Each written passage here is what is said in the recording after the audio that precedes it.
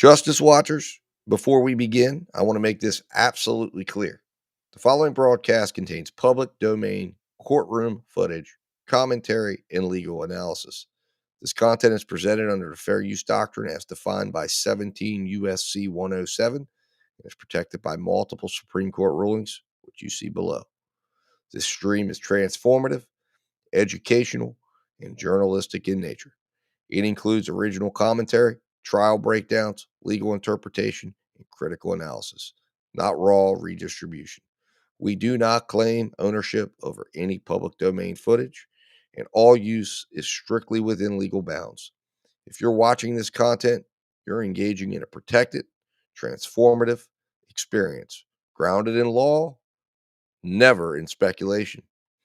And if anyone has a problem with that, take it up with Campbell, Brady, Miranda, and Irvin. Remember, guys, justice always works better when we watch. So keep watching.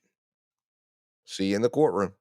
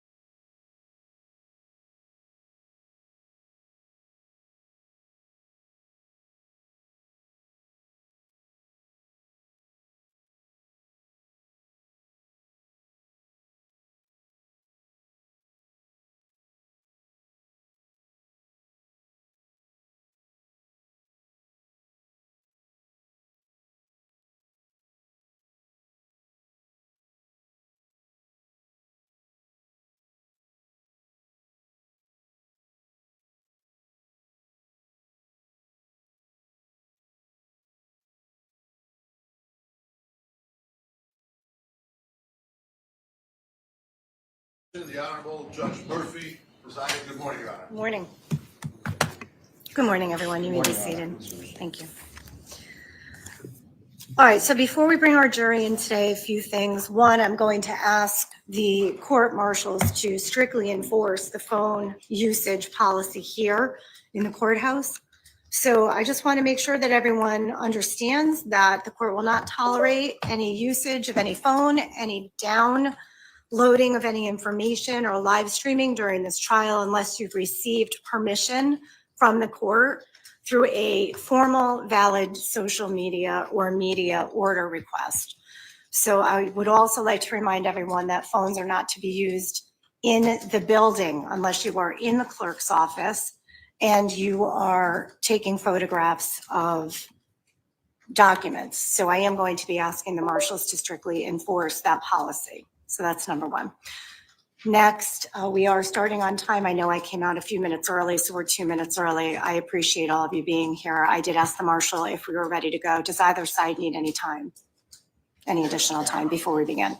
No, Your Honor. All right. And is there anything that the court needs to take up with counsel before bringing the jury in this morning? Nothing from the state. Your Honor. And the state's ready to proceed with its next witness? All right, fantastic. All right, Madam Clerk, please bring in our jury.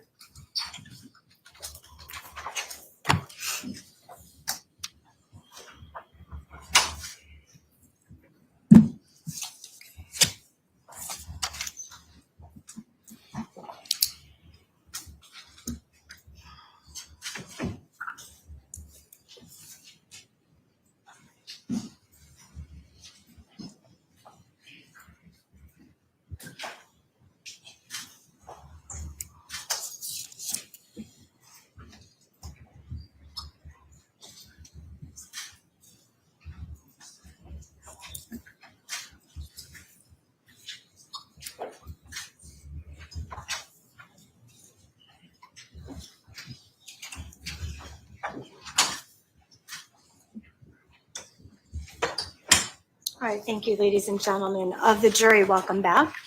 Thank you. Good morning. Thank you for your timely arrival here to the courthouse. Counsel, please stipulate to the return of our jurors here today. The state will stipulate, Your Honor. Defense stipulates as well, Your Honor. All right, very good. Madam Prosecutor, come on up. It's all set. You're fine. Thank you so much. All right, so ladies and gentlemen of the jury, we are prepared to move forward with the evidence in this case. And at this time, the state would call its next witness, please. Thank you, Your Honor. The state would call Griffin Marcinzik to the stand. Thank you.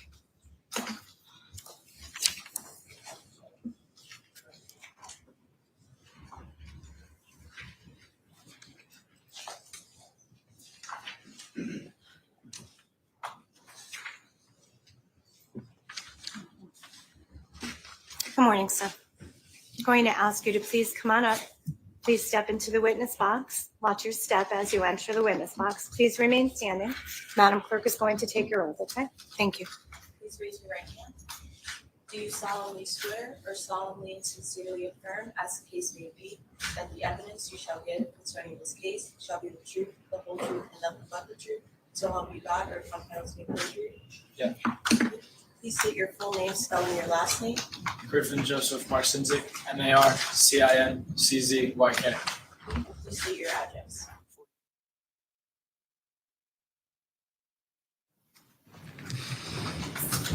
May I inquire, Your Honor? You may. Thank you. Good morning. Good morning. How are you? I'm good. How are you? Griffin, can you tell the ladies and gentlemen of the jury how old you are at this moment? I'm 19. And do you work? I do. What do you do for a living? I do sales at Ion Solar Pros. At Iron what? Ion Solar Pros. Okay. Just keep your voice up, okay? We're soft spoken. And how long have you been working where you're working? About 7 months. 7 months. And are you nervous? Yes. And prior to today's testimony, have you and I met? Yes. And why did we meet? Because of this instance. Now I want to direct your attention to May 14th of 2022, okay? How old were you back then? I was 16. And were you in school? I was. Where were you in school? I was a sophomore at Shelton High School. And did you play any sports? I played football and lacrosse. Now, I want to direct your attention to around 6 p.m. on May 14th of 2022. Can you tell the ladies and gentlemen of the jury what you were doing around that time? I was getting ready and headed over to one of my friend's houses. And what friend's house were you going to? My friend Natalia. And did you go there with anybody? I went with my buddy Ryan Hines. And how do you know Ryan Hines? He moved to Shelton in 7th or 8th grade. We played football together ever since then.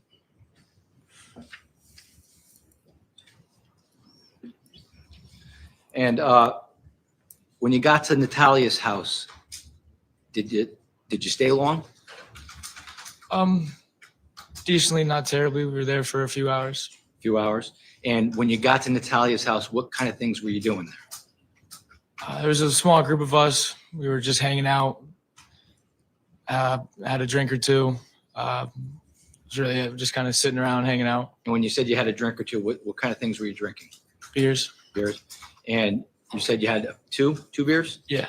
Okay. And at some point in time, did you come to leave Natalia's house at some point in time?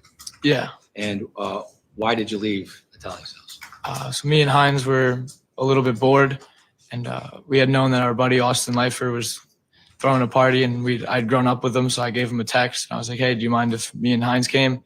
He told us, "Yeah, feel free, come on over." So we had basically my cousin Tanner pick us up, and he dropped us off there. Now you say Austin Leifer. How do you know Austin Leifer? I've known him since we were young, 4th grade. We played sports together, went to school together. And they were having a party at their house? Yeah. And where does Austin live, if you can recall? I don't know the number, maybe 5, but Lazy Brook Road. Lazy Brook Road. And so at some point, your cousin Tanner, that Tanner who? Czerkowski. Okay. And is he your blood relative? No, we've just known each other since we were born. Okay. And at some point, Tanner comes and picks you and who else up? Ryan. Okay. Just the two of you? Yeah. And when he picks you up, where does he take you? To Austin's house. Okay. And when you get to Austin's house, around what time of night was it? I'm not sure, maybe around 10. Okay. And when you got to Austin's house, who got out of the car? Me and Hines. Okay. And did Tanner get out of the car? No, he left. So Tanner just dropped you off and left? Yeah. Okay. And when you got out of the car, tell the ladies and gentlemen of the jury what happened during that sequence of events. Me and Hines step out of the car, begin walking up the driveway. Let me stop you there. Did you bring anything with you to Lazy Brook? Hines had a 12 rack of beer. 12 pack of beer? What kind of beer was it? I believe Bud Light. Okay. And when you got out of the car, you and Hines, tell us what you and Hines did after that. We began to go in. We entered the garage, and then we were encountered by 3 St. Joe's kids asking us basically who we were, which we expected. Like, what are we doing here? This and that. We told them Austin had invited us. Sustained. I'm going to strike what Mr. Hines said or what the other person stated. So if you took a note on it, please discard it, strike it from your notes. It's not to be considered for evidence in this case, okay? So without telling us what they said, did you have a conversation with these 3 individuals? Yes. And do you know who these 3 individuals were? At that given time, they were just 3 SJ kids to me. Do you know who they are now? Yes. And who are they? Tyler Da Silva, Jack Snyder, and Raul Valle. Okay. And is Raul Valle in court today? Yes, he is. And what is he wearing? Black suit. And can you point him out for the ladies and gentlemen of the jury? Your Honor, may the record reflect the witness identified the defendant in this case? Court will let the record reflect the witness identified the defendant. You may proceed. And does the defendant have a nickname? Yes, What Lido. is his nickname? Lido. Lido. So when you and Hines got to the St. Joe's party, the defendant and his 2 friends confronted you Yeah. and Hines? Yes. And without telling us what anybody said, what was that confrontation like? Between 2 dudes who never see each other, they were in a place where they were comfortable with, not knowing that was a place we were also comfortable with. So they were a little, who are you guys? What's going on? Blah, blah, blah. Kind of hostile, not really, but it escalates when one of them grabs Heinz's beer out of his hand. We move outside. Well, let me stop you there. Before you move outside, does the defendant say anything to you or Hines when you're confronted by him and Tyler and Jack? I don't remember specifically. Okay. And at some point in time, someone takes Heinz's beer? Yes. Who takes Heinz's beer? Jack Snyder. And when that happens, what's the reaction that, if anything, that Heinz has at that moment? He's pissed off that someone just grabbed his beer out of his hand. So we move outside afterwards. The two of them conclude that they'd fight for the beer back. Okay, and the two of them that you're referring to? Heinz and Jack Snyder. Okay, and at some point in time, did they confront each other as if they were going to fight? Yes. Were you present and witnessed that Yes. happening? And when that happened, what, if anything, can you tell us about withdrawing? Based on your recollection, do you know if Tyler De Silva was present at that moment? Yes. And where was he standing at that moment? So Heinz and Snyder are looking at each other. De Silva's to Snyder's left. So if you're Heinz and I'm De Silva's right there. so he's over to Jack's left. Yes. Okay. Was the defendant present when this was happening? Yes. And when do you recall where he was standing before, when Jack and He Jack was around? right here to Heinz, Behind him, to his right? like peripheral. Okay. Now, what do you recall about what happened next when you were witnessing this? They both put their hands up. They're about to begin fighting, and the first punch was thrown, but by Lito from the back, and it hit Heinz in this back side of the head, and then Heinz instantly takes Snyder to the ground. So if you're Jack and I'm Ryan, the defendant is here, and he punches Ryan in the face from behind? Yes. Okay. Tell us, when that happens, what occurs next? Heinz instantly takes him to the ground, and this is like a 30-second thing that from start to finish. And once he gets to the ground, a girl they all knew was like trying to break it up. Lito had a motorcycle helmet on. He had taken it off and struck Heinz with it once or twice, hit him in the head. Now, when the fight starts after the defendant punches Ryan from behind, does anybody else jump in the fight? Once they get to the ground, Lito hits him with the helmet. So yeah, I guess that's jumping into the fight. Did Tyler jump into the fight? The way they fell, I only saw like his upper body. I didn't see any fists, so maybe he kicked, but I'm not here to say this. So or at no. some point in time, Jack and Ryan are engaged in a fight. And what do you witness the defendant do? Hit him with the motorcycle helmet. So he comes over and hits him with the helmet. How does he hit him with the helmet? Takes it off and strikes him down on it twice, I believe. Okay. Do you recall what Tyler De Silva was wearing that night? A powder blue jersey. It was open, like a white shirt on, I think jeans. And do you recall what the defendant was wearing that night? Also a powder blue shirt with black, I think, sweatpants. And do you recall what Jack Snyder was wearing that night? A red hoodie and black sweatpants. Approach the witness, Your Honor. Yes.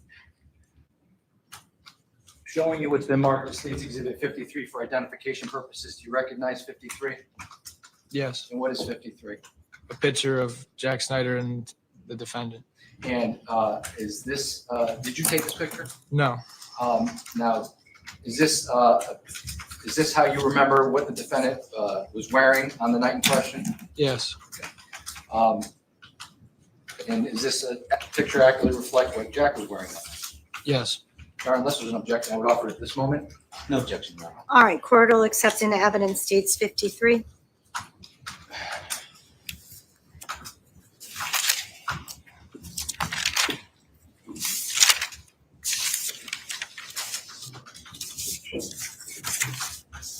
Showing you State's 53 again, now for the jury's benefit.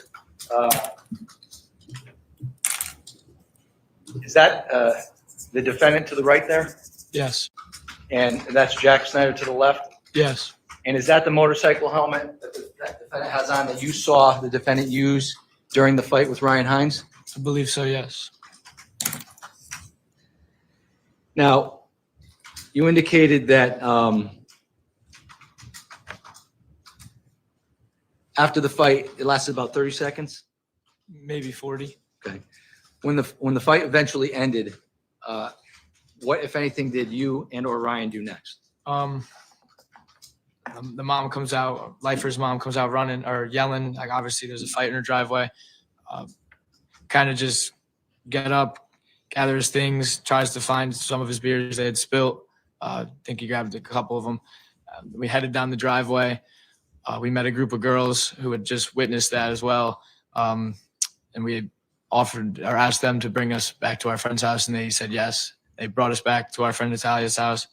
And then When you went back to Natalia's house, let me ask you this. Between the time you were at 5 Lazy Brook to the time you went back to Natalia's house, were you drinking any alcohol? no, When you got back to Natalia's house, how long would you say you were at Natalia's house for when the girls dropped you off?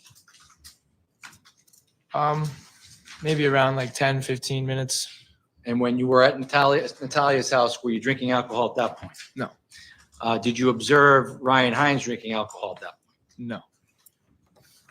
Now, at some point in time between leaving Lazy Brook Road and getting to Natalia's house, was there any communication between you or anybody else over any type of messaging? Not at that point, no. Okay. Can you tell the ladies and gentlemen of the jury what, if anything, occurred between the time you left Natalia's house? Well, withdrawn. At some point in time, you were there for how long? About 15 minutes. 15 minutes, and at some point you left? Yes. Why did you leave Natalia's house? Close friend of mine, Charlie Connery, had given me a call, had heard about what happens with Hines, and he said he was coming to grab us. Without telling us what he said. Sustained. Okay, you can't tell us what he said. Did Charlie Connery call you? Yes. Did you have a conversation with Charlie Connery? Yes. And did you tell him what you observed at 5 Lazy Brook Road? Yes. Okay.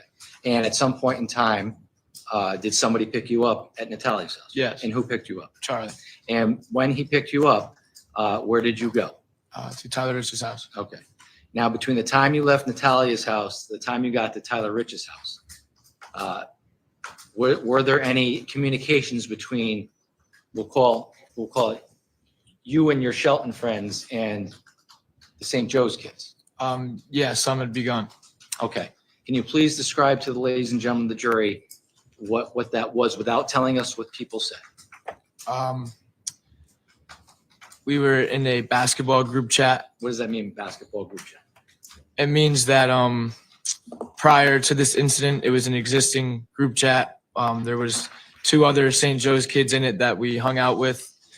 And we would go play basketball, pick up games, kid stuff. And once this had happened, a few people were added into the group chat, and then it became very argumentative, going back and forth because of the fight. And it was just boys talking crap to each other, beefing. And were you in that group chat? Yes. And did you engage anybody in that group chat? Yeah. Okay. And what kind of things were you saying in that group chat? We were talking crap back and forth. At one point, it was said within the group chat on their behalf of. We can't tell us what they said unless you know something that the defendant said. We just need to know the tone of it. It was hostile, argumentative. We were both going back and forth. We were hot. Our boy had been jumped by 3 kids. So we were acting out of emotions, being like boys, just like, talking shit back and forth. Okay. I'm going to show you what's been marked as State's Exhibit 5. Full exhibit. Do you recognize State's 5? Yes. And what is State's 5? The Rich's house. That's Tyler Rich's house? Yes. How do you know Tyler Rich? From the same town. We've always just kind of been around each other since we were younger. You grew up with him? Yeah.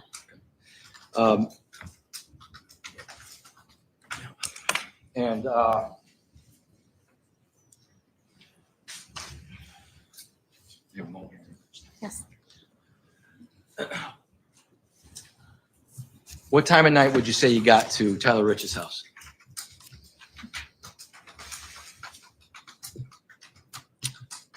Probably around 11. 11-ish? Okay. Was it dark out? What was the lighting like? Well, the sun was down, yeah, so it was nighttime, but the moon was out. It wasn't terribly dark. We were able to see outside. Was it pitch black? No. And when you got to Tyler Rich's house, was this group chat, this basketball group chat between the Shelton kids and St. Joe's kids, did that continue when you were at Tyler Rich's house? Yes.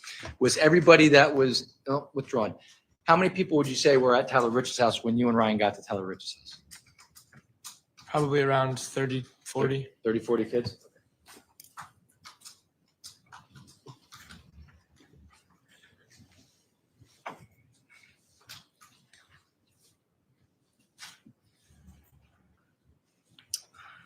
May approach, Your Honor. Yes.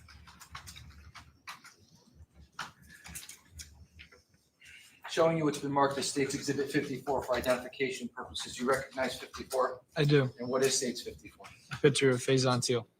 And how do you know Faison Teal? I played football with him in high school. And does this picture accurately reflect what Faison Teal looked like on or about 5/14 of 2022? Yes. Showing you State's Exhibit 55 for identification purposes. Do you recognize State's 55? Yes. And how do you recognize State's 55? It's Tommy Connery. It's Charlie's older brother.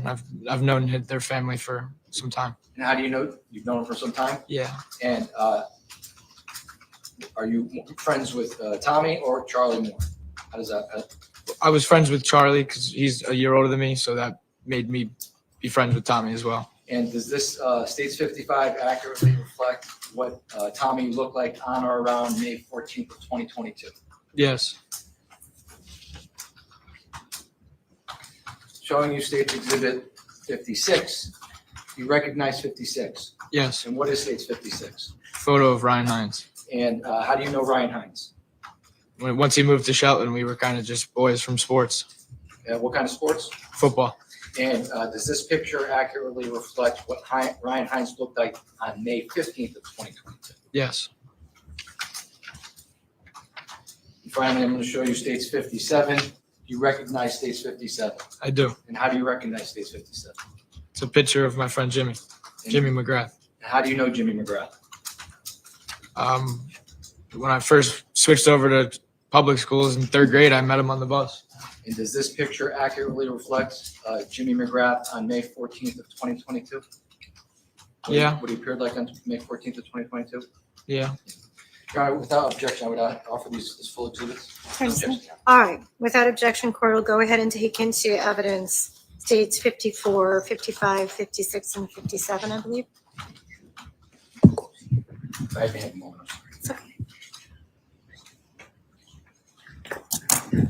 After I call it. Madam Clerk, those went through 57, correct? Yes. Thank you.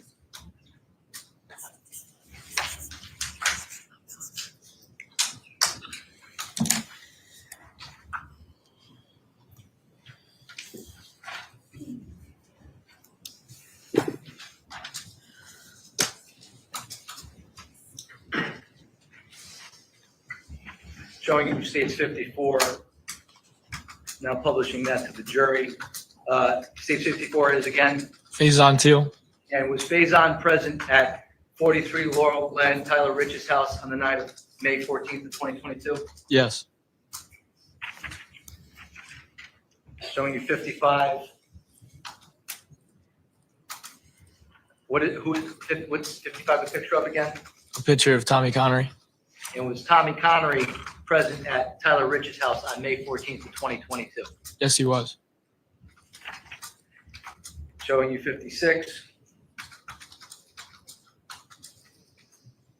What is 56 again? Picture of who? Ryan Hines. It was Ryan Hines. Is that the same Ryan Hines you mentioned that was with you at Lazy Brook earlier in the night and went with you to Tyler Rich's house? Yes. Finally, 57. Can you tell the ladies and gentlemen of the jury who 57 is? Jimmy McGrath. It was Jimmy McGrath at 43 Laurel Glen, Tyler Rich's house when you went there that night. Yes. I'm going to show you States 12. Do you recognize States 12? Yes. And how do you recognize States 12? It's Jimmy McGrath.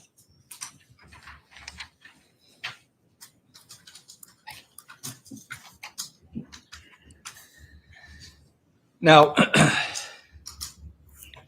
are you familiar with an Enrico Fiola or Ricky Fiola? Yes. How are you familiar with him? Played sports with him. Known him since probably 6th grade. And was he present at 43 Laurel Glen on the night of May 14th of 2022? Yes. Are you familiar with Sal Perry? Yes. And how are you familiar with Sal Perry? Our families are friends. And was he present at 43 Laurel Glen on the night of May 14th of 2022? Yes. Are you familiar with Mike Samperi? Yes. And how are you familiar with Mike Samperi? I grew up with him as well. And was he present at Tyler Rich's house on May 14th of 2022? Yes. Are you familiar with an Alex Bernstein? Yes. How are you familiar with Alex Bernstein? He's Tanner's friend. That's how I met him. And was he present at Tyler Rich's house on the night of May 14th of 2022? Yes. How about Charlie Connery? Was Charlie Connery present at Tyler Rich's house on the night of May 14th Yes. of 2022? And how about Jacob Villalobos? Are you familiar with Jacob Villalobos? Yeah. And how are you familiar with Jacob? He was my captain. Captain for what? Football. And was he present at 43 Laurel Glen Yes. on May 14th of 2022? How about Matt Lockovich? Are you familiar with a Matt Lockovich? Yes, I am. And how are you familiar with him? He was also my football captain. And was he present at Tyler Rich's house on the night of May 14th of 2022? Yes. Now, when you got to Tyler Rich's house at around 11 p.m., what kind of, you said there were about 30 kids there? Yeah. What kind of things were going on when you got to Tyler Rich's house on May 14th of 2022? Typical high school things, down in the basement, listening to music. A couple people had drinks. Did you drink? Not while I was at the Riches, no. I'm sorry? Not while I was at the Riches, no. You didn't drink at all at Tyler Rich's house? I could have had a beer. Okay. Have you drank before? Yeah, prior to Lazy Brook. Okay. How about prior to May 14th of 2022? Have you ever had a beer before? Yeah. Have you ever been intoxicated before? Yeah. On May 14th of 2022, were you intoxicated? No. Now, how long would you say you were at Tyler Rich's house while the group chat was going on? Probably about like 25 minutes. And after about 25 minutes, well, withdrawn. During that 25 minutes, did you say anything in that group chat with regards to 43 Laurel Glen? Yes. As we were all together going over this group chat, we're talking, they're talking. It was kind of just like I was a collective. A couple of people would tell them to pull up, so I did. So you told them to pull up, and when you told them to pull up, how did they know where to get to? I said the road name. I'm sorry? You said the road name. Okay. And at some point in time, after that 25 minutes, did something happen that you became aware of outside of 43 Laurel Glen? I'm not sure who, but someone had pointed out that there was a car outside. We kind of all collectively headed out through the back and went outside and saw the car. I may have a moment, Your Honor. Can I see? Yes.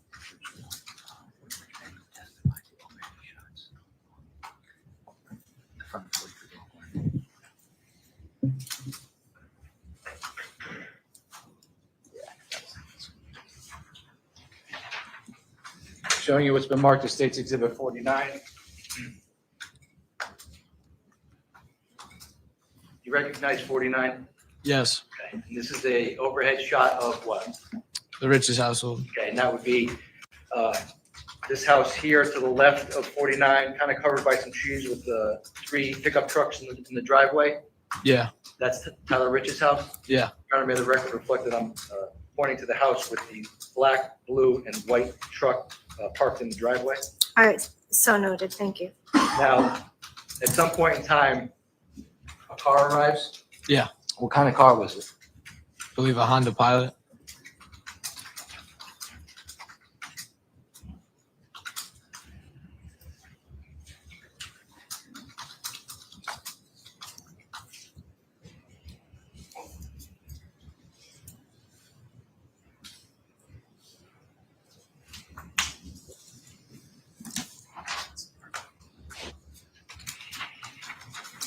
Showing you States 30.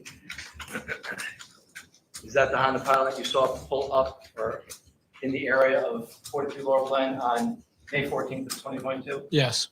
And when this Honda Pilot pulled up, can you tell the ladies and gentlemen of the jury where you saw the car when you exited, well, withdraw? When you were aware, became aware that there was a car outside of Tyler Rich's house, what, if anything, did you do? We all came outside. At first, it was like, where's the car? And then we had noticed closer to at like the bottom of the road, like where the road meets that road, a car was added to like the chain of cars that were there. And we had recognized that we didn't know what car that was. So we all kind of made our way over to it, realized that they were in the car. Now I'm going to take you back, okay? Back up. This is State's Exhibit 6, okay? Tyler Rich's house, right? Yes. Okay. When you were at Tyler Rich's house, were you inside the house or outside the house? Both. Both, okay. When you became aware that there was a car that arrived in the area of Tyler Rich's house, were you inside the house or outside the house? Inside. Okay, and where were you inside the house? We were in the basement. Okay. And at some point in time, when you heard there was a car that arrived at Tyler Rich's house, did you exit the basement? Yes. How did you exit the basement? Through like the umbilical doors in the back. Bilko doors? Yeah. Those are like the basement doors that Yeah. open like this? And what side of the house are the Bilko doors in? I'm showing you State 6. Can you show us where? It's kind of blurry, Can you but step down and point, Your Honor? Certainly, that's fine. If he feels comfortable doing that. Certainly, of course. You were. Go there, here. You were point right here. so right around here is the walkway entrance that brings you from around back. Okay. So, Your Honor, the record can reflect that the witness pointed to this area just in front of the blue truck in State 6 in the back area where there appears to be an air conditioning unit. Is that right? Yeah. Okay. In this opening area here. All right, that's noted. Thank you. And when you came out of the Bilko doors, are you able to describe to the ladies and gentlemen of the jury in State's Exhibit 49 did you observe the car when you walked right out the Bilko doors? Not at first? No, you came around the house. So you came around the house. Did you come around the house? And for the jury and the record's benefit, did you come out this way where this patch of grass is just to the left of the blue truck? Yeah. Sorry. Did you walk down the driveway? I believe so. Okay. And when you walked to the driveway, did you walk to the end of the driveway? Yeah. Okay. And when you got to the end of the driveway, tell the ladies and gentlemen of the jury what you observed at that moment. We had noticed that the car was about where those trees are, equivalent parked right about there. So for the record's benefit, are you referring to these trees right here? Yes. So was the car parked in the middle of the road, side of the road, It was pulled up onto the side. on the side of the road? So right about here? Yeah. So, Your Honor, the record can reflect there's trees at the bottom of Stage 49, the bottom right-hand group of trees just after the intersection of Laurel Glen and Adams. All right, that's noted. Thank you. So the car was parked there? Yeah. When the car was parked there, did you approach the car? Yeah, we all did. Okay. And when you say you all did, how many people do you think approached the car, if you know? At least 20. Okay. And do you recall who was present when you approached the car? In the car. In your group? No, in our your group. not specifically. Okay. Was Tyler Rich present? If you recall. I don't recall exactly who was outside. So there was about 20 kids? Yeah. Okay. And when you approached the car, was the car facing It was facing towards Adams or away from Adams? away down the Away. road. So if we're looking at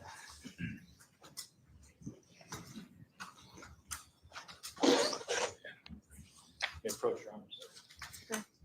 This is stage 1. So when the car is parked, it's parked this way, facing towards Farmhouse Road? Yes. Okay. And you approached the car? Yes. And did you recognize anybody in the car?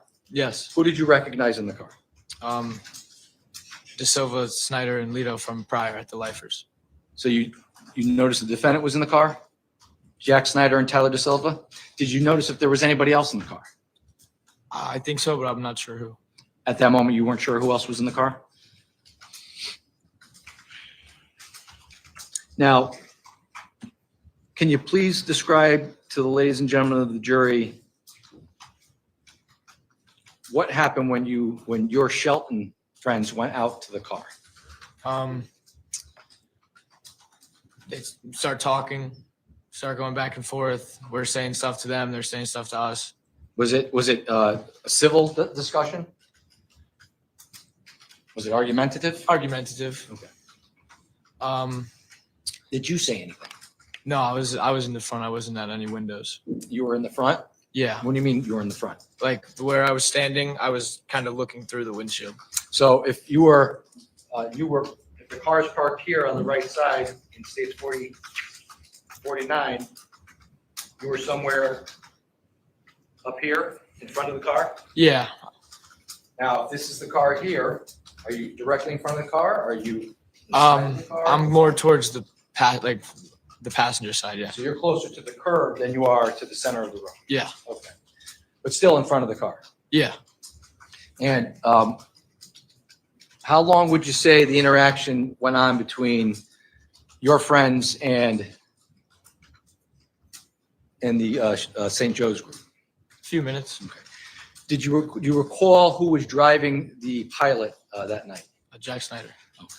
And do you recall, if you can, who was in the front passenger seat? I don't recall. I just saw the powder blue in the front and back. Okay. And you said about 5 minutes that interaction went on? Yeah, a few. And at some point in time, did something happen between your group of friends and the Snyder vehicle group of friends? Yeah, they're talking back and forth, and then collectively people start like holding onto the roof racks and shaking it back and forth. So your group started shaking the car? Okay. And what else, excuse me, what else happened during that? The car was on, so once that started happening, they put it in drive, and drove forward, and I had to like hop out of the way a little bit, and they sped down the road. So you had to hop out of the way when the car drove down the road? Yeah. How was it being operated, if you recall? Speeding, I Okay. guess. And when you say it went down the road, it took off towards Farmhouse? Farmhouse, yes. Okay. And when it took off down the road towards Farmhouse, what, if anything, did you observe at that point?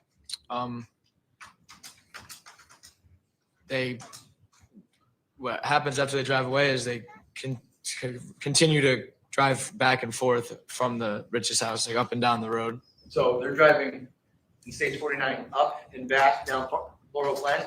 Yeah, I'm not exactly positive if they hit a U-turn or if you see it's like a square. So I don't really remember if they drove the square or if they just busted a UE and came back and forth. But they came Yeah, back and forth. They crossed the house multiple times. Okay. And when they crossed the house multiple times, what, if anything, did you observe people from the car doing? They were throwing things at us. We were throwing things at them. What kind of things were they throwing at you? I believe there was a WD-40 can, like a water jug of some sort. Okay. And when those things were thrown at you guys, what, if anything, did you observe your group of friends do? Throw it back. You threw it back at them. Okay. Did you witness anybody throw anything and hit the car? I don't recall if anyone hit the car. Are you aware if the car was hit with anything? I'm not sure, no. Okay. And at some point in time, did they stop driving back and forth in front of Tyler Rich's house? Yes. Okay. And when they stopped doing that, what, if anything, did you observe as to where the car went? They had moved towards where Farmhouse Lane is and stopped the car up like on the corner of it. So for the jury's and the record's benefit, this is States 1. If we're looking at States 1, they're somewhere in the area of the intersection of Farmhouse and Laurel Glen? Yes. Okay. And would you say they were in front? Did you see them in front of this house, or was it more towards the intersection? I was far away, so. So you couldn't tell exactly, but they were in this area. Yeah, no. And Your Honor, may the record reflect the witness was saying they were in the area of the intersection of Farmhouse Road and 36 Road. It's noted, thank you. And when you were down the road, when you saw them, the car stopped down the road, did you observe anything about the occupants of the car? I think 2 of them had gotten out. And could you see who got out of the car? No, I could not see specifically. Okay. And when you noticed those individuals get out of the car, what if anything did you observe next? 2 of my friends, maybe more, but Ricky and Tyler began walking down to go speak with them. And when you say Ricky, you mean Ricky Fiola? Yes. And when you say Tyler, you mean Tyler Rich? Yes. Okay. And they went down the road. Did you see them go down all the way down the road? I saw them when they got pretty close, and then I had headed back inside. Did you observe Tyler Rich or Ricky Fiola do anything when they were going down the road? No. Did you hear anything as to not what people said, but did you hear anything, any argument or anything down the road from where you were? No. Okay. And you say that at some point in time you went back into the house? Yeah. And when you went back into the house, how did you enter Tyler's house? Same way I left, through the Okay. basement door. So you walked. Before you get back into the house, can you show me on stage 49 where you were standing when the car finally went down the road? Yeah, I kind of like around the mailbox, like poked out in the road a little bit, just saw the boys walking down there. So my finger's pointed in the road here, just in front of the mailbox on 49. Is that about where you were standing? Yeah, in that general area. Okay. And when you went back, the record can reflect my finger's pointing to the front of the mailbox, just about maybe 5 feet into the road. Court will note it. Thank you. And when you went back into Tyler Rich's house, did you walk up the driveway and go inside the Bilko doors, or did you go in the house a different way? I took the same route. And when you were back in the house, when you were back in Tyler Rich's house, how long would you say you were in Tyler Rich's house for at that time? A few minutes. A few minutes. And when you were back in Tyler Rich's house, were you consuming any alcohol? No. And how many people would you say were inside the house when you went back inside the house at that moment? Almost all of us. Okay.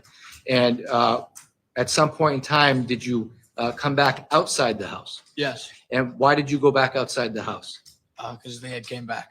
When you say they had come back, who came back? Well, when we got outside, Lito and DeSilva were out of their car. Okay. Now,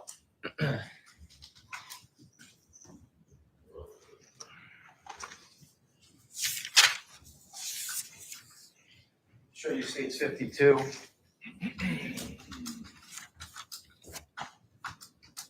Okay. Now, when you came out of the house, what route did you take? The same route I had been taken. We veered a little left because they were approaching towards the yard.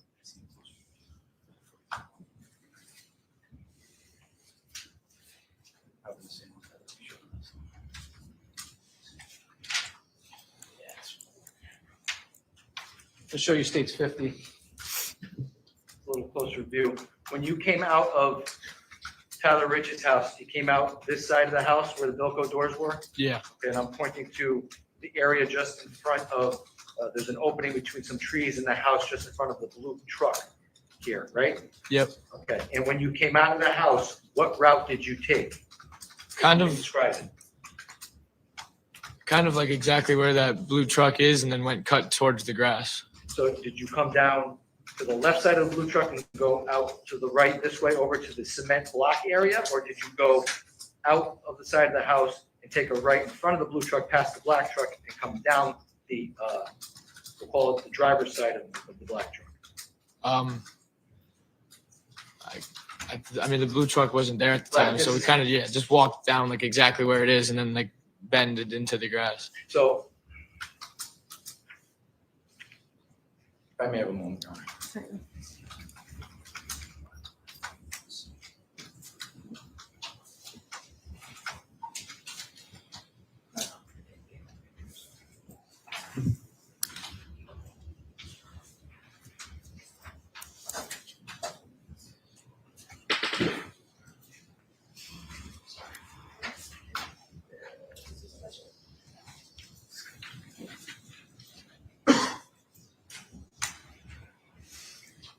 I'm going to show you stage 5.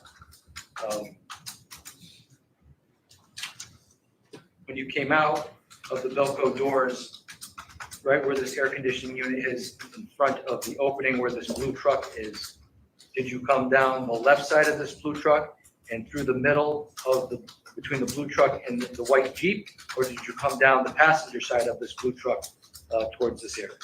The passenger side. So you came out the Bilco door, took a quick left, and then down the grass area where the cobblestone block is? Yes. Okay. And where did you end up when you first went outside? Like right in between that slab and red bush in that area. Okay, so I'm showing you states. For the record, Your Honor, I'm sorry. It's okay. States 52. Thank you. This is obviously a more recent picture. Was this green tree here? No. Okay. And when you came down, can you point to the area in States 52 where you came, where you stood? In this general vicinity right here. Okay, so in the record reflect just above the area of this square cement, looks like possibly a septic cap thing here and the red bush. All right, so noted. Thank you. And when you stood there, what was the lighting like at that point? I think there might have been a light on from the driveway, slightly illuminating. It was dim lit. Moon was out. It wasn't terribly dark. You were able to see. Did anybody have flashlights on? Yeah. Okay. What were they using to illuminate what was going on? Phone flashlights. Okay.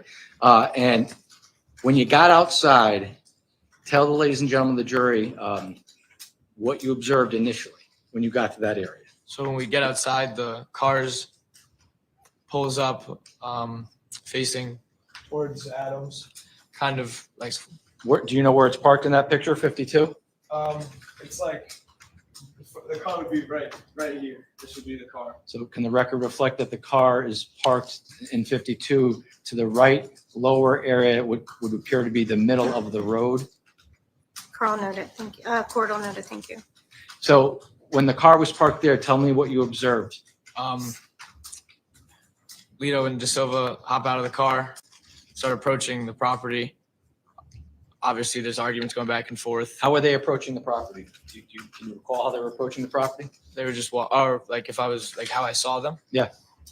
From my view, the one on the right was De Silva. Lito was on the left, so on Tyler's right. So if I'm standing in that area where you pointed out in 52 between the red bush and what looks like to be the septic cap, we'll call it that. You see Tyler De Silva to your right and Lito to your left, the defendant? Yeah. Okay. Was there anybody else with them? The driver, but they were just alone out of the vehicle. And when you observed Tyler and the defendant get out of the car, how many people from your group were outside? Majority. And do you recall if there was, not what people said, but do you recall if there was a verbal interaction between anybody from your group and the defendant and or Tyler De Silva? Yeah, there was stuff being said back and forth. What kind of things, not what they said, but what was the manner in which the things were being said? Argumentative. Okay. And was your group being argumentative? Both parties. So the defendant and Tyler De Silva were being argumentative back? Yeah. Did it look like they were trying to be peaceful? No, but neither did we. And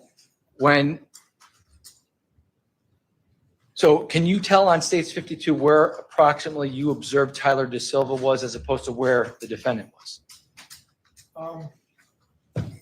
This would be probably about De Silva. Lito would be about right here. And when there was an interaction between your group and the defendant and Mr. De Silva, where did that interaction, that verbal interaction take place? As they were walking up, a little bit on the grass as well. A little bit on the grass just past the curb area? Yeah. Okay. And who was talking to, not what was said, who was talking to Tyler De Silva or arguing with Tyler De Silva at that moment? Do you recall? A couple of people. Rich was arguing with him. He was also said some words towards both of them. Everyone was kind of talking. So Tyler Rich was talking to Tyler De Silva? At one point. Do you recall anybody else from your friend group talking to Tyler De Silva? Not specifically. Do you recall whether or not anybody was withdrawn. How far apart were Tyler DeSilva and the defendant? They weren't terribly far apart, maybe a couple feet, 5 to 8. Okay. And do you recall who out of your group of friends was anybody having a discussion or near the defendant at this moment? Hines was near the area. Ryan Hines was near the defendant? My buddy Ty Wood was confronting him. How do you know Ty Wood? Known him my whole life. My sister and his brother were friends. We played sports together. And obviously he was at the party that night as Yeah. well. Who else, if anybody, do you recall being near the defendant at that moment? I'm not sure of anyone else. But you're from what you recall Ty Wood and Ryan Hines. Yes. Okay. And how was the defendant's demeanor with regards to your friends Ryan Hines and Ty Wood? They were both ready. Just like ready to fight. Okay. And how long would you say there was this verbal altercation going on back and forth on May 14th of 2022? Not very long. When you say not very long, how, Minute or two. okay. And after a minute or two, did something happen? Yes. Okay. Can you please describe to the ladies and gentlemen of the jury what you observed happened? Ty and Lito had been arguing. It looked like Lito was about to swing on Ty, so Rich stepped in front and struck Lito. So Tyler Rich punched the defendant in the face? Yes. Okay. And when Tyler Rich punched the defendant in the face, what happened next? Well, the fight begins, and his whole interactions, or Lito's whole interactions, kind of get out of my view from the crowd of people that are all just in front of me. So I can't really see him. But then I see De Silva, and he starts getting into it. And then him and Rich actually end up in like a wrestling match, basically in the lawn. And who do you recall being in the area of Tyler Rich and Tyler De Silva's fight? Like Locke, Villalobos, Alex Bernstein was in the area. When you say Locke, you mean Matt Locke? Lockovich, yeah. And Tyler Rich? Yeah. And Jacob Villalobos? Who else? Do you recall anybody else? Not specifically, no. And when you were observing the fight between Tyler De Silva and Tyler Rich, did you have an idea? Were you aware of what was going on with the defendant? No. Okay. I knew he was in a fight. I could see it, but I couldn't see specifics. Do you recall how many people he was in a fight with? No. Okay. And when the fight's going on, withdrawn, did you have any weapons on you that night? No. Did you see Tyler Rich with any weapons on him that night? No. Did you see Ty Wood with any weapons on him that night? No. Did you see Ryan Hines with any weapons on him that night? No. Did you see Jacob Villalobos with any weapons on him that night? No. Did you see Matt Lockovich with any weapons on him that night? No. Did you see Sal Perry with any weapons on him that night? How about Mike Sampieri? Did he have any weapons on him that night? Not to my knowledge. How about Charlie Connery? Did he have any weapons on him that night? How about Tommy Connery? Did he have any weapons on him that night? No. How about Faison Teal? Did you see any weapons on him? No. Did you see Jimmy during the fight? Not during the fight. Not No. during the fight. Do you know if he had any weapons on him? He did not. So when the fight's going on, you lose sight of what the defendant's doing and you kind of focus on Tyler Rich and Tyler De Silva. How long would you say you were, did you move at any point in time from where you were during that fight? I might have creeped about where that tree is, maybe right on the cement, just watching. So you were in that general area? Stayed in that area mainly. Do you recall anybody being near you at the time? Tanner? Tanner Czerkowski was near you? Yeah. Okay. And how long would you say that withdrawn? Tell us what you observed about the fight that you did observe. It was quick. They were on the ground. I remember like they were wrestling, grabbing at each other. I saw like De Silva's whole back out because his shirt was like pulled up a little bit. They were just kind of wrestling, and then it wasn't very long, not a very long interaction. A couple of the dudes pick him up onto his feet, push him out into the street, and tell him to get lost, basically. And when that occurs, at any point in time, did you observe the defendant do anything? Yeah, so while the interaction with De Silva's ending, the defendant runs to the car. You see the car door open because the lights turn on from inside the car, and then he runs back into the fight. And so, just so we're clear, State 52, during this point in time, you're somewhere in this area? Yeah. And that's between the square cement block, septic cap here and this tree that was not there at the time? Yeah. And the car is somewhere in this area here, just in front of the mailbox, maybe like, Maybe a little further back as well. okay, maybe, so probably around just to the lower right-hand portion of 52. And you observe the defendant run to the car? Yes. And when you observe him run to the car, what does he do? He runs back to the fight. And when he runs back into the fight, where did you observe where Tyler DeSilva was at this point? He's kind of like in the road now at this point because he was pushed out into the road. Was anybody fighting with Tyler DeSilva at that moment? No. Okay. And when the defendant runs back into the fight, what, if anything, withdrawn, how would you describe the scene of the fight? Was it chaotic? Yeah. Okay. A lot of kids? A lot of kids. And when the defendant runs back into the fight, what, if anything, did you hear at that moment? My buddy Charlie yells that he has a knife. And when you heard Charlie yell that he has a knife, what, if anything, did you observe next? I didn't observe, like from that point, it was a crowd of people, and then it broke out in chaos. People started yelling, screaming, and then I had seen Jimmy, and he had these white shorts on. They were stained completely red, and I looked away, and a bunch of people flooded to him to help him.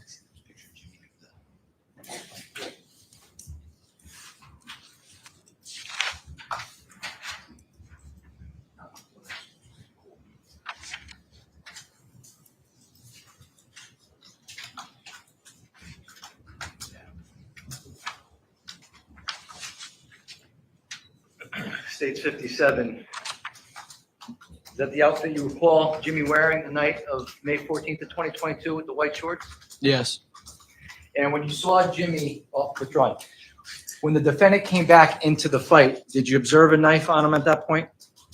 I still had no eyes. I saw once he ran back from the car, I lost sight of him because of the crowd. Okay, when you say there were a crowd, were there people in front of you where you were standing between the tree and the in that cement square in States 52? Not many. Majority was more into the grass, which is where he was. And I was like, that's why I had the view I had of the car and the fight. And once he ran back towards the curb, he was not in my vision anymore. Do you recall where Jimmy was at this moment? Did you see Jimmy? I had known he was on the far side of the interaction. Okay. And when you heard Charlie yell, he's got a knife, you didn't observe the defendant with anything. What did you observe next after you heard that? It erupted and everyone started screaming. Some people were crying, yelling, freaking out. Once I had noticed Jimmy, I was shocked. I was 16 years old. I didn't know what to do. And then I had noticed Charlie was freaking out because his brother Tommy had been stabbed, and Charlie was like my best friend at the time. So I had taken my hoodie off, gave it to him, was like, put it on his leg. Let's stop there. So what did you observe first about Jimmy? You saw Jimmy first? I noticed the red on his shorts. That was what I noticed. Did you hear him say anything? I did not. Did he do anything? Did you see him do anything? He fell to the ground. So you saw red on the shorts and he fell to the ground? When you saw that happen, what did you do next? I was moving towards him, and then like a couple people instantly grabbed onto him and were catering to him, and then I noticed Tommy, interacted with Charlie, gave him my hoodie. Do you recall where Tommy was at that moment? If you don't, it's He was okay. like in the middle of the yard. Okay.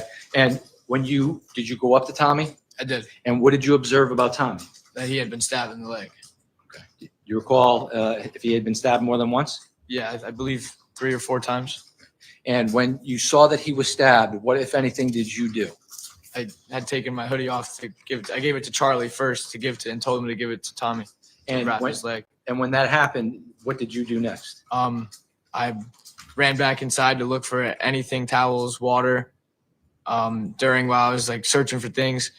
I believe I was with Tanner. We had noticed Hines was sitting, and I was like, what are you doing, dude? And he said he was catching his breath, and he was hunched over with his hand on his left side holding it. And then he moved his hand, and we had noticed that he was bleeding, and we took him out. We were, dude, like, come on, you got to get in the ambulance. You got to go. And then it kind of just all, once everyone started getting treated, it was all just like a blur. Where was Ryan stabbed? He was stabbed once, like right beneath his armpit, and like the lower, I don't even know what this area is, your lower side, and then right above his butt. Okay. And do you recall where Tommy was stabbed? In his thigh. Do you recall if anybody else had been stabbed that night? Faison had been cut in the arm, and obviously Jimmy. Now, when you went inside to help Ryan, at some point in time, did you come back outside with towels and I didn't find anything, but I just kept using my clothing.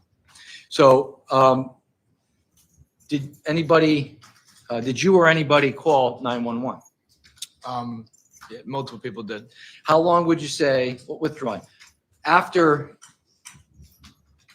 when you saw Jimmy fall, did you see the defendant and Tyler De Silva do anything? The last I saw of them was them run to their car and drive off, and then they weren't in my mind anymore.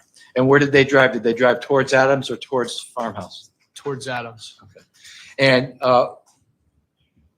when 911 was called, how long would you say it was between the time the fight, the end of the fight took place and the time the first responders arrived? Do you recall?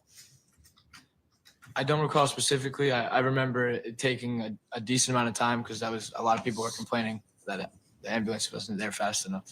And while we were there, when you were waiting for the first responders to arrive to the scene, did you, were you doing anything at that moment? Were you rendering aid to anybody? not at that point. Once they came, they made us all back up. They took over, obviously, took care of everything. And at that point, I finally answered my mom because throughout the whole interaction, she was blowing up my phone from hearing the sirens all driving by. And I finally, answered her, talked to her. Okay. And at some point in time, did your parents arrive at 43 Laurel Glen? I don't recall if they picked me up or not. Did you, at some point in time, first responders arrived, police, paramedics? Do you recall whether or not you talked to any police officers that night? I believe I did. And after that night, do you recall whether or not you met with police officers again in connection to this case? I did.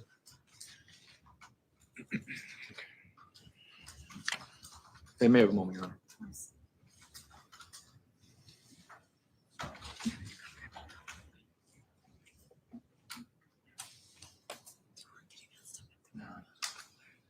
Your Honor, that's all the questions I have for this witness this time. All right, thank you.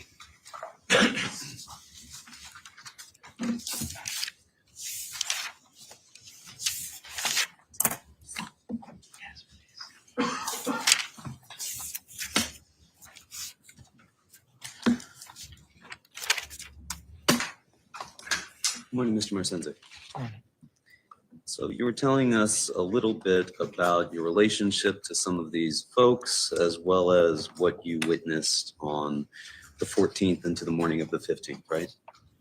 And you were telling us that the evening began, you were getting ready over to go over to Ms. Ridzik's house, correct? That was about 6 o'clock? Maybe a little later. Okay. And that involved some drinking as far as getting ready to go over there? While we were there, yeah. While you were at Ridzik's house? Yeah, the initial time. Okay. What about beforehand when you were getting ready to go over there? Did that involve No. any drinking? No. Any other substance use? No. You told us that once you got to Ridzik's house, you had a drink, maybe 2 beers, maybe 3, maybe 4. No, because I didn't have that many. I wasn't able to get anything for that night really, so I didn't have much. So I was just kind of. Well, you were there with Ryan Hines, correct? Yes. And he had a 12-pack of beer, He did. correct? You didn't have any of those beers? No, I don't believe he gave me any. Is it possible? I don't think That's so. possible? It's sustained. Because when we showed up to the lifers, he had. Hold on just a minute. Sorry. It's okay. I'm going to sustain the objection to the question, asking if it's possible, it's speculative. I'm going to strike the response that was provided to that question before the court had an opportunity to stop the witness from answering the question. So please retract or take any information responding to that question out of your notes if you have anything in there and you're not to consider it as part of the evidence. Attorney Smith, you may proceed. Thank you, Your Honor. Thank you. So your recollection is that it was 2 beers that you had at the Ritzick's house? Mhm. Nothing else to drink there? No, Ryan didn't share any of his beers with you? no, And at some point, you went over to the Lifers' house, correct? yes, And that was 5 Lazy Brook Road? yes, And you knew that they were having a party there, correct? yes. Where you expected that there would be more drinking going on, correct? Potentially, Well, when you arrived there, you knew that your friend, Mr. Lifer, was drunk to the point of being ill, correct? I had found that out from them when I had arrived. Because you didn't see him because he was in the back throwing up, correct? I didn't see him because I wasn't allowed into the property by the defendant and his friends.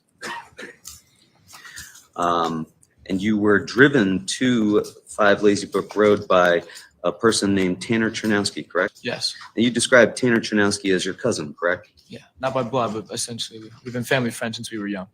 So he's not your blood cousin No. or relative, but you consider him so close as to be, you call Yes. him a cousin. Yes,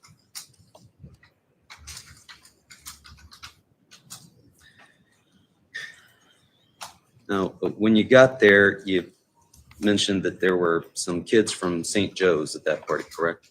yeah, it was a St. Joe's party. Often was a St. attended Joe's St. party. Joe's. Yes, So most of the kids there were from St. Joe's, correct? yes.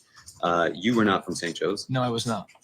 nor was Ryan Hines, correct? No, Nor was Tanner Czerkowski. no. And there were 4 kids there, but you from St. Joe's that you noticed, but only 3 of them who you could identify, correct? Yeah, And that was Jack Snyder, correct? Tyler De Silva, correct? And Raul Valle, correct? You knew them to be St. Joe's kids, right? yes, And you said that Mr. Hines had brought a 12-pack of beer with him, yes, and that you began to go into the garage, correct? yes. Could you see what was going on in the garage? Yeah, the garage doors were open. And there was a party going on in the garage, right? They were inside, so they were really the only ones in the garage. Maybe a couple other stragglers outside, but the party was in the house. Nothing going on that you could see inside, like beer pong or any games? No, being played? door was shut. And the way it's set up, you can't see into the house. And you didn't know at that time who Jack Snyder, Tyler De Silva, or Raul Valle were, is that correct? Not fully. I had known Snyder and De Silva just like through football, not like personally knew them, but I've heard the name before. So at that point, when you saw them, you couldn't say what their names were, is that No. fair to say? Correct. And at some point, you said that Jack Snyder went to grab Ryan Hines' beer, correct? He did grab Ryan Hines' beer. He grabs Ryan Hines' beer, and then you said the defendant didn't say anything, correct? Not to my recollection. I don't recall what everyone was saying. And that he was peripheral to Mr. Hines and Mr. Snyder, correct? Yes. And at some point, Mr. Hines and Mr. Snyder squared off, right? Yeah. As though they were going to have a fist fight or some sort of physical Yeah, they altercation. agreed to fight over the beer. Okay. When you say they agreed to fight over the beer, were there any adults present at this point, or was this just students? Witnessing this, no. I think maybe a parent or two. Both of them were home, but I know his mom was home. And you claim that the first punch was thrown by the defendant Yes. and that he punched Ryan Hines in the face from behind, Yes. correct? And you said that Hines then took Snyder to the ground. Yes. Now, you've described and you saw a photograph of Mr. Valle wearing a helmet, correct? Mhm. And he was also wearing some sort of a neck pillow. Did you see that? Outside, I'm not too exactly sure if he had it on still or not. It was a black pillow or a dark colored pillow. It was nighttime. I don't recall exactly if he was wearing the neck pillow. And that was Austin Life for your friend. That was his father's motorcycle helmet, I correct? believe so. Yeah. And at some point after they began fighting, you said that Mr. Hines was getting the better of Mr. Snyder, correct? I'd say he was brought him to the ground. He was on top of him. And at that point, you said that the defendant tackled Ryan Hines, correct? No, removed his helmet and struck him. That's what you told us now. You gave a statement to the police officers on May 15th of 2022, correct? Yeah, You went there with your parents at about 2 o'clock down to the PD to give a statement. sounds about right. And you told them at that time that the defendant tackled Ryan and punched him, correct? They might have taken that incorrectly because Hines is the only person that tackled anyone. He took him to the ground. I watched him tackle him, and no one else went to the ground either. So you didn't tell them that that the defendant tackled Ryan and punched him? If they marked me as saying that, then on paper I did, but I recall Hines tackling. And you told us here, and you told them then, that the defendant took off his helmet and swung it at Mr. Hines, correct? Yeah, he struck him with it. He took that helmet physically off of his head and swung it and struck Mr. Hines. Yes, he hit Hines with it. And then Mr. De Silva jumped in afterwards, correct? Yeah, he didn't contribute much to it, but yeah, He began punching and kicking Ryan Hines on the ground, correct? yeah. That's your recollection. That's what you're certain of today. Yeah, he wasn't very much so involved. He was the last one to enter in, and by then it got broken up pretty fast. And you were prevented from helping because this fourth unknown person was holding you back, right? I wasn't sort of say be held back because we were initially watching because they agreed to fight one-on-one, and that was agreed upon both. They were fine with it. The second they get active, like things happen, and then the girl hops in. I'm off to the side. I had no clue who I was standing with, and we were talking about it, and he was like, "Don't get involved." He was telling me not to because he was like, "Dude, like you're in that. Like there's 3 of them." There were adults at this house, you think? What do you like? Parents? Yes. His mom was home. Yeah. You were aware of that? I wasn't until she came outside when the fight got broken up. But so you claim that these two agreed to fight Mr. Snyder and Mr. Hines, and Yeah. you decided you were just going to watch the thing. But they said they were running one-on-one fight. Hines, it's not allowed to be said, but they said they agreed upon ones. You didn't make any efforts to notify any parents inside the house that this was going on out in their driveway. I didn't know they were in the driveway or in the house. Sorry. You said the fight lasted a short time, maybe as much as 30 to 40 seconds. As much as 40, nothing like. And afterwards, Mr. Leifer's mother came outside and asked you to leave, correct? Yeah, which we were more than fine with doing. And she gave the beers back to Mr. Hines, correct? I didn't exactly see if she picked them up or if she handed them to him. She could have. And at that point, you got a ride back to Ms. Ridsick's house, Natalia Ridsick's house, correct? Yes. Who gave you that ride? I do not know her name. We had been walking down the driveway. We had met a group of girls, and they had witnessed what happened. And we were like, "You guys mind bringing us home?" And they had no problem with it. But you don't recall who that was. I do not recall their names. And you told us that you weren't doing any drinking on the way back to Ms. Ridsick's house, correct? No, I didn't have anything. Once I had gotten to Austin's, I had no alcohol. You didn't have any of Mr. Hines's beers that he had No. just gotten back? No, he lost majority of them in that yard, so he was not in the mood to be giving them out. And you immediately called your friends, Thomas and Charlie Connery, right? No, I believe Charlie called me. And you told them about what had occurred there at the 5 Lazybook house, right? Yeah. And everybody on your side, and this is the Shelton High kids at this point that we're Yeah. talking about, right? Yeah. Those are your friends, are mainly Shelton High kids. Yeah. And you let them know about the fight that had just happened at 5 Lazybrook Road. Yep. You were upset, right? Yeah. Me and Hines were a little pissed off. We were like, "What the hell? That was bull." A little pissed off? Yeah. We weren't, fuming, acting out of rage, doing anything stupid, but we were like, that was stupid. Like we were just pissed. Okay. And you told us that there was a basketball group chat that some of the kids started, correct? Yeah, I was in it prior. It was started because we played pickup basketball, hence the name of the group chat. and we have 2 SJ kids in there that we were friends with. We'd hoop with them, and then after it all had happened, I don't remember who specifically, but they were all added, or at least 4 people. I didn't have any of the numbers, so they were all just random numbers. When you say they were all added, you mean Mr. Valle, Mr. De Silva, and Mr. I found that Schneider out were after, added, but in the correct? given moment, I didn't know. Yes. But that's who was added, right? Yes. And that's who you started texting about 43 Laurel Glen Drive, correct? Yes. Giving them the address, correct? Yeah. In fact, taking a photo of the address and texting that, correct? Yeah. That wasn't just some of the kids, right? That was you. Yeah. My phone number is the number that sent it. Yes. You've talked about things as having happened collectively, but when we're talking about the address being sent, Yeah. that I was sent you the address. individually, not collectively. I mean, if you put it into retrospect, yeah, my finger hit the button, I think, but I was a sophomore at a senior's house.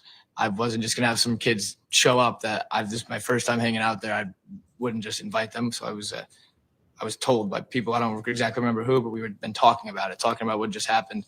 Or like, because they started off with come to Trumbull High. So we were like, we're not going to Trumbull High, and said what we said. So you're saying somebody forced you to text? No, the nobody forced me address. to text in anything. No.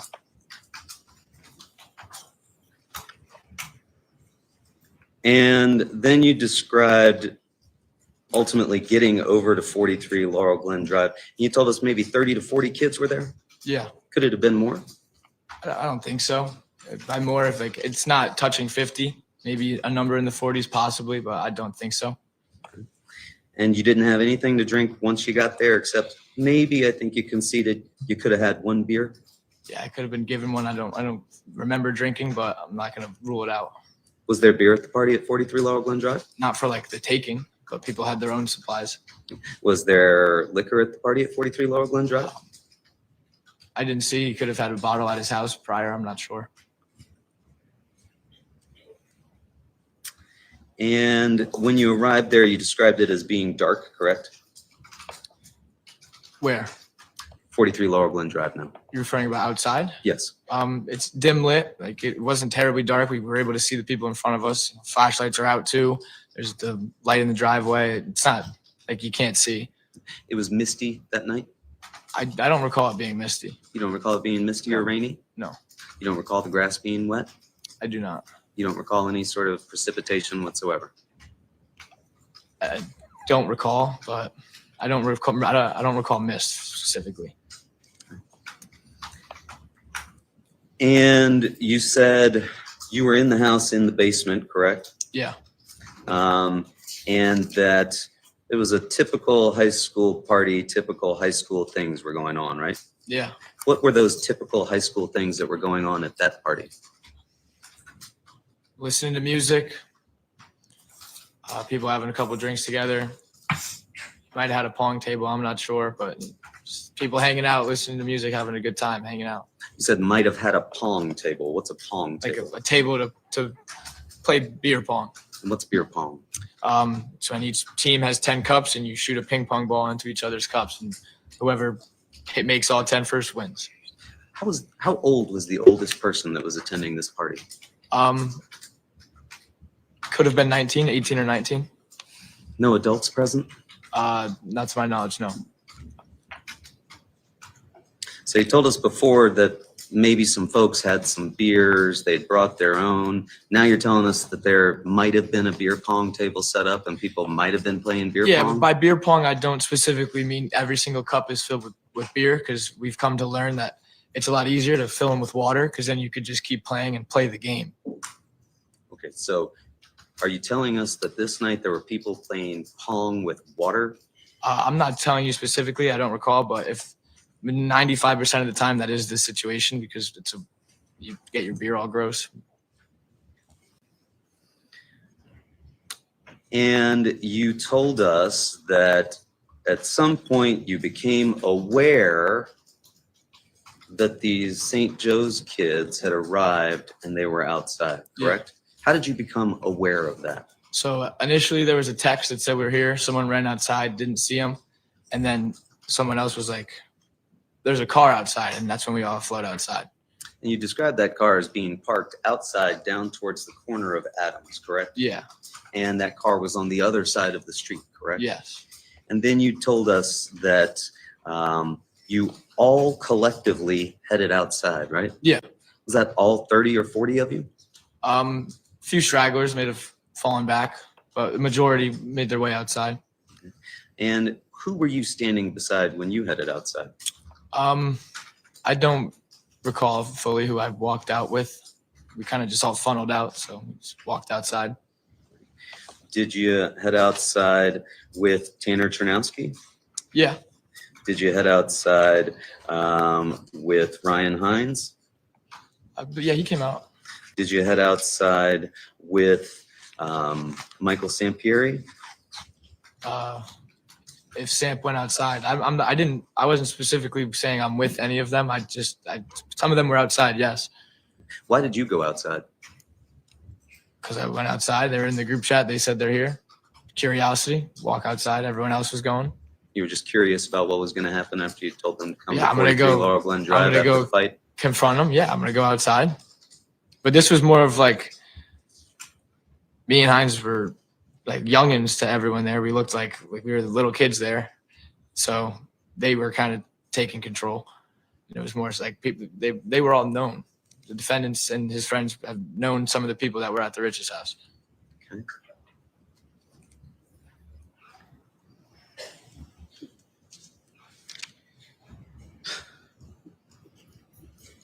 And then when everybody gets outside, you told us about them going up to the Honda Pilot, correct? Mm-hmm. And you said that at this point, they all surrounded the Honda Pilot, right? Yeah. And they were touching the Honda Pilot, right? I'm looking from the front. I don't know if they eventually did when they began rocking it. Yes.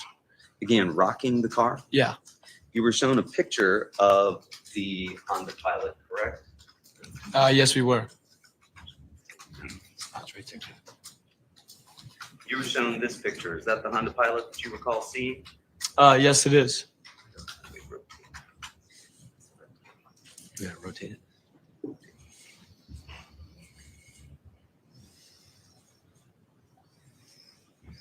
That looks like the Honda Pilot that you saw. Yeah.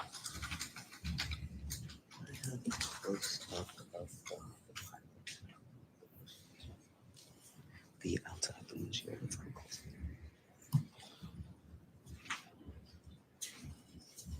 Just a moment, Mr. Marcinzik. I'm trying to get an exhibit.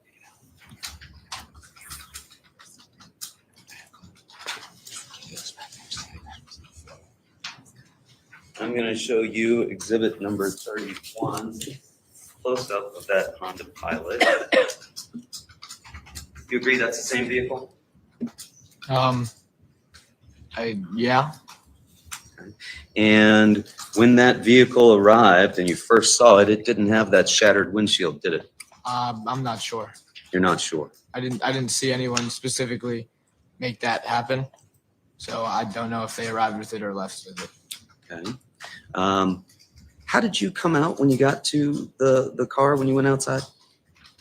Where was I parallel to the car? I was How did you come out of the house? through the umbilical doors out of the basement around the house. What kind of doors? Like the umbilical ones, like the basement doors. Okay. And can you describe the umbilical doors for us? It's like the ones that open. Like, I don't know. If this is a house, they're slanted like this and they open. And there's a staircase that goes into the basement. Okay. And then you came out and you described for us how you walked down the pathway. Yes. And where did you go? If you want to use the exhibit behind you, you went beside the square cement. That's the second time when they come back. The first Okay. time initially, we all come down the driveway. Oh, you all came down Yeah, the we all driveway. walked down. I don't know specifically the driveway, but we all walked out to the car. So you remember that? You remember how you got out of the house? Yes. You don't remember whether or not that windshield was shattered beforehand. I wasn't paying attention to if their car was beat up or not. You were standing right at the front by the passenger side, right? Yeah, I wasn't like on the car. I was a few feet back. I was looking through the windshield, but I don't remember if there was a crack there or not. Which Looking at the side people. of the windshield would you say that defect is in? The passenger side. The side you were standing closest to? Yeah. You didn't notice whether or Well, not it was shattered? I wasn't looking for shattered glass in you probably can't really tell it's cracked either when it's nighttime. You know, it's got a light on it with a flashlight taking a picture of it, so it reflects back a little bit. I didn't recognize if there was a crack or not. I see. You did notice, however, that these kids were all now surrounding the car and that at some point they started to shake the car. Yes. They started to throw things at the car. I don't know if anyone threw anything at that point. They started to pound on the car. Yeah, probably just banging on the windows. Somebody reached in and punched somebody that was inside the car. I didn't see any of that. You didn't see that? I didn't see if anyone got punched while in the car.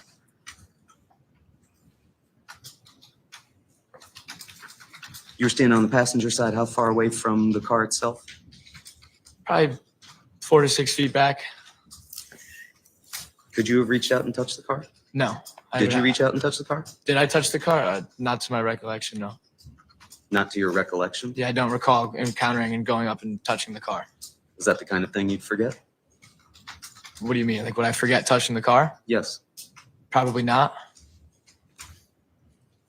But you simply don't recall whether or not you touched the car. I didn't touch the car. You didn't. I didn't touch the car. Now you recall that, but you didn't touch the car. Yeah. These other people were all touching the car. Yeah, they were on the sides of it. I was in the front, so I can't do anything from the front of the car. I see. You distanced yourself from the car. Essentially, yeah. You distanced yourself from the group. Not from the group. I was still with people. Same people that had you feel like you had to text the address. I'm gonna object as to argumentative. I'll allow it overruled. Sorry, but what was that? These same people that you felt like were making you text the address. I didn't feel like I was made to text anybody the address. But sure.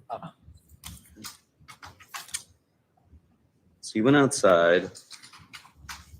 Folks, there was, you described there as being a chain of cars that were there, correct? Yeah, there was a couple cars parked on the opposite side of the road as well. There were cars parked on both sides of the road, right?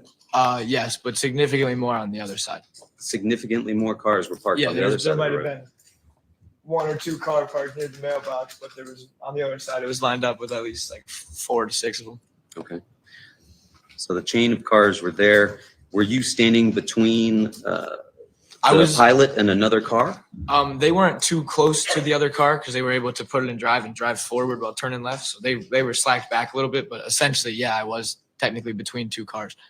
Okay. But it wasn't a close gap. And you described that water bottles and the WD-40 can were thrown out of the vehicle? Yes. Or were they thrown at the vehicle? No, the WD-40 can came out, which someone picked it up on the road and threw it back. Okay. Was anything else thrown back at the vehicle? There was like a water jug tossed. But once they started driving up and down, like slowly, majority of us would fade into the inside. A couple of people trickled, like stayed outside, and that was really it. Like they just kept driving up and down. We thought it had been done by that point. How many times did they drive up and down? 3, 4 times. Not 2 to 3? Well, including their first speed down, and they come down and back up again. So it's at least 3. Could you see how many people were inside the vehicle?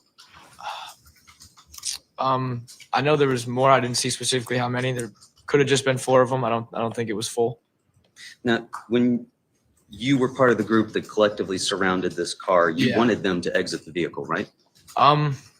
At that point in time, we didn't really have a game plan or an approach. We just went and were going to talk with them, which obviously was a little bit hostile, but we didn't know what was going to happen or what would happen. You didn't want to get payback for the Lazy Brook Road? Sure, it was in thoughts, but at that point in time, they're all sitting in a car. You can't do anything. So Can't do anything except lay hands on it, start rocking it, throw things at it, smash the windshield. yeah, sure. We rocked it and threw things at it because things were thrown. Like I had said before, I don't recall anyone doing anything to the windshield. I'm not saying it wasn't us or it was, but I didn't see any of that. You collectively attacked the vehicle, fair to say? Objection as to the characterization. I'll overrule it. You can answer it. I wouldn't say attacked. We had a mass of people. If I wouldn't say necessarily attacked. No, you wouldn't. And you also can't tell us who laid hands on the vehicle, can you? No, there's a lot of people. Yes, you told us who was there. Enrico Fiola was present. Yeah. Sal Perry was present. Mm-hmm. Mike Samperi was present. Mm-hmm. Alex Burnson was present. Mm-hmm. Tanner was present. Mm-hmm. Yes. Yes. Jacob Villalobos was present. And you knew all these guys very well, correct? Yeah. You played sports with all of them, correct? You grew up with all these kids, I correct? did. But you can't tell us who it was that started shaking the vehicle. It's not that I couldn't tell you who, it's that I didn't specifically look around and remember who was who. I know who all my friends are, obviously, yes, but I don't know where their positions are. I don't know their experiences. I was paying attention to myself and looking at the car. I wasn't watching everyone else's doings. Isn't it that you don't want to tell us? You don't want to tell us what your friends did that night? Honestly, I wish I could, but I don't know. Well, you can. Go ahead, tell us. Well, I don't know. You don't know. I don't know where my friends' position were or where they were, no. But you knew how you came out of that house. Yeah, because I I'm gonna walked object it. this asked and answered at this point. I'll sustain the objection.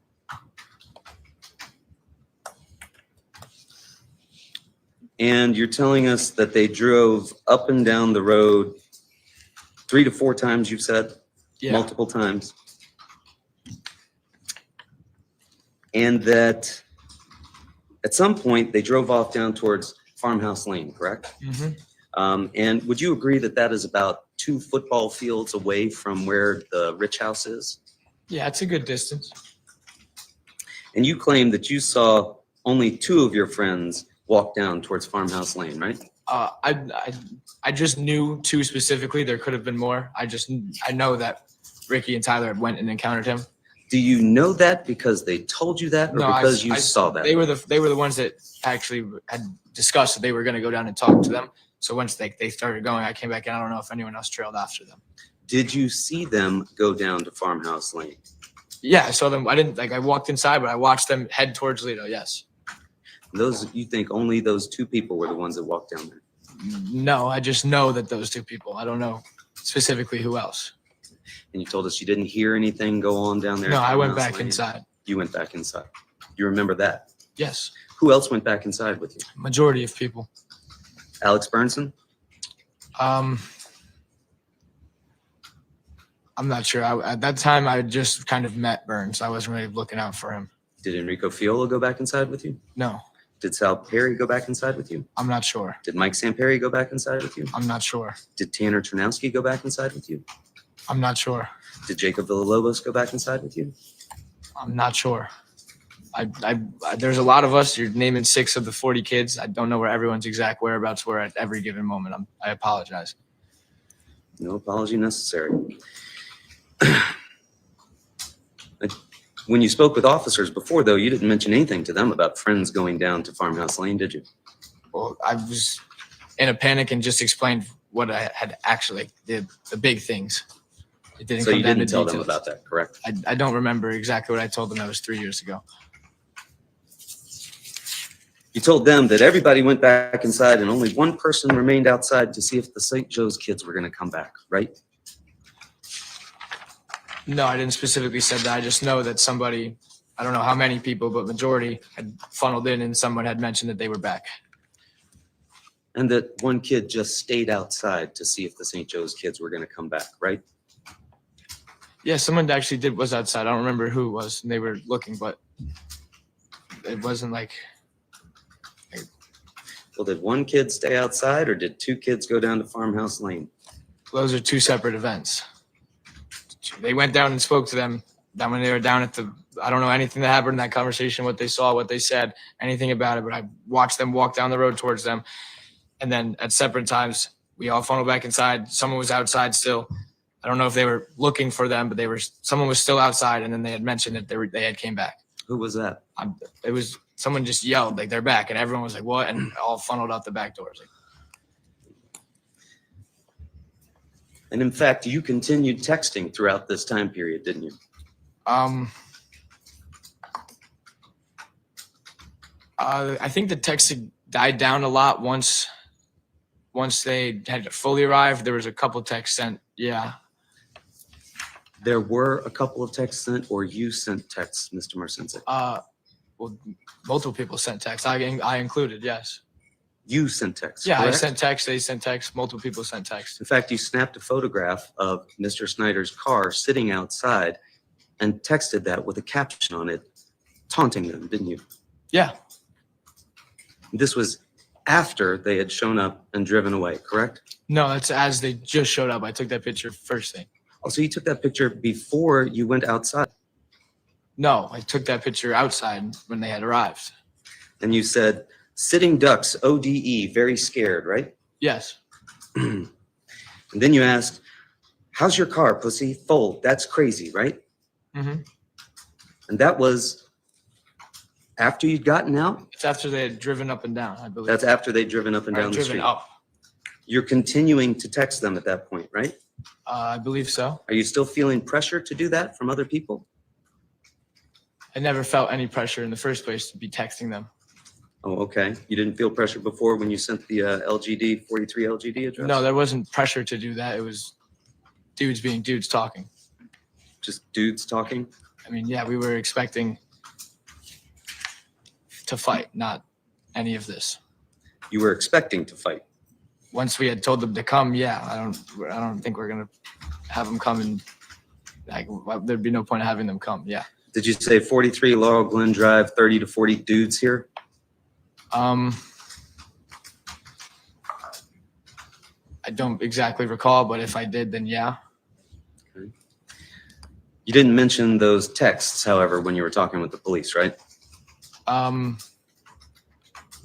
don't recall. I don't think so. I don't know that it wasn't asked.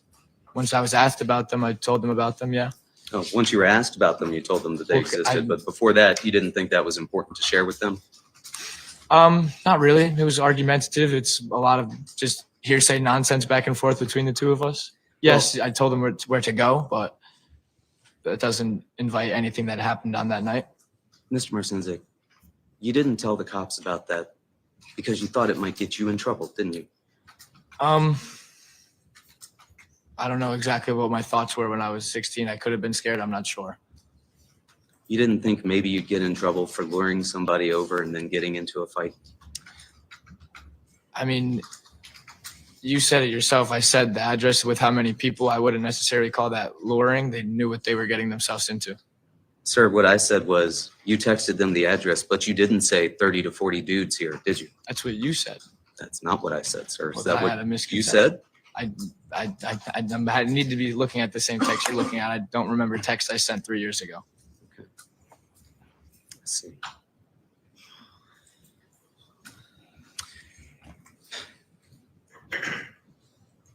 At some point, you described there was a second encounter when the car came back, correct? Yeah. And you were inside when the car returned? Yeah, when I had gotten outside, the car was already parked in the street. I'm talking about the second encounter when the car comes back, as you described, and the fight occurs out on the lawn. Okay? Yes, like the fight. Yes, when everyone gets outside, the car's already parked, and the two of them are making their way towards the yard. How did you know that the car was already outside? There was a bunch of us there. They had said that the car had returned. Did you see the car outside? Did I see it return? Yes. Like, did I watch it come to a complete stop and return? No, I did not. Where were you when the car I returned? was inside. You were inside the house? Yes. And so you came to learn that the car had returned because somebody, It was just, we were all together. It was known. Yes. did you just see people start to funnel outside, or did you hear somebody say, hey, the car's here? Both. Both of those things Yeah. occurred. Car's here. We funneled outside. And you didn't think, guys, we should stay inside right now. There's really no need to go outside the house if the car's back. No, obviously not. I should have. It's a more mature way to look at it. Yeah. But I was 16 and immature and walked outside to go watch a fight. Go watch a fight. Yeah. Because at that point, no one was really involved. Like, the people arguing were the people arguing now. So at some point you get back outside into the yard. You see Tyler Da Silva out there. Yes. You see Raul Valle out there. Yes. And you see Jack Snyder out there. Jack Snyder was driving. Jack Snyder was driving is what you told us here today, but when you spoke with the cops, you said all three of them got out of the vehicle. Did you not? I don't recall if I said that back then. Like, I might have misconstrued it a little bit. All three of them were there, but Jack remained in the vehicle. And you did tell the officers that all three of the parties were out of the vehicle with the doors open, correct? I mean, at one point, all doors were open on the vehicle. You said everyone exited the house and approached the three parties on the lawn, correct? Yeah. Three parties, Yeah. Snyder, De Silva, and Valle, correct? Yeah, I said that in the moment. I don't know why I said that, honestly, but probably didn't assume two dudes would hop out and fight everyone. I thought maybe he was out of the car. I didn't see him somewhere, but then I noticed him in the car once they got in and instantly drove off. And in fact, when you got out, you saw Tyler Rich and Tyler De Silva talking, correct? Yeah, there were words. Were they fighting at that point? No. And to your knowledge, did Mr. De Silva and Mr. Rich know each other? I can't speak. I want to say they did, but I'm not sure. And you said that they began exchanging words, correct? Yeah. And at this point, how many people from the party, the Shelton kids, were out there in the lawn? Majority of us. 30 to 40? Probably 30. Not all kids were outside, and I know kids that stayed inside. Who were you standing beside? What was that? Sorry. Who were you standing beside? I was kind of near the vicinity of Tanner. I wasn't really like up with everyone, or with anybody specifically. Like, I was just kind of observing. What was Tanner doing? At the time, Tanner was observing, and then he pulled out his phone and eventually recorded. Tanner was filming this? Eventually, once the fight broke out, yeah, he took a video. Was he the only person filming? I'm not sure, but at least to my knowledge, yes. You were standing over by where Mr. De Silva was on the ground being attacked, correct? Yeah, well, him and Rich were wrestling on the ground, yes. It wasn't just Mr. De Silva and Mr. Rich that were going at it by themselves, was it? Honestly, they were like, them two were the main ones. They were on the ground with each other. It's not like no one else was with Tyler on the ground, or Tyler Rich I'm referring to. Like, no one else was helping him on the ground. But it was mainly just them two kind of going back and forth on the ground. Just the two of them. Everybody was standing back to the side, letting them go at it. I'm not going to speak of for people, or specifics. Or like, I'm sure he caught a shot or two from somebody else, but like, it was mainly like, I remember seeing him on the ground. Rich had his shirt pulled up. Silva's whole back was out. I remember seeing it. Like, Rich was on the ground. Silva was on top of him, but Rich kind of had him in like a chokehold kind of thing, but like, not really. Just like holding him down so we couldn't like get on top of him. And you had such a good view of that because somebody was using their phone to live stream that, and the flashlight was on, wasn't it? There was flashlights on, yeah. And somebody was live streaming that whole thing, weren't they? Live streaming? Yes, sir. I don't think anybody was live streaming this.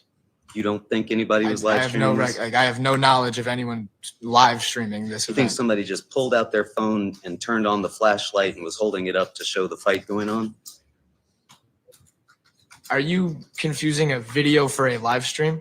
Because a live stream is lively streamed, and a video is not live streamed. It's do you understand what I'm saying? I appreciate the distinction, sir. I'm not confused. So you are asking about a live stream? No, I don't. To my knowledge, no one recorded a live stream. No. Not to your knowledge. Yeah, I don't know anything. I've never heard once of a live stream. But you would agree that somebody had their phone out, it was open, and at least it had the flashlight on, correct? Yeah. And that was shining on Mr. De Silva and the fight that was going on there, correct? Yes. You saw that. Yes. You were close to that. Yeah.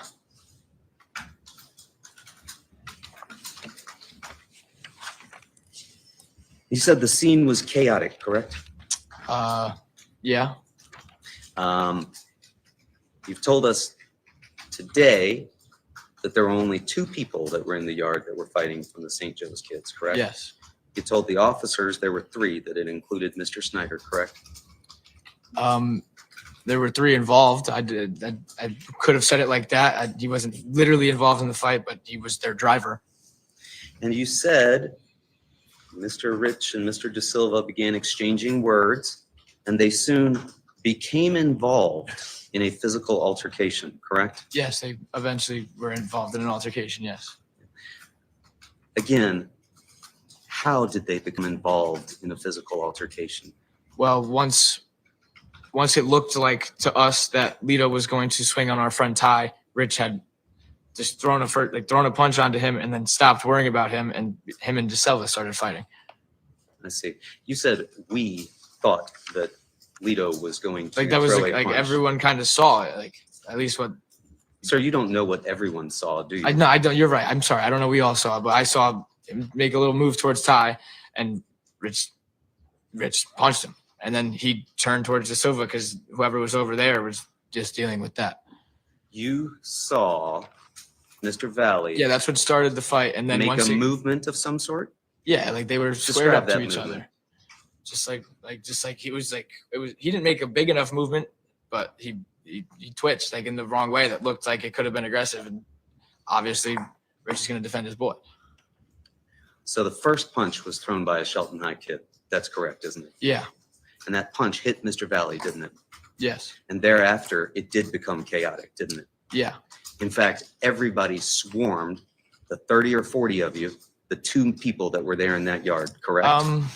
No, there was a lot of people also watching. It wasn't like, obviously we're not gonna like you saw pictures of them afterwards. They didn't get stomped on by multiple tens of people. Like there was a couple kids, yeah, on each of them, but like I once the fight broke out, I didn't see Lito anymore because the crowd and it went down. The crowd blocked that all, and I was just looking at De Silva fighting Rich. The crowd blocked it off because they were swarming. There were at least 8 to 10 people attacking both of them, correct? I can't say. I didn't see 8 to 10 people on De Silva, but I can't speak for Alito.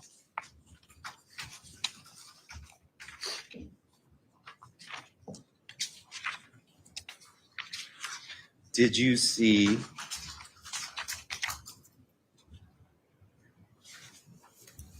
Mr. Villalobos involved in the fight?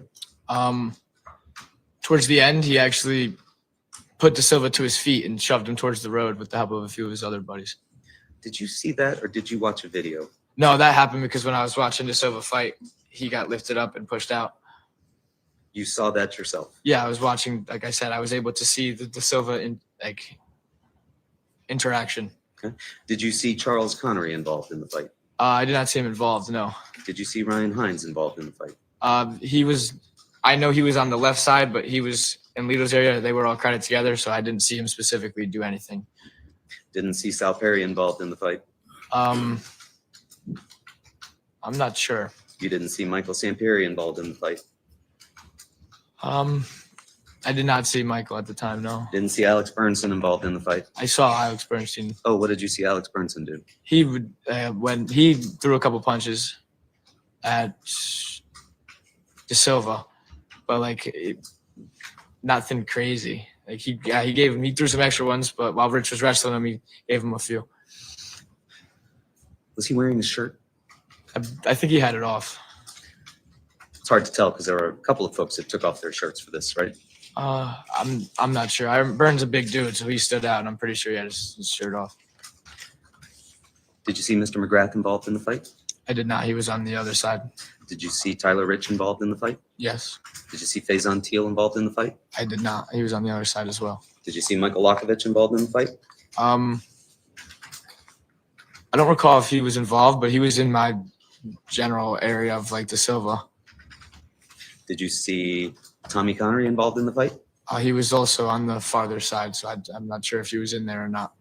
In fact, it was hard to see what was going on the other side because that side had encircled and descended upon Mr. Valle, correct? Objection, he said he didn't see. Sustained. Did you say that you didn't see or that it was hard to see? I didn't see. Once the people came in front of me, I said it. I didn't see at first and followed it up by saying it was hard to see, but I meant for both. I couldn't see. people were swarming. Yes, I didn't see it, but I didn't specifically see anyone go to the ground on him, multiple people. So I can't speak on that. People swarmed him, correct? Objection.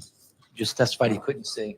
So overruled. You can answer that if you know. Like, obviously people, yes, huddled around, but I didn't, like, I saw more people standing than doing anything.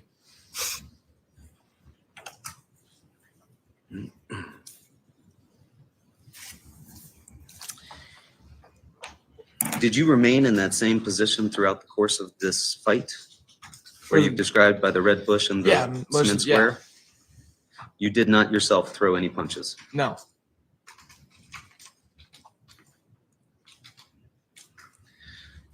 And you described Tanner Czerkowski, your cousin, as you've described him, the closeness, filming this, correct? Yes. He took his phone out and didn't call 911, but started filming what was going on. Yeah. And he was walking back and forth filming this, correct? No, I believe he's stationary, maybe moves a couple feet left and right, but not really moving around. The video, you can really only see De Silva. Like I said, his side's over there. But you described yourself Yeah. seeing Mr. Valle go to the car. Yeah, because the car was, like I said, it's more in that where the area it is. They're fighting back more up. So when he runs out of his area, he's now kind of behind. Like from my view, he runs behind where De Silva is, and you see the car door open. I watch him open the car door, and then the light turns on. We all kind of, a couple of us put our attention over there, which Tanner also noticed, and then he runs back. And you saw that. Yeah, once he runs back, I lost him again because he ran out of my view. And you described Mr. Czerkowski taking a video of this, correct? Yes. You've watched that video, have you not? Yeah, I've been shown it. When was the first time you saw that video? I'm not sure, honestly. I think the first time I saw it was when I was shown it Who showed it to you? by the detectives, because Tanner didn't send that video anywhere, and he told everyone he deleted it the night of, but he kept it and gave it to the cops. He didn't show it to you? No, I had not. That night, I wasn't worried about watching a video. Cops showed that to you. That's your testimony? I believe so. I don't have any prior knowledge of the video. And you told us that you didn't see anyone get stabbed with a knife, correct? And I didn't directly watch a knife enter somebody, no. In fact, you didn't see a knife at any point. Is that No. fair to say? Yes. You were watching both of these fights going on, but your attention was divided, fair to say? Yeah, and once it became divided, it mainly focused just onto De Silva's fight. And you'd had at least 2 or 3 beers, Yeah, in the span of those 4 hours. and you Or were early 16 in at the night. time? Yes, I was.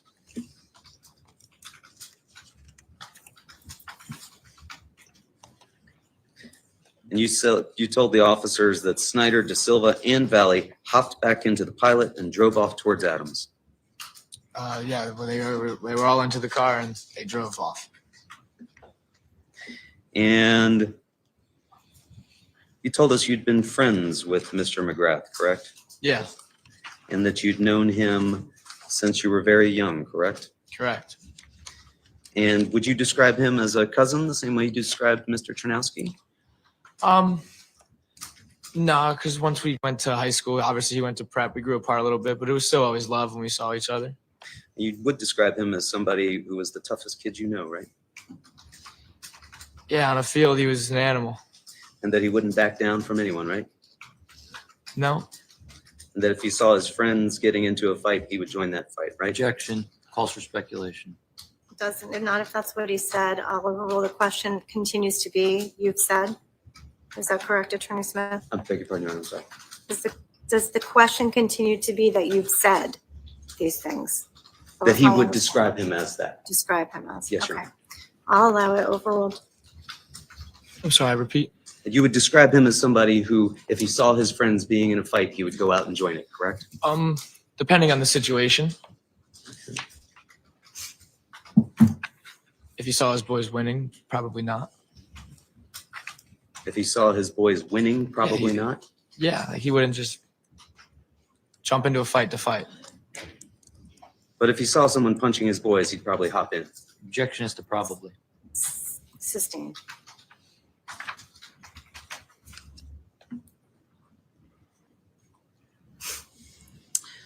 Mr. Marcinzik, at some point you also engaged in doing an identification of folks that were there with the officers, correct? Yes. And you identified Mr. Valle as having been there. I'm sorry, what was the end of that? You identified Mr. Valle as having been there. Yes. You also identified another person as having been involved, correct? Tyler De Silva? Anybody else? Not sure.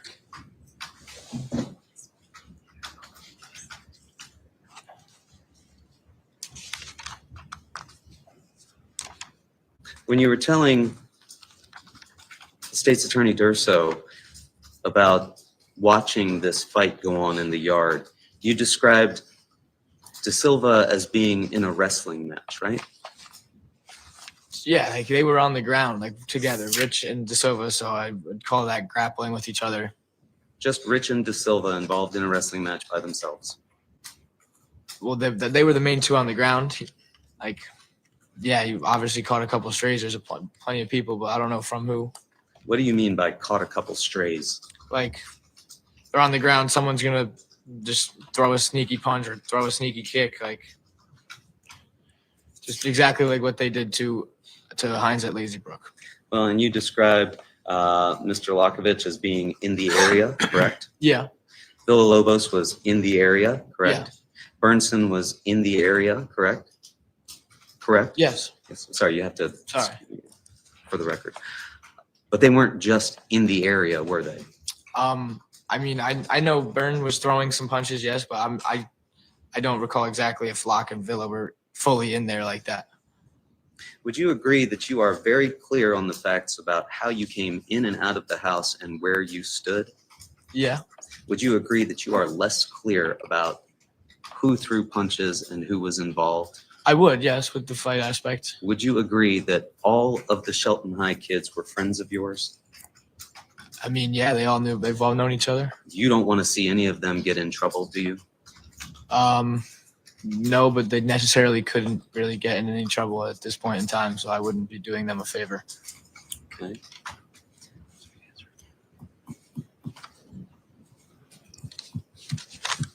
You continued to text even after the fight had ended, correct? I believe I had sent some texts once because my phone was being nonstop lit up with calls, and I pulled out my phone to look at them, and I had noticed a text from them first. So I responded.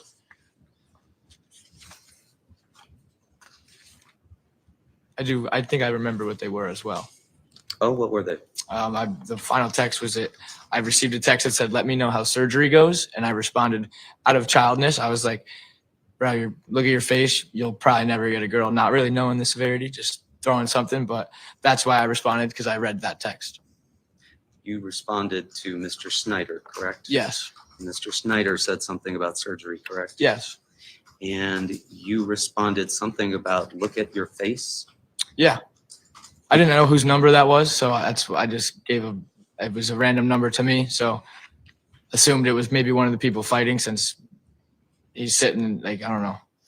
I didn't know who it was at the time.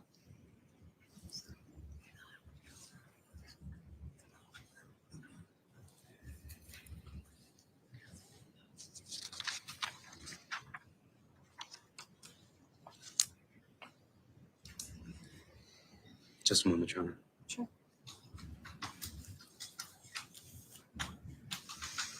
You told us when the swarm occurred on Mr. Valle, you couldn't see Mr. Valle anymore at that point, correct? Couldn't really point anyone out in specific. You didn't see him again until you saw We him ran at the into the car, road. correct?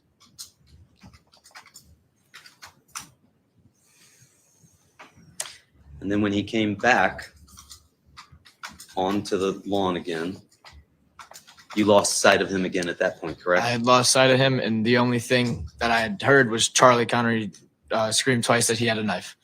You lost sight of him because that group swarmed him again, correct?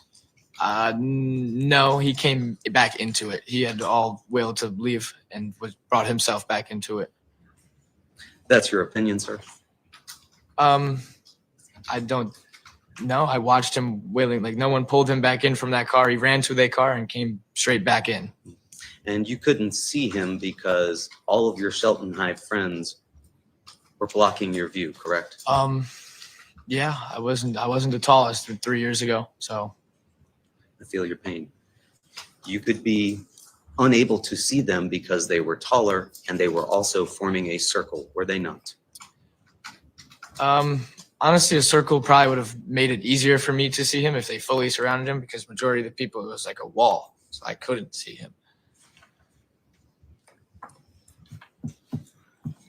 Could you see Mr. McGrath at that point? No, I wasn't. I didn't. Maybe I saw him. I didn't notice it was Jimmy at the time. No. Could you see Michael Sampieri?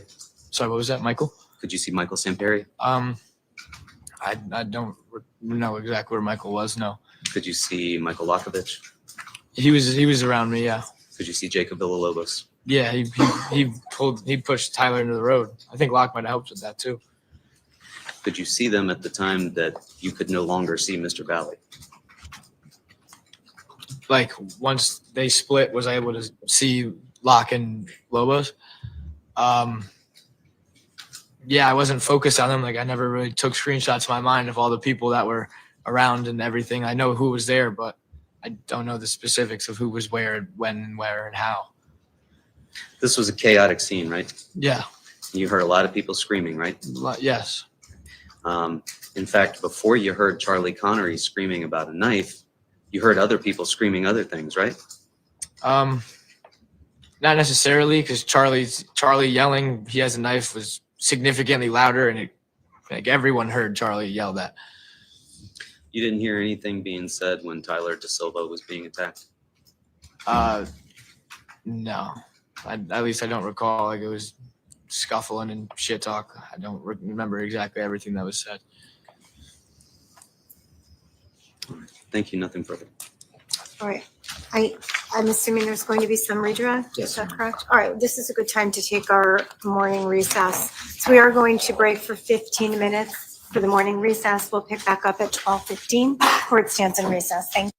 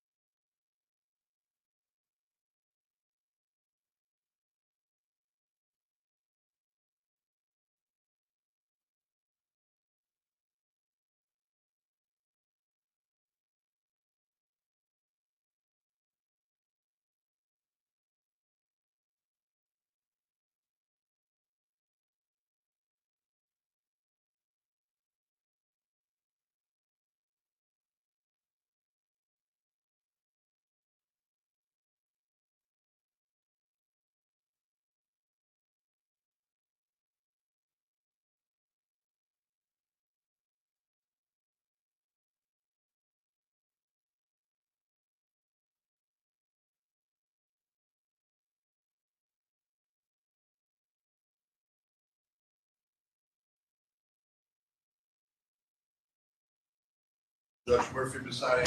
Good afternoon, Your Honor. Good afternoon, thank you. All right, so good afternoon. I apologize for the delay. We had some technical difficulties, so we have resolved those and we are ready to proceed. I'm going to ask the witness to take the stand. Thank you. Please watch your step, have a seat. I just want to remind you, you continue to be under the obligation of your oath. All right, and we'll bring the jury in. Thank you.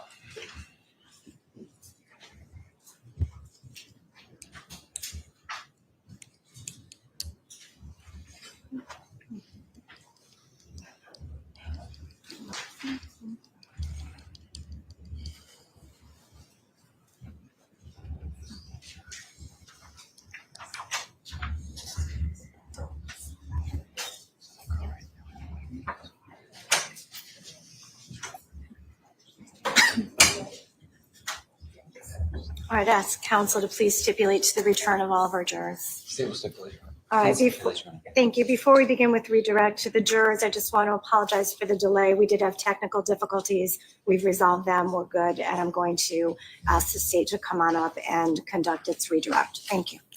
Thank you, Your Honor. Good afternoon.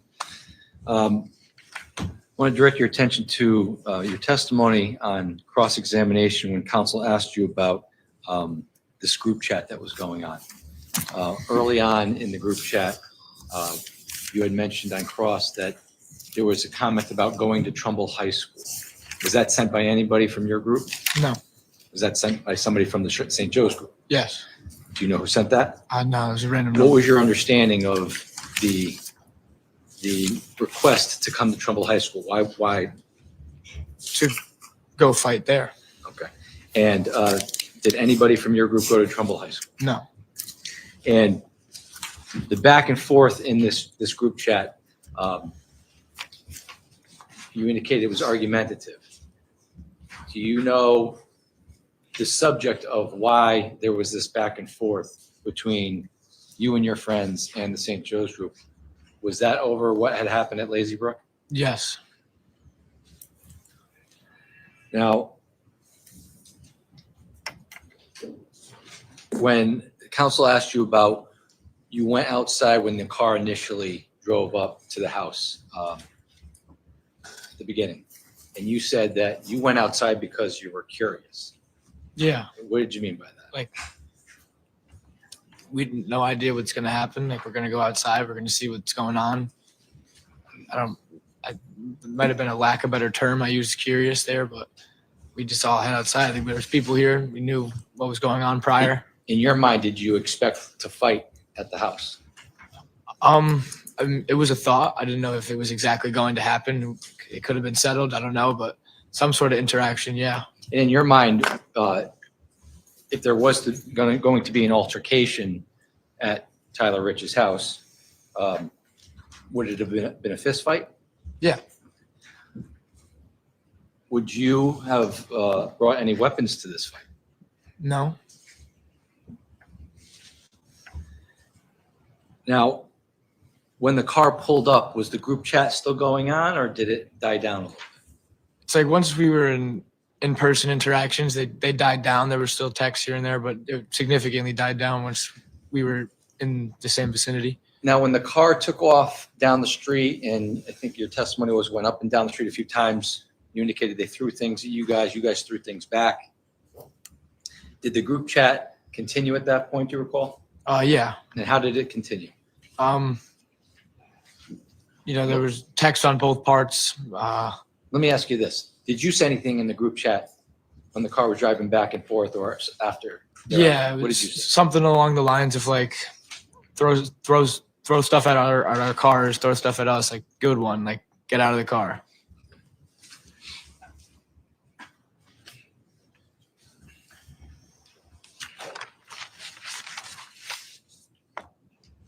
Now, when the car drove away up and down the street, you saw it stop finally down near farmhouse. Did you see the car leave the area for good? No. Or at one point, yeah, they took the turn on the farmhouse, but I believe they just came back up around So the block. but at some point in time, At some point, it left view. later yeah. that night, the car came back. Yeah.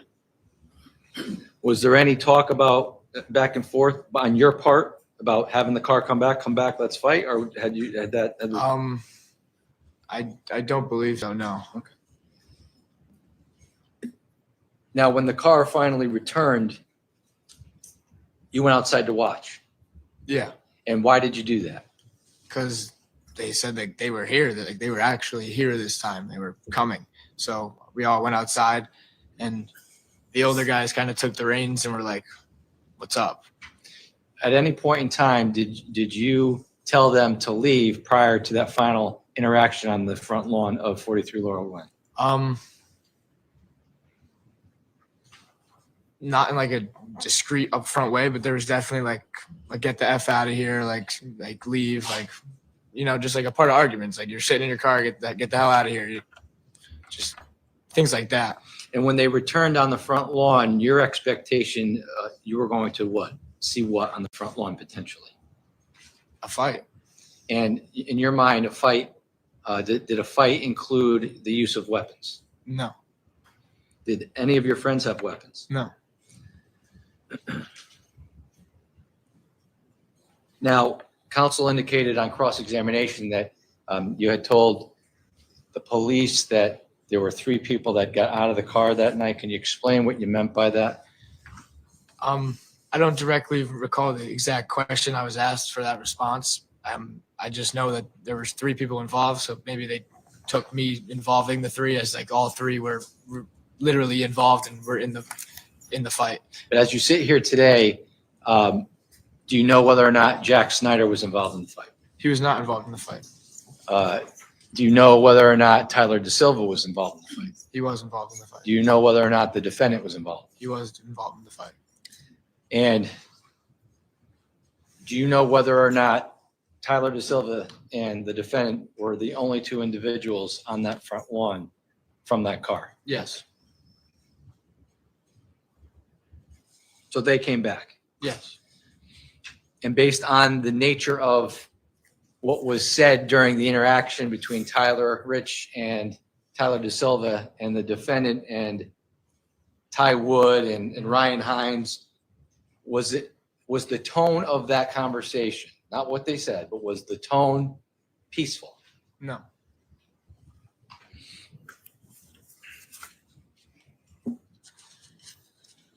Now, you were asked about what you recall witnessing after the fight starts, and you indicated that you saw Tyler DeSilva on top of Tyler Rich. Yeah, at a point in time in the fight, and his head's kind of down to the side near Rich's head, and his back is exposed. His shirt is kind of So pulled he's up. on the ground. Yeah, Rich is on the ground, and he's DeSilva's on top of him, but kind of Rich is kind of holding him down, kind of curling him in a ball, I guess, on top of him. Okay, and so if I'm Tyler DeSilva, how is he on the ground? Knees are on the ground, and then Rich was holding his upper So body. he's on the ground. So he's on the ground like this, and he's in the headlock. Yeah, So, for all intents and purposes, what you witnessed during that fight was Tyler Rich was on his back. yeah. And I know counsel asked you a little bit about what else you recall about that specific part of the fight. Do you recall seeing Alex Bernstein there? And what do you recall about his involvement in that part of the fight? He was a bystander at first, but we kind of all really met him that night. He was a friend of Tanner's that had came along because I guess he had heard about it all. But yeah, he got involved, but not for terribly long. He got in, threw a couple punches, and then it kind of stopped. It was And not. when you say he threw a couple punches, were they hard punches? I couldn't judge. They were body shots. I know that. Okay. And when you say body shots, do you recall where they landed? Probably around this area On his back? on either side. Yeah. Okay. And Do you recall if Michael Samperi was in the area? I don't recall if Michael was in there. Do you recall if Sal Perry was in the area? I don't remember seeing Sal. Do you recall Ricky or Enrico Fiola in the area? He was in the area. Was he involved in the fight? I didn't personally witness him do anything. Do you recall whether or not Jacob Villalobos was involved in the fight? When I noticed Jake was there, he was when he would finally pry him apart and push De Silva out to the road. That's when I first really realized it was Jake Villa. So Jake Villalobos came over and pushed De Silva out into the road? Yeah, he pushed him out, and I think collective was just like, get out of here, done. It was a short thing. The fight between both of them at the same time was probably a minute long at most. And when that happened, at what point did you see the defendant come back into the fight? As he's sort of as Tyler gets shoved and he's stumbling out, he runs back in. And it's kind of as Lito's re-entering, De Silva's standing there and he's adjusting his pants and just adjusting his clothing that he has on. So at that moment, when the defendant comes back into the fight, De De Silva's Silva, no longer involved. so he's out where, in the street? Yeah, he's standing in the road at the time.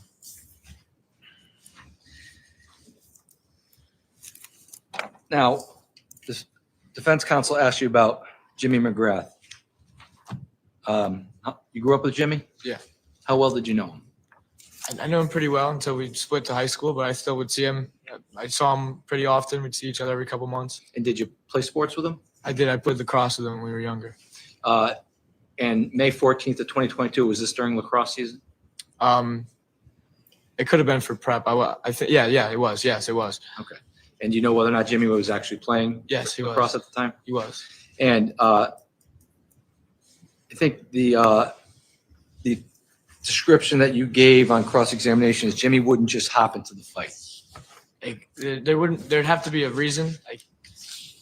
Those characteristics are true about him, yes, but that's because he's a great friend. He was a great kid, and he wouldn't just jump into a fight because it's free pickings, if that makes sense. If he could just get a couple punches, then no.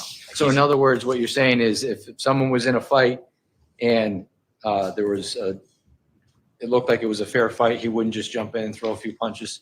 Objection, Your Honor, leading. Sustained. So with regards to Jimmy, was he a violent individual? No. How would you describe Jimmy's demeanor? He was a funny kid, always looking to make a joke to cheer people up. He was had an amazing character. He was one of one. I don't know many people who were like Jimmy. Yeah, he knew how to fight, but he wasn't like he was looking for a fight. And based on your recollection of what happened that night, do you recall seeing Jimmy involved with Tyler De Silva in a No, fight? Do you recall seeing Jimmy involved with the defendant in a fight? I didn't see Jimmy really at all outside. He was just in the crowd. Was he involved? When you say he was in the crowd, where was he? He was on the farther side where Lito would have been. Thank you. I have no further questions. Carson?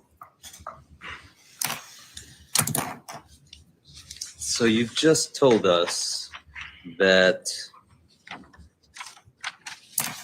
Mr. McGrath wouldn't join in the fight just to get in some, could you tell us what it was that he wouldn't do?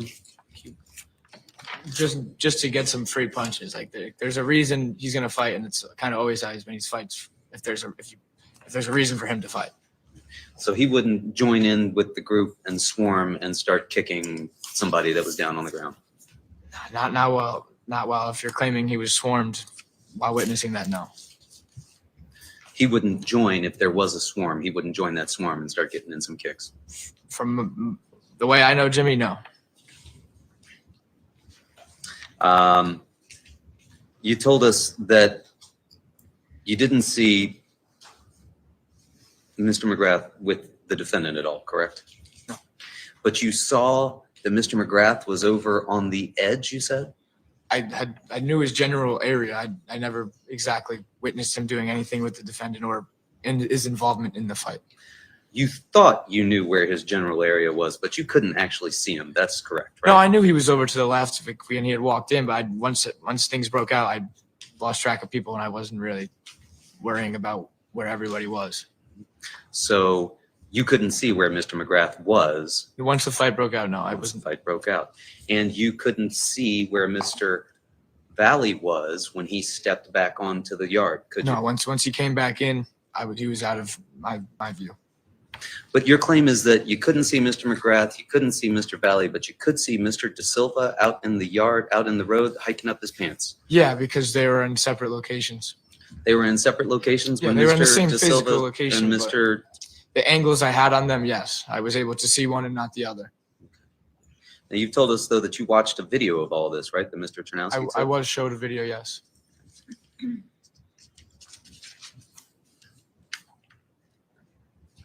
And that video was shot from a different perspective than where you were standing, correct? Pretty similar. Were you standing beside Tanner Czerkowski? Not directly, but I was near him, yeah. Was he standing over by the cement square and the red bush? Yeah, he was closer to the fight. He was closer to like front row. How far away were you from Mr. Czerkowski? Tanner's probably at this picture to that right, which would be in front of the tree. And I'm, like I said, near the concrete in the bush. So a couple feet. It's not terrible.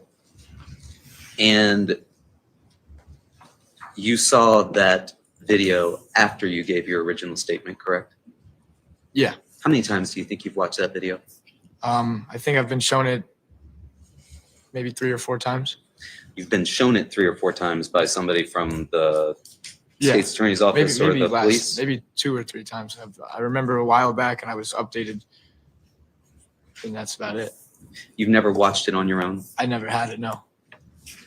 So you've only watched it when you've been shown it by somebody from the police department or the state's attorney's office? Yes, I believe so. When was the last time you watched that video? Our prior meeting, which I think was like 2 weeks ago, maybe a week and a half. Week and a half ago or so, you saw that video. Yeah. Today, you would agree you've testified slightly differently than what you told the officers when you first spoke to them about what you witnessed. Yeah, maybe they wrote down some things they took a little bit differently. Sir, do you think that your recollection has in any way been affected by your viewing of that video? No, because I was actually asked to describe what had happened before I was shown the video. When I was when I was shown the video, so they were pretty similar. They lined up. And it's your testimony then that you were able to see Mr. De Silva out in the road, but you could not see Mr. McGrath or Mr. Valle. Yeah, once he came back in, or Lito came back into involvement, I lost view of him. And you told us that Mr. Burnson showed up that night, and it was the first time that many of you had met him. I can't speak for all. I had met him. Like, he was a new name to be brought around. Okay. And he showed up because he had heard about it all. He was there like before they were. They, as in the St. Joe's kids, but like Tanner obviously knew. So I think them two together, and Byrne just wanted to come hang out. So he'd been recruited to come there. Not necessarily recruited. It's not like we needed any assistance like that or anything like that. You already had 30 or 40 people there. Yeah. You told us you didn't go to Trumbull High, right? No. Why not? So I was in Shetland and I wasn't driving to a public high school to potentially fight somebody. Want to do that on your home turf? Not even home turf. It's just stupid to fight at a high school. It's surrounded in cameras, and it's also, yeah, like I think some of them are from Trumbull. I don't know, but that's like, we're not going out of our way to go to Trumbull High School. So you didn't want to go to Trumbull High School because there were cameras there. Yeah, like that's just reasons. Like it'd be stupid to go have a fight at a public location. Not because you didn't want to have a fight, right? Yeah, and more so, we didn't want to go to them. We had no real desire. You had 30 or 40 people there. Why not bring them there, right? No, wouldn't bring them there. Nothing further. Anything else? Nothing from the state. All right, very good. All right, so you can step down. Please watch your step as you exit the room.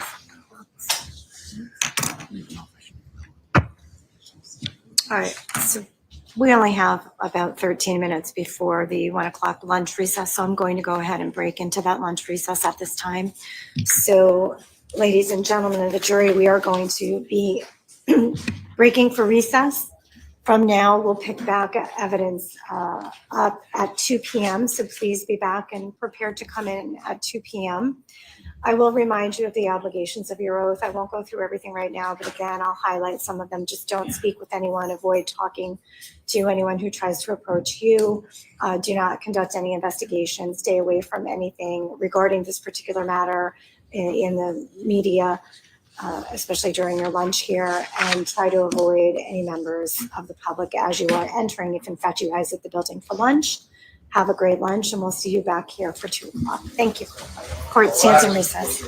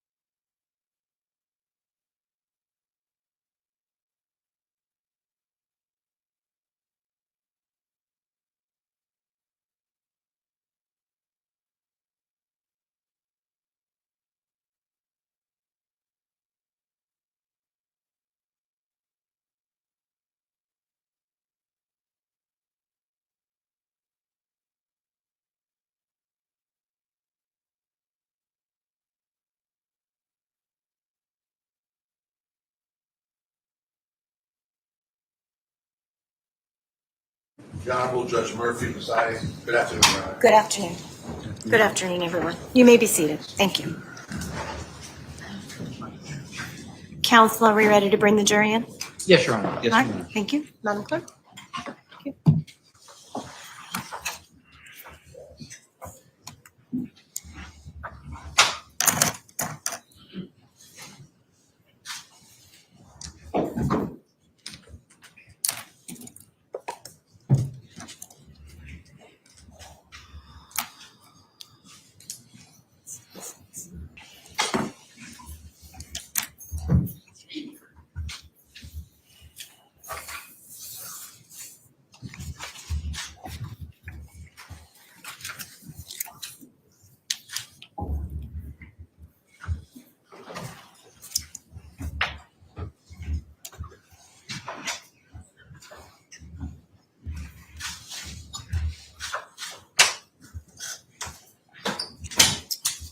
Thank you. Welcome back, ladies and gentlemen of the jury. Counsel, please stipulate to the return of our jurors. You will stipulate, Your Honor. Defense stipulates, Your Honor. All right, very good. So at this time, I will instruct the state to please call its next witness. Thank you, Your Honor. The state would call Isabella Molnar to the stand. Thank you.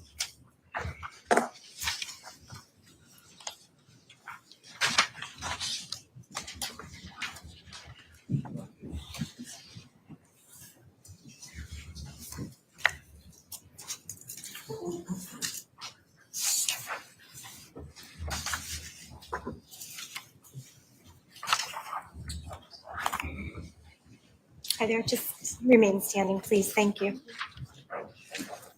Madam, Raise your right hand.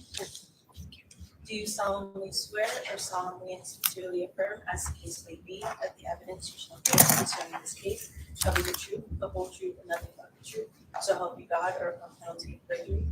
Yeah. Thank you. Please state your full name, spelling your last name. Isabella Rose Molnar.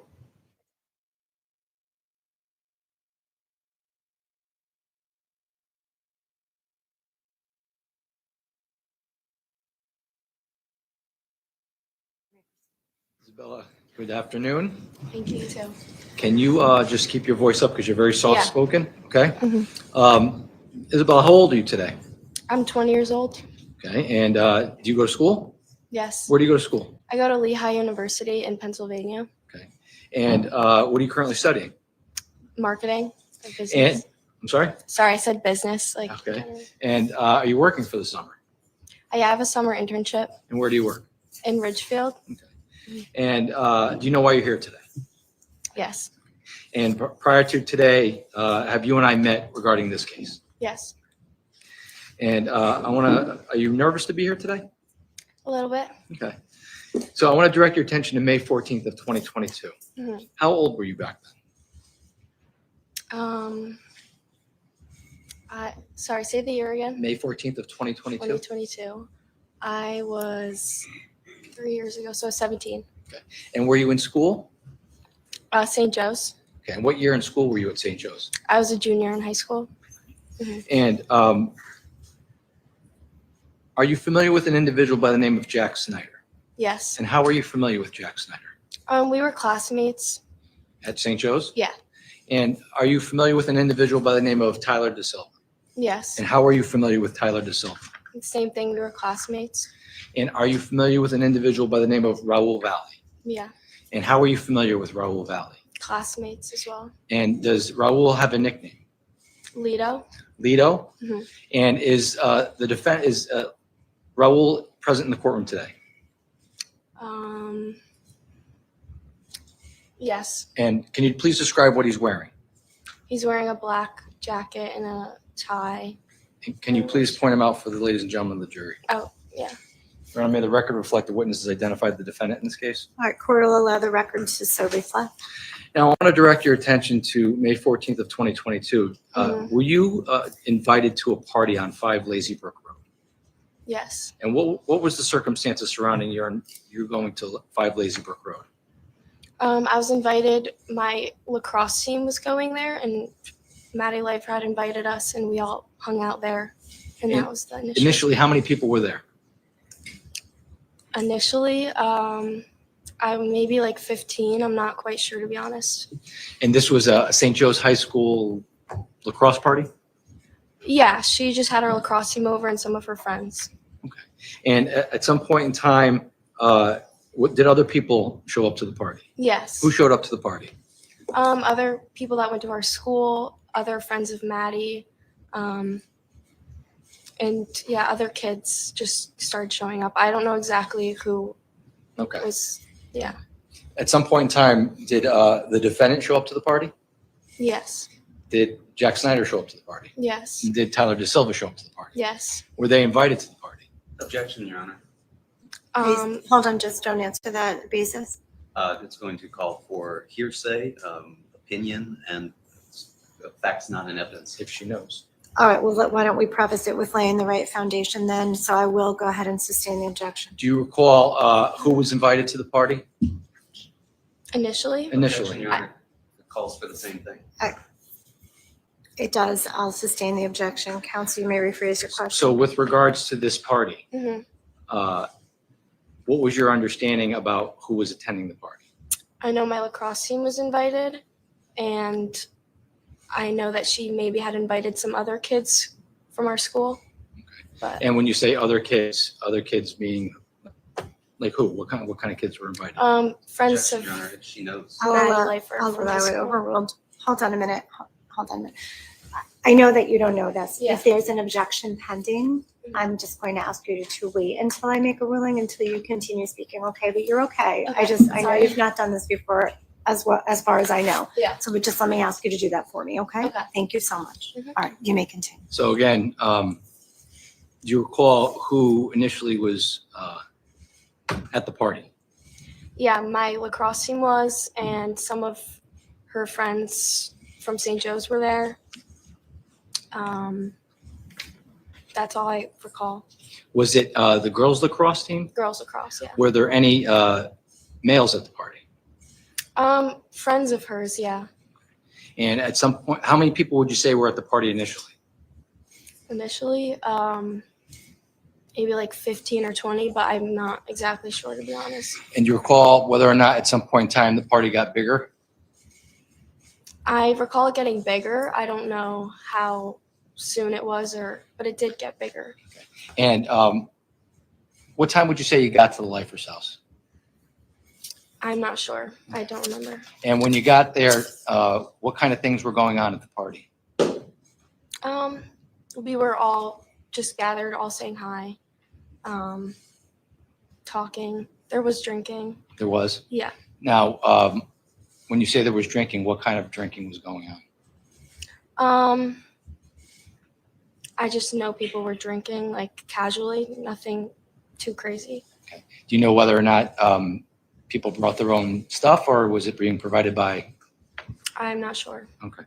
And at some point in time, did people who were not initially invited to the party show up? Yes. Objection, Your Honor. I'm going to call for hearsay. It's going to call for opinion. I'm not asking what somebody else All said. right. Not in evidence.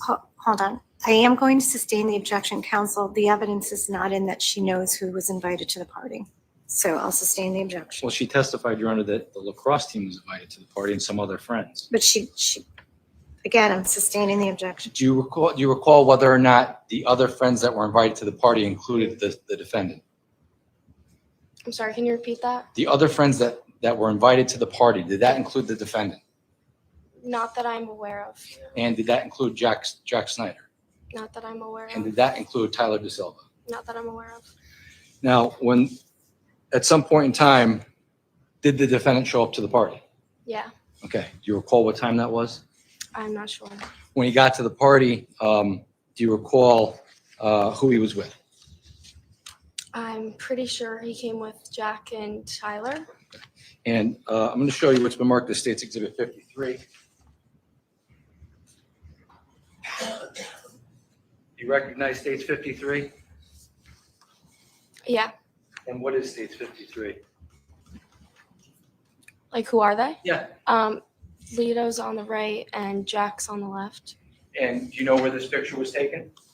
In her basement? In the basement of the Lifers' house? Yes. Now, do you recall the defendant wearing a helmet that night? Yes. And the neck pillow as well? Yeah. At what point did the defendant come to the party like that? Not that I recall, but I don't remember. At some point in time, well, withdrawn. How long were you at the party before the defendant and his friend showed up? It's hard to remember if I'm being honest. Maybe an hour, but I'm also not sure. And at some point in time, did the party get too big? Yeah. And do you have any knowledge as to whether or not people were asked to leave? Yes, people were asked to leave. Do you know in particular who was asked to leave? I think she just wanted everyone out. Okay. And at some point in time, do you recall whether or not two individuals that were not associated with St. Joe's High School showed up? I remember I heard about it, and yeah, I recall people showed up at the party. And when they showed up to the party, was there any type of altercation that you witnessed at the party? Yes. And what did you witness at the party? There was a fight that broke out outside. And do you know who was involved in that fight? I know that Jack, Tyler, and Lito were involved in it, and kids outside of St. Joe's. I don't know who those kids are, but And what do you remember seeing about that fight? it was outside, and they were just fighting. And when you saw that fight, did you do anything just prior to witnessing that fight? I started videoing the fight. Approach the witness, Your Honor. Yes. I'm showing you what's been marked as State's Exhibit 58 for identification. Do you recognize 58? Yes. And what is State's 58? The video that I took.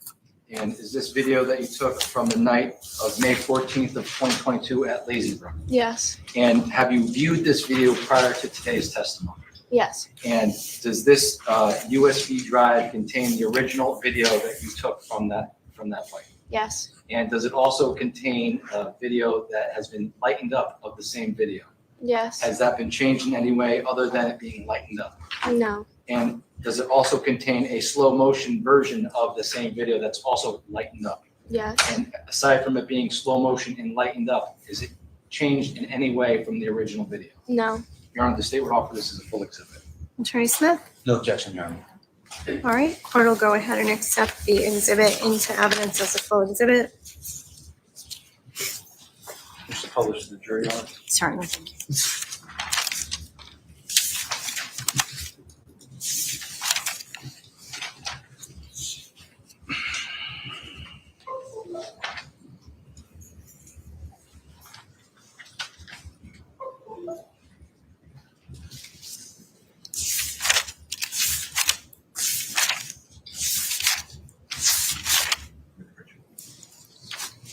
We're gonna watch the three videos together. Right? Mhm.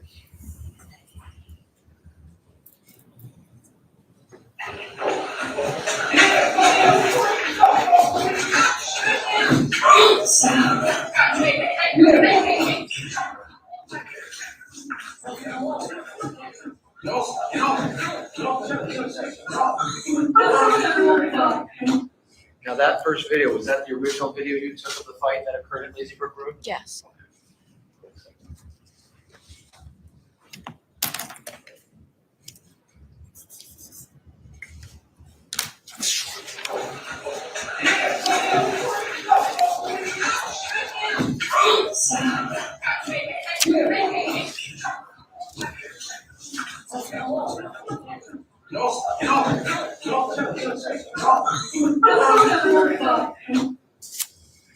Was that the lightened up version of the same video? Yes.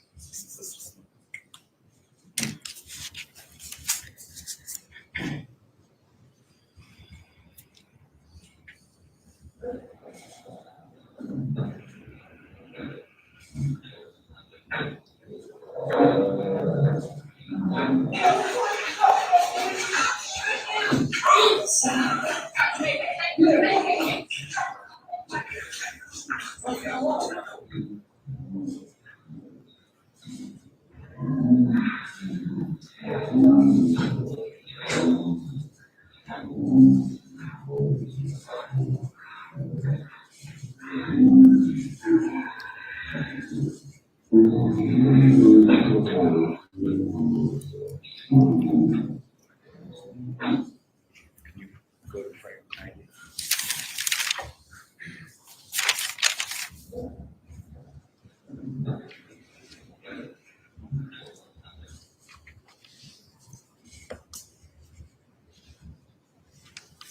You see the slow-mo version. The slow motion version has frames on the bottom. Okay? We're at frame 90 on State's Exhibit 58, the slow motion version. I'm going to ask you. Can I have this one? Can you tell me, do you know who this individual is right here to the left? Tyler? Tyler De Silva? Yes. Do you know who this individual is here in the center with the dark you pants able- and the helmet? Are you able to see the pointing? Can't see the pointing, Your Honor, but I can see the video and I'm fairly clear who it is he's pointing. Yes, Who that's is that? Lito. That's Lito, Mhm. the defendant? Yes, And who is this in the red sweatshirt here? that's Jack. And the kid in the green sweatshirt, do you know who that is? No, I don't know who that is. Is that one of the Shelton kids that came? I don't know. You don't know? Okay.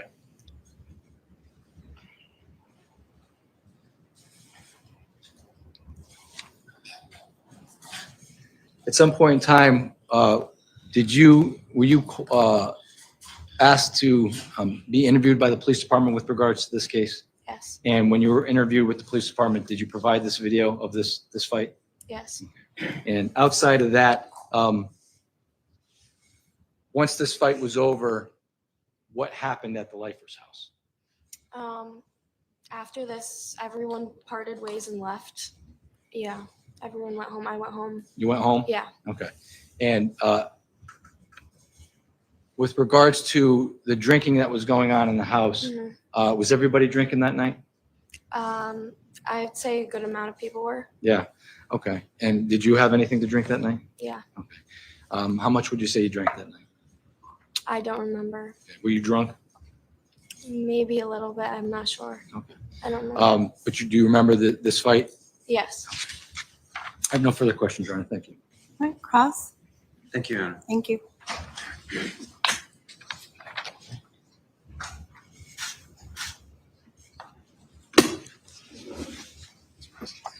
Good afternoon, Ms. Molnar.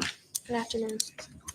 I'm just going to go over with you what you've testified to here, okay? Mhm.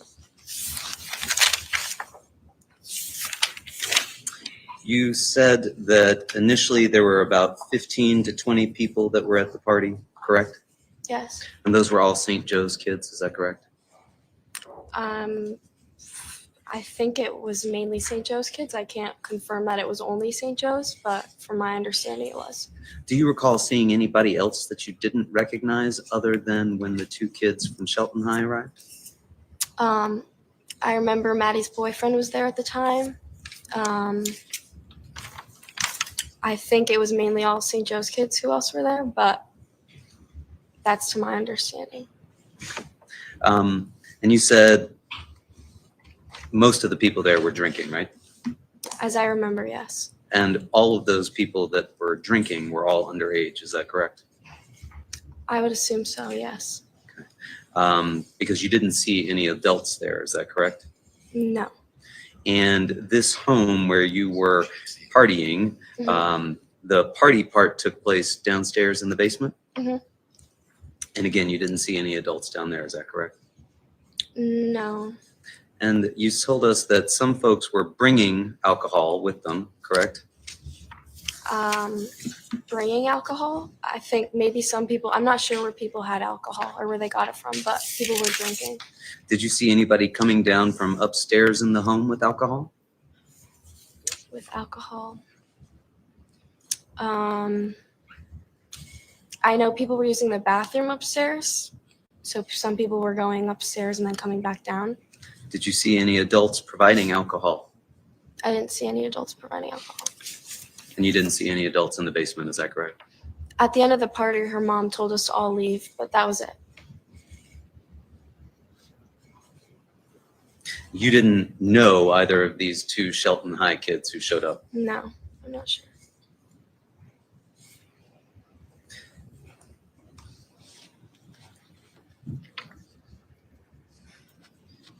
And you started to record this because you thought what was going to happen? It was kind of just out of impulse, I think.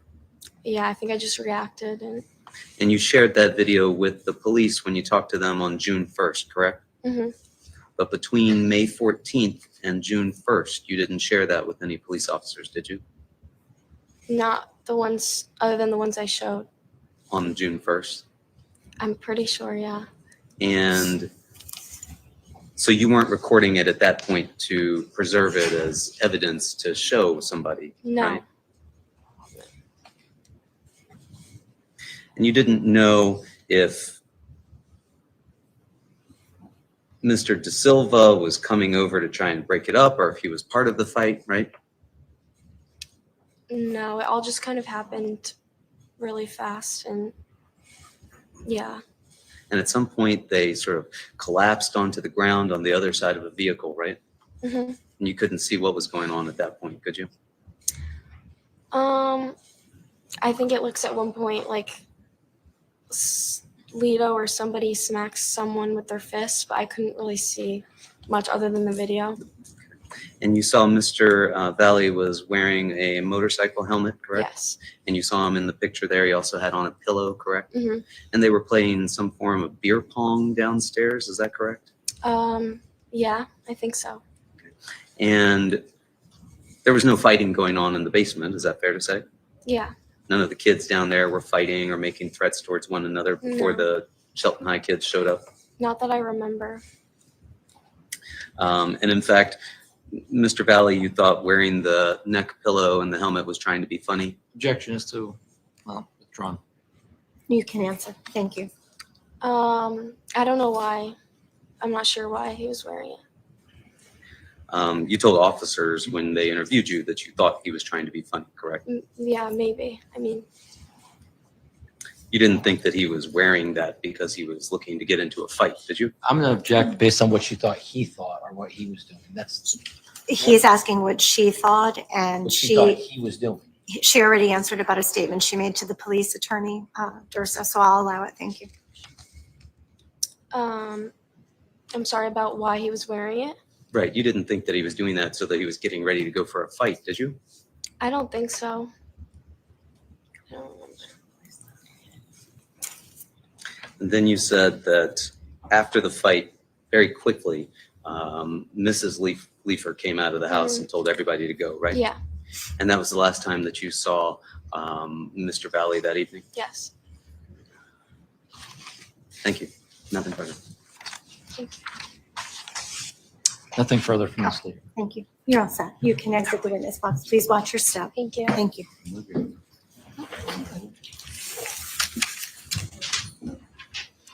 State calls Emily Robinson to stand. Thank you.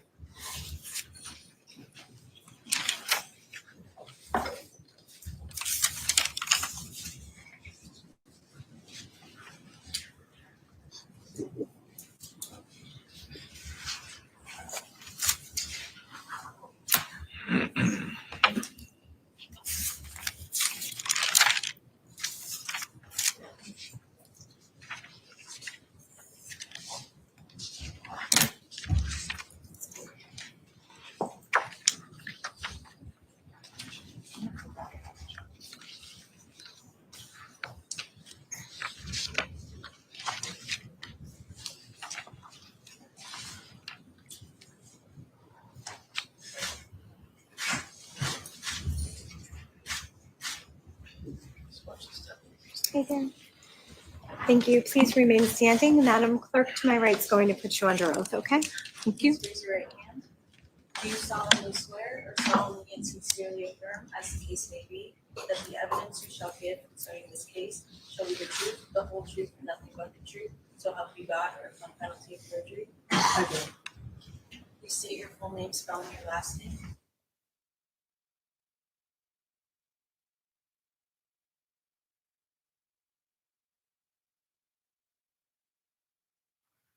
Attorney Messina, you may proceed. Thank you, Hannah. Thank you.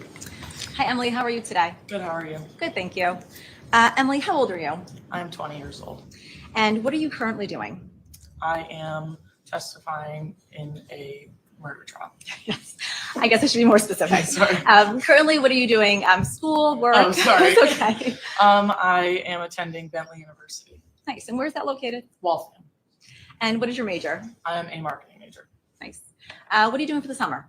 I am doing an internship in, I think, Berlin or somewhere in Connecticut. Okay. A sports management Cool. internship. You a little nervous today? A little bit. That's okay. Take a deep breath. Okay. So, do you recall us meeting before today's date? Yes. Okay. And what was the purpose of that meeting? Was to talk about the trial. Okay. And did I tell you to just tell us the truth and nothing but the truth? Yes. Did I tell you what to say? No. Emily, what high school did you attend? I went to St. Joseph High School. And I'm going to direct your attention to May of 2022. What year were you at St. Joe's? A junior. And did you play any sports at St. Joe's? Yes, I played girls soccer and girls lacrosse. And in May of 2022, were you on the girls lacrosse team? Yes.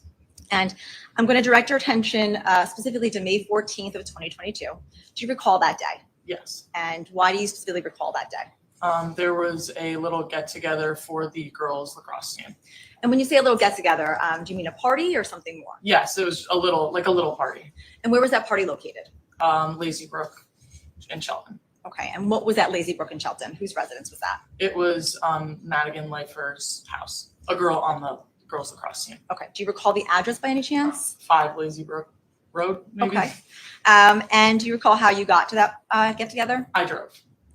And I'm going to direct your attention to 5 Lazy Brook. What time did you arrive at that location? I'm not too sure. Sometime around 5-ish. Okay. And when you got to the party, what was going on?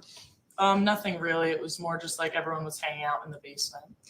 Approximately how many people were at this party? Around 20-ish. At some point as the night progressed, did the party get bigger? Yes. And how large would you say it got? How many people would you say were there later on in the night? I can't really recall. Okay. In attendance at the party, was it just St. Joe's girls lacrosse players, or were there other individuals there? There was more St. Joe's kids and some other kids from Shelton. Okay. And when you say some other kids from Shelton, how many other kids from Shelton were there? I'm not completely sure the exact number, but I do know that there was 2. Okay. In addition to, you said some of the girls lacrosse players, you indicated 2 Shelton High School students. Was there anyone else that was there that was not invited? Yes. Objection, Your Honor. Sustained. I'm going to strike the answer. Thank you. Just disregard it. It's not part of the evidence.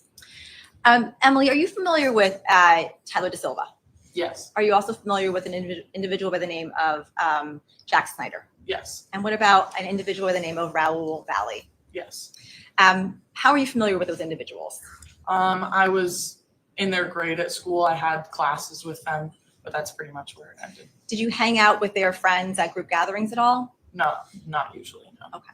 If you were to see them, for instance, out, would you recognize them? Yes. Okay. From those 3 individuals, do you recognize any of those individuals here today in court? Yes. Okay.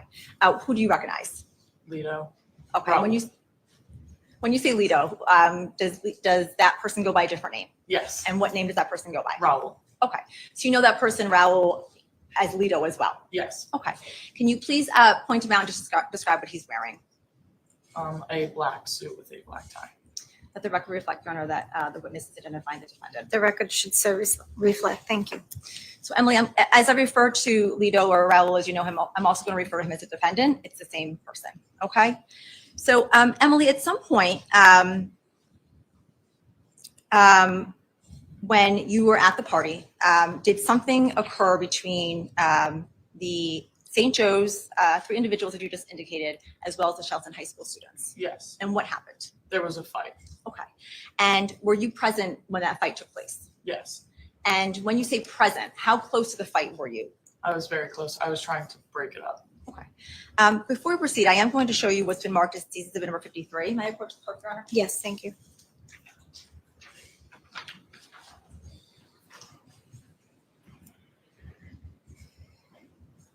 Emily, you have a screen in front of you here. Yes. Looking at stage 53, do you recognize the individual in this photograph? Yes. And who are those individuals? Jack Snyder in the red and Lido in the blue. And looking at stage 53, do you remember Lido, as you just indicated, wearing that helmet as well as the pillow around his neck? Yes. Okay. And from your recollection from that night at the party, do you recall if the defendant showed up wearing this helmet and the pillow, or did he retrieve it at the party? He got it at the party. Do you recall whose helmet that is that he's wearing? I do not know exactly. Okay. And when the fight broke out that you observed, do you recall if the defendant was wearing that helmet during the fight? He was. Okay. Now, directing your attention back to the party that night, what was happening at the party? Was there drinking going on? Were there games being played? Explain. Yes, there was drinking going on, and there was some games being played like beer pong and other drinking games. Okay. What type of alcohol was being consumed, if you recall? Mostly beer and some alcoholic like seltzers. Had you been drinking? Yes. How many alcoholic beverages had you consumed? I don't remember. Were you had you been drinking to the point where you were drunk, not able to stand, or No, I was no. okay? And you indicated you had driven to the party that night. Yes. Now, did you observe Lido or Raul drinking that night? Yes. And looking at C53, do you see the blue liquid that the defendant is holding in his hand there? Yes. Do you recall what that is? Do you know what that is? Now, the individuals that arrived from Shelton High School, as you indicated, do you know the names of those individuals? I did not at the time, but I did later learn that it was Griffin and Ryan. Okay. And when you say later on, did you have interactions with them? Yes, after the fight, one of my friends drove them away. And is that when you learned their names? Yes, yeah, in the car. Now, when, as you indicated, Ryan and Griffin arrived at 5 Lazy Brook, if you can recall, or if you observed, how did the defendant, Jack, and Tyler DeSilva react? They did not want them there. Okay, and how do you know that? What were they doing, without going into what they were saying, how were they observed? Trying to kick them out. Okay. Would you say it was a bit of a hostile interaction? Yeah. Now, at some point, you indicated a fight broke out. Do you recall what that fight was over? It was over like a little case of beer. Okay, and when you say it was over a little case of beer, explain. The Lido and like the others had taken it from them and wanted them to leave. And Ryan wanted the beer back and then he would leave. But so that's why they fought over the alcohol. Okay. Were you standing there when were you observing this? You were observing the beer being taken and then Ryan wanting that beer back? Yes. Okay. And to your knowledge, did the boys from St. Joe's give the beer back to Ryan at that point? No. Okay. And because the beer was not given back, what occurred? That's when the fight broke out. And when you say a fight broke out, you indicated you observed the fight. To your recollection, explain what you observed when the fight happened. I saw Lido punch Ryan from behind, and then that's when everyone started fighting. Okay. And when you see everyone, who else was fighting? Jack, Tyler, and Lido. Now, obviously from stage 53, you can see here, you indicated Jack is wearing the red sweatshirt, Lido is wearing the blue shirt. What was Tyler wearing that night, if you can recall? A light blue jersey. Now, you had said that you were saying certain things during the fight when it was going on. Yes. What were you saying? Trying to break it up. Okay. And were you successful in breaking up the fight? No, not really. In addition to, as you said, you observed Lido hit someone in the back of the head. Yes. Did you observe the defendant doing anything else during that fight? Near the end of the fight, he headbutted Ryan, who was on the ground with the helmet on. So when you say headbutted, explain to the members of the jury what you mean by that.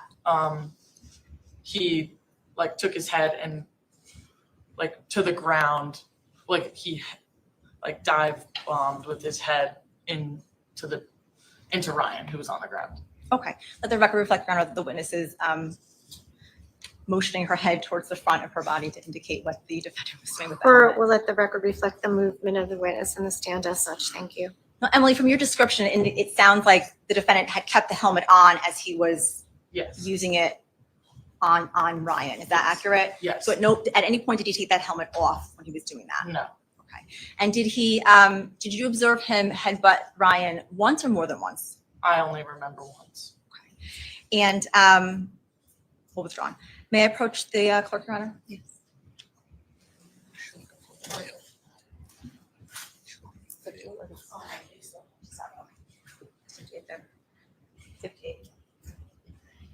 Emily, I'm going to show you what's marked as C58.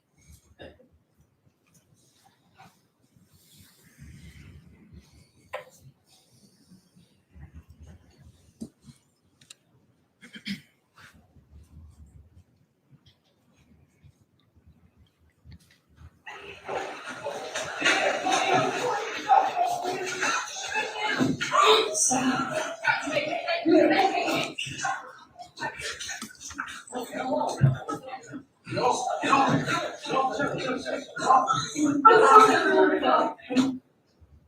you remember seeing that video? Yes. Okay, do you recall who took that video? Bella Molnar. I'm sorry? Bella Molnar. Okay, do you know Bella Molnar? Yes, we were in the same grade. So she was a friend of yours? Yes. And if we could just have a play the slowed down version, go to frame 90, please, thank you. I'm gonna show you a clip from one of the versions of that video.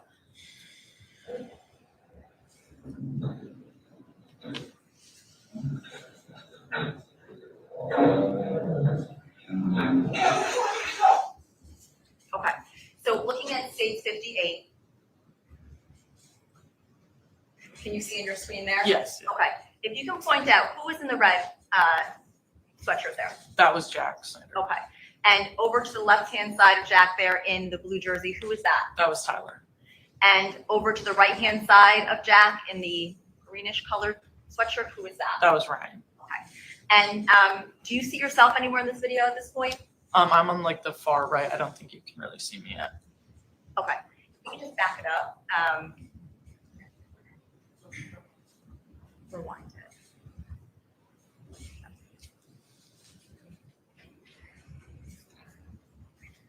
Do you see yourself here? Yeah, I'm in the white shirt. Okay, and so towards the back side of the video? Yes, to not the far right, but just over from the person on the far right. If we can play that normally.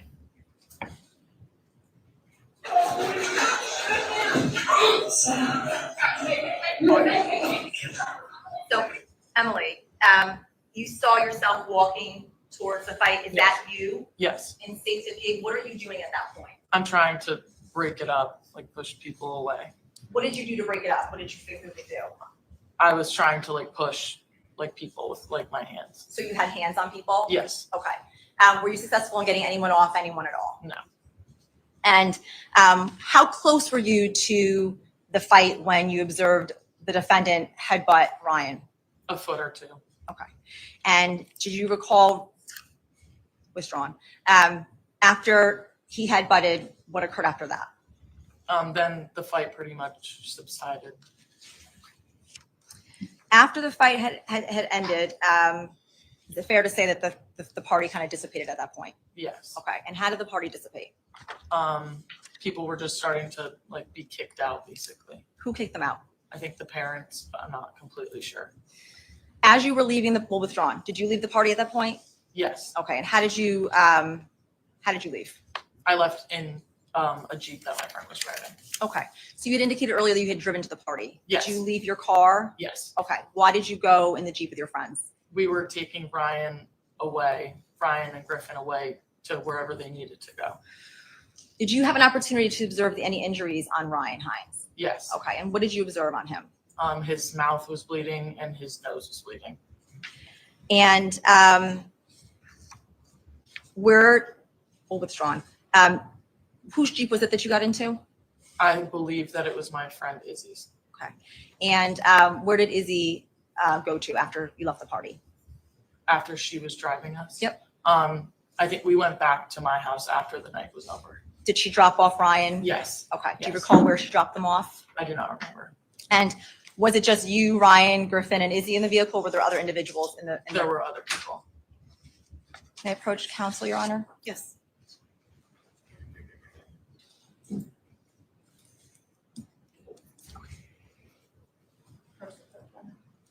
Thank you.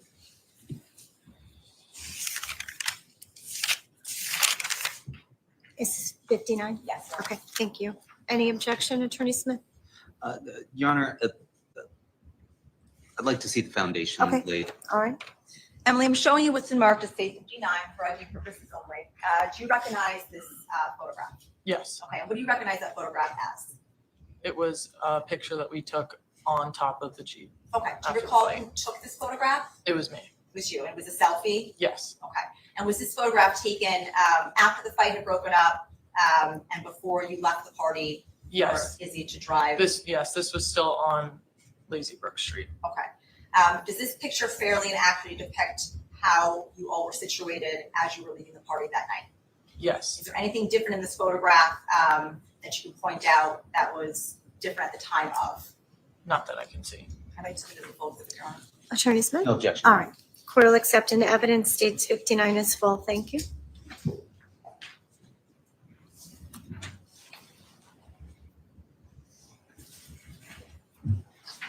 Emily, I'm showing you State 59, which is now a full exhibit.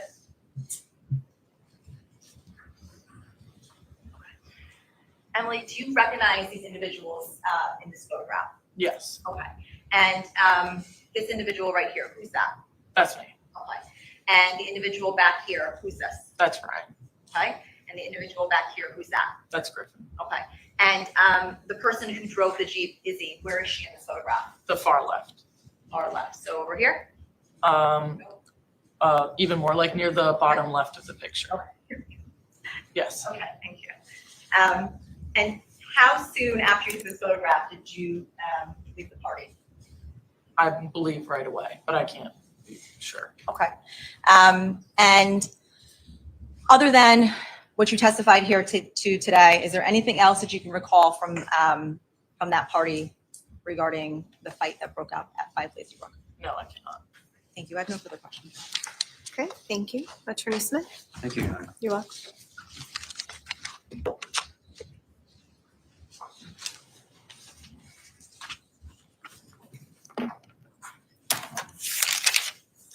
Good afternoon. How are you, Ms. Robinson? Good, how are you? Doing well. So just want to ask you a few questions, and let's start where we ended. Exhibit number 59. That turned around.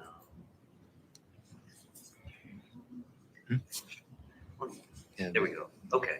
You have described yourself as being in the bottom right-hand corner, correct? Yes. And in your hand, is this one of those hard seltzers you described? Yes. Is that also seen in your hand when you are trying to break up the fight? Yes. And who is this person that is directly behind you wearing the green shirt and putting her tongue out? Maeve. Maeve? Yes. Does she go to St. Joseph? Where Yes. she did that time? Yes. And you said behind Maeve is Ryan Hines, correct? Yes. And who is directly to Ryan Hines's right wearing a blue hat? Casey. Casey. Is that also a St. Joe's, or was that a St. Joe's? Yes. And Casey, is she holding a beer?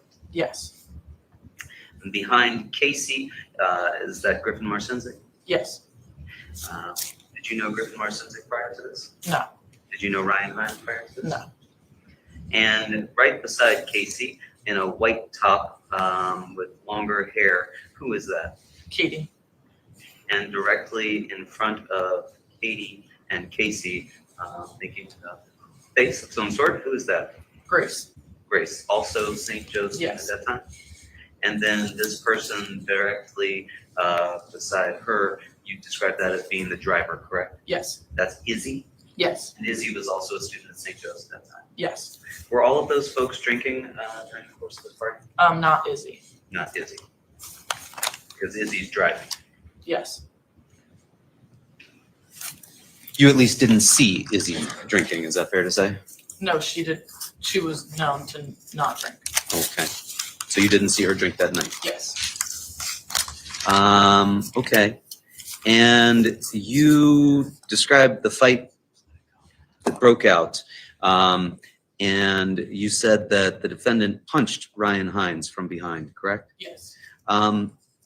You watched that video with us there of the fight that that Ms. Molnar recorded? And did that capture the initial breakout of the fight? Yes, that was the start of it. It didn't capture, however, Mr. Snyder and Mr. Hines having a discussion about fighting for the beer, right? Yes, it was not. Because there was a point where Mr. Snyder asked Ryan if he wanted to fight for the beer, right? Yes, But we don't see that on that video, is that fair to say? you do not. But we do see them squaring up, and then we see Mr. Hines backing up a little bit, right? Yes, And he backs up into Mr. Valle, right? I would say I can't. I can't tell from the video. You weren't paying attention to that when it happened? I guess no. What were you focused on when the fight broke out? I was just watching it all go down. You didn't know Mr. Hines at that point? No, I did not. Would you say you were more focused on the St. Joe's kids that you did know or on the kids that you didn't know? I wasn't focused on one in particular.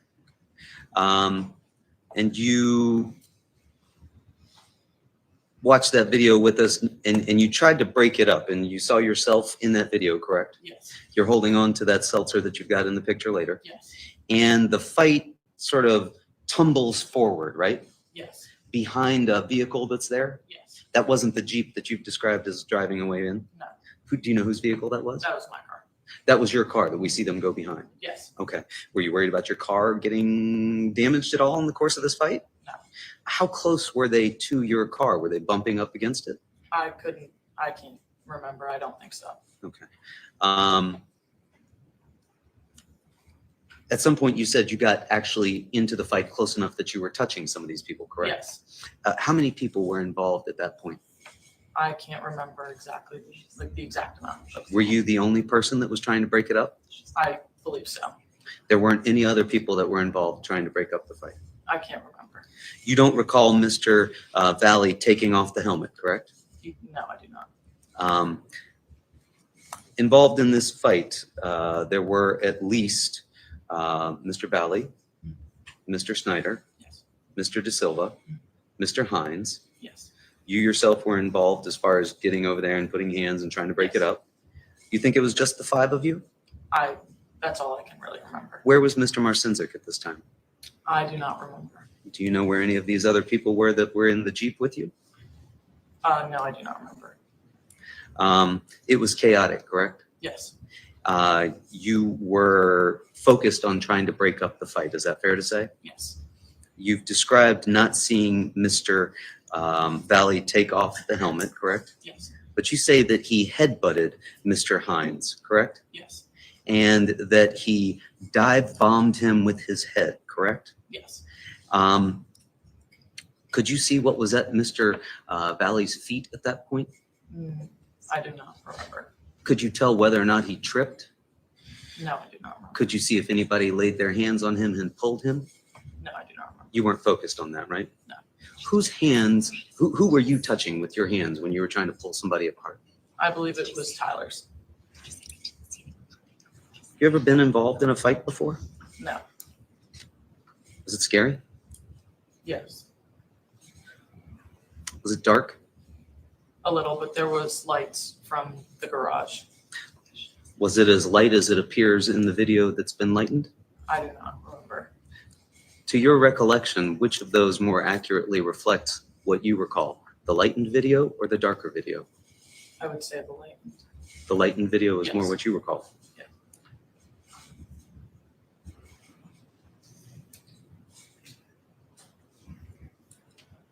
When did you first learn about the video that Ms. Molnar took? I do not remember. Did she show it to you? No. Who showed it to you? I think it was on on a story on my phone. It was on a story on your phone? Yes. Can you educate me a little bit? When you say on a story, what do you mean? Like Snapchat. Like someone posted it on their story on Snapchat. All right, I'm going to show my age yet again. On your Snapchat, you posted a story. Can you describe for me what that is if I'm somebody who doesn't know? Someone else had taken a video and posted it so that other people who they have chosen could see it. Do you remember who that was? I would believe it's Bella, but I can't remember. So Bella posted that video on her story on her Instagram? On Snapchat. I believe it was Bella. Snapchat. Okay. Snapchat, is that the app that allows you to message, but the messages disappear? Yes. So how were you able to view this on her Snapchat? She posted it so that other people could see it, and then you can watch it for like a certain amount of time. It's like 24 hours, and then it goes away. And how soon after the fight do you recall her posting that? I do not recall. Same day? I believe so, but I don't remember. So you had seen this video prior to speaking with officers on May 26th. Yes, Did you tell them about the existence of the video? I do not remember.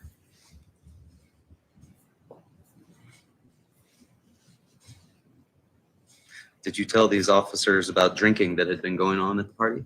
Yes,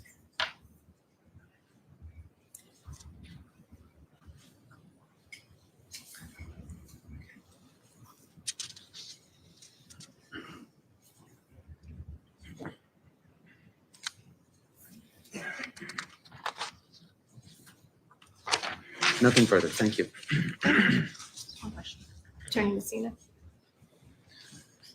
Emily, counsel just asked you on cross-examination if you had seen anyone trip Lito. Do you recall seeing that at all? no, Do you recall seeing anyone push Lito?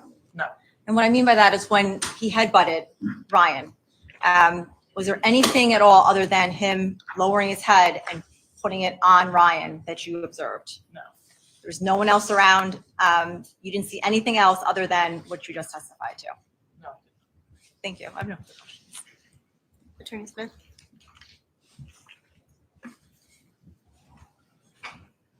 You just told us that you didn't see anyone trip or push the defendant, correct? Yes, You told us that night you had your hands on Mr. De Silva, correct? yes. Was your focus on what Mr. Valle was doing at that point? It was more on the whole fight itself. How many times have you seen that video that we've just watched? A handful of times, maybe 10. I'm not sure the exact amount. And what effect do you think watching that video 10 times has had on your recollection? I'm not sure. Are you able to tell what you recall from that night versus what you recall from having watched that video 10 times? Yes, And you can distinguish those two things here for us. yes. Thank you. Anything further? You may exit the witness box. Thank you. Please watch your step.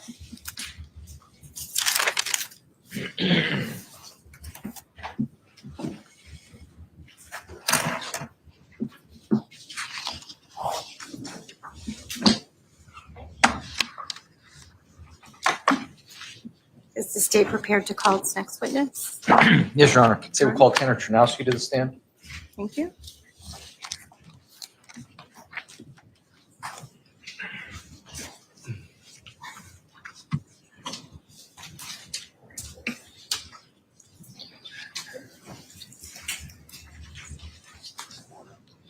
Counsel, will you do me a favor, please? Will you remove the two exhibits from the witness stand until we accept? Thank you. Okay, it has.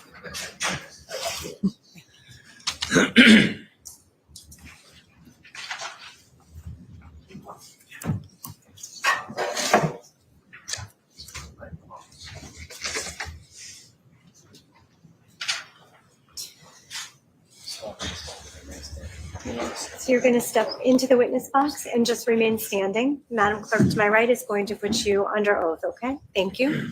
Please raise your right hand. Do you solemnly swear or solemnly and sincerely affirm, as the case may be, that the evidence you shall give concerning this case shall be the truth, the whole truth, and nothing but the truth, so help you God, or if I'm found to be perjured? Please state your full name, spelling your last name. Tanner Czerkowski. Can you spell your last name? That's CHERNOWSKY. Please state your address. 108 Division Ave, Shelton. Thank you. All right, you may be seated. Thank you. Good afternoon, Tanner. Can you do me a favor? Keep your voice up. You're soft spoken, okay? Okay. Tanner, how old are you currently? I'm 21 years old. And are you currently in school? No, I'm not. Are you working? Yes. What do you do? I work at Extra Duty Solutions in Shelton. And how long have you been doing that for? Since last October, over a year now. And did you go to high school? Yes. Where did you go to high school? Shelton High School. And what year did you graduate? 2021. And prior to your testimony today, did you and I meet before? Yes. How many times did we meet? About 2 or 3. And what did we discuss? Just about the case, and I would have to come testify. And I want to direct your attention to May 14th of 2022. How old were you back then? I was 18 years old. And were you in school at that point? Nope, I just graduated. Did you graduate the year before in 21? Yes, the year before. And I want to direct your attention to later on that night. Okay. Can you tell the ladies and gentlemen of the jury what you were doing early? I would rephrase it as earlier that night. So earlier that night, I was at my brother's house, and he was having a little bit of a get together. And then I received a call to give Ryan and Griffin a ride to another party in Shelby. So what time would you say you were at your brother's house? I do not recall exactly what time, but earlier in the night. And when you were at your brother's house, were you drinking any alcohol at that point? Not prior. And at some point, you say you left to go give Ryan and Griffin a ride? Yes. And where did you give them a ride? I gave them a ride to Lazy Brook, which I found out later was the Life's house. So Lazy Brook Road? Yes. And when you gave them a ride to Lazy Brook Road, where did you go pick them up first? From Natalia Ritzik's house. Natalia Ridzik. Yes. And you brought them from Natalia Ridzik's house to Lazy Brook. Yes. And when you got to Lazy Brook, what time of night would you say it was? A little later in the night, to relatively around 10-ish o'clock. Okay. And when you got to Lazy Brook, do you recall whether or not Griffin and or Ryan had anything with them at that moment? I do not. I didn't really examine them upon them getting in my car. Okay. And when at some point in time, you got to Lazy Brook, and did they get out of the car? Yes. And did you park the car and get out as well? No. What did you do? Once they got out of the car and shut the doors, I went back to my brother's house. And when you got back to your brother's house, what were you doing when you got back to your brother's house? Once I got back to my brother's house, I had a couple drinks. And what kind of drinks were you having? I do not recall exactly, but seltzers. How long would you say you were at your brother's house for? I do not recall exactly. Did there come a time when you were at your brother's house where you were made aware of an incident that happened at Lazy Brook concerning Griffin and Ryan? Yes. And when you found that out, what, if anything, did you do with regards to withdrawing? Did you try to communicate or call Griffin or Ryan? So I answered Ryan's call, which he informed me of an incident that happened. Objection, Your Honor, hearsay. Without telling us what he said. Hold on a minute. Let me just deal with the objection. Okay, I'm just going to stop you. So I'll sustain the objection to the extent it was hearsay. I will go ahead and everything from after, yes, I received a call, to what Ryan said will be stricken from the evidence. I'm instructing the jury to disregard it. You'll get a final instruction at the end of this case during your jury charge to further explain stricken evidence and how that applies to your deliberations. Okay, so I'll allow you to continue. Thank you, Your Honor. Thank you. Yes. May the witness just be reminded to keep his voice up. It's hard to hear here with the fan going. Yes, certainly. Okay. So I am going to ask you, the microphone does Yep, not mic. such a great job in terms of amplifying, but if you could speak into it and just remember to try to keep your voice up and also direct your answers to the jury. Thank you so much. So at some point in time when you're at your brother's house, you received a phone call from Ryan Hines. And based on your discussion, you were made aware of an incident that happened in Lazy Brook. Yes. And when that happened, what, if anything, did you do? I then was concerned, made sure he was okay, but I was informed that he. Yeah. Without telling us what was said. Can you rephrase one more time? So when you had this conversation with Ryan, Mhm. did you at some point leave your brother's house? Yes. Okay. And did you drive from your brother's house? No, I did not. Why didn't you drive from your brother's house? Because I started drinking, so I asked a friend for a ride. And who did you ask for a ride? Alex Bernstein. Alex Bernstein? How do you know Alex Bernstein? We met through mutual friends, but we have grew close over the years. And when Alex Bernstein picked you up, where did he take you? To Tyler Rich's house. And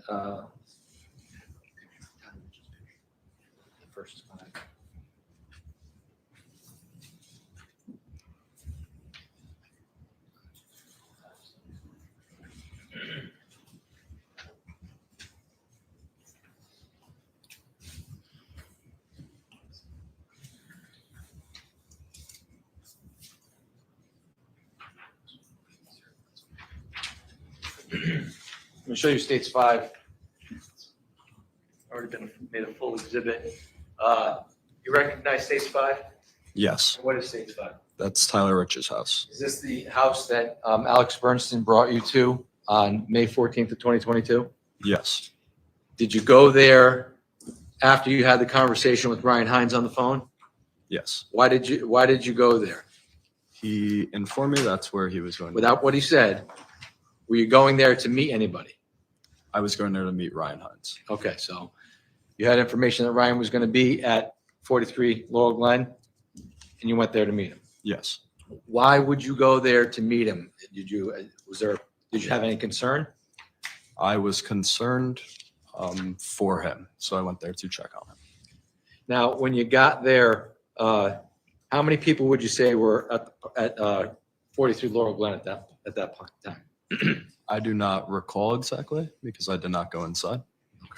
Now, are you familiar with? Certainly.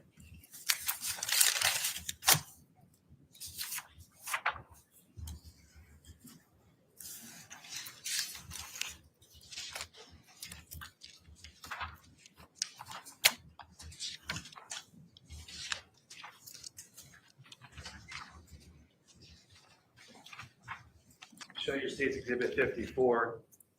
You recognize state's 54? Yes, Who is that person? it's Faison. Faison Teal? Yes, How do you know Faison Teal? we grew up together going to the Boys and Girls Club. Do you recall whether or not Faison Teal was at Tyler Rich's house on May 14th of 2022? Yes, Showing you state's exhibit 55. You recognize 55? yes, And who is that in the picture?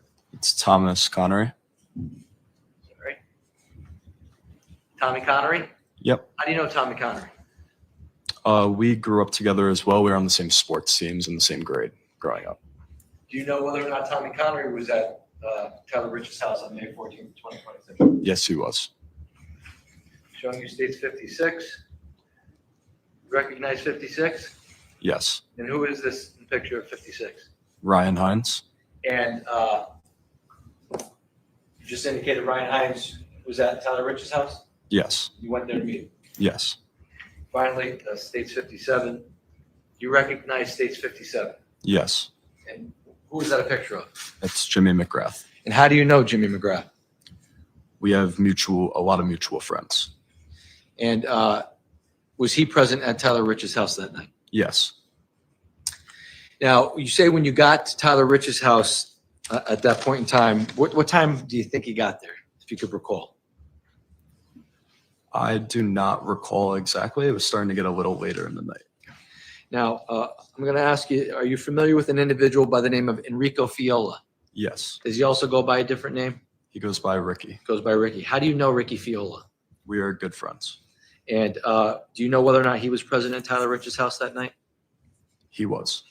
And are you familiar with Sal Perry? Yes, How are you familiar with Sal Perry? we're friends as well. And do you know whether or not Mr. Perry was at Tyler Rich's house that night? Yes, he was. And how about Mike Sampieri? Yep, How do you know Mike Sampieri? we are friends. And was he present at Tyler Rich's house that night? Yes, he was. Alex Bernstein was with you? Yes, And how about Charlie Connery? Do you know Charlie Connery? yes. How do you know Charlie? I grew up with his brother Tommy playing sports, so I was always around him growing up. Do you know whether or not Charlie was at Tyler Rich's house that Yes, night? he was. How about Jacob Villalobos? Yes, How do you know Jacob Villalobos? he was on the same football team as me growing up. And do you know whether or not Jake Villalobos was at Tyler Rich's house that night? Yes, he was. And how do you know Tyler Rich? We're in the same friend group. And how about Matt Lockovich? You know Matt Lockovich? Yes, How do you know him? we are also in the same friend group. And was Matt Lockovich at Tyler Rich's house that night? Yes, he was.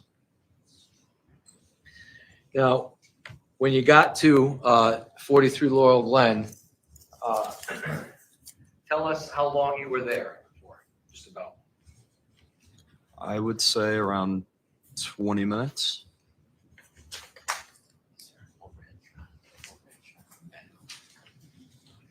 And when you say you were there for 20 minutes, When you were there, what were you doing?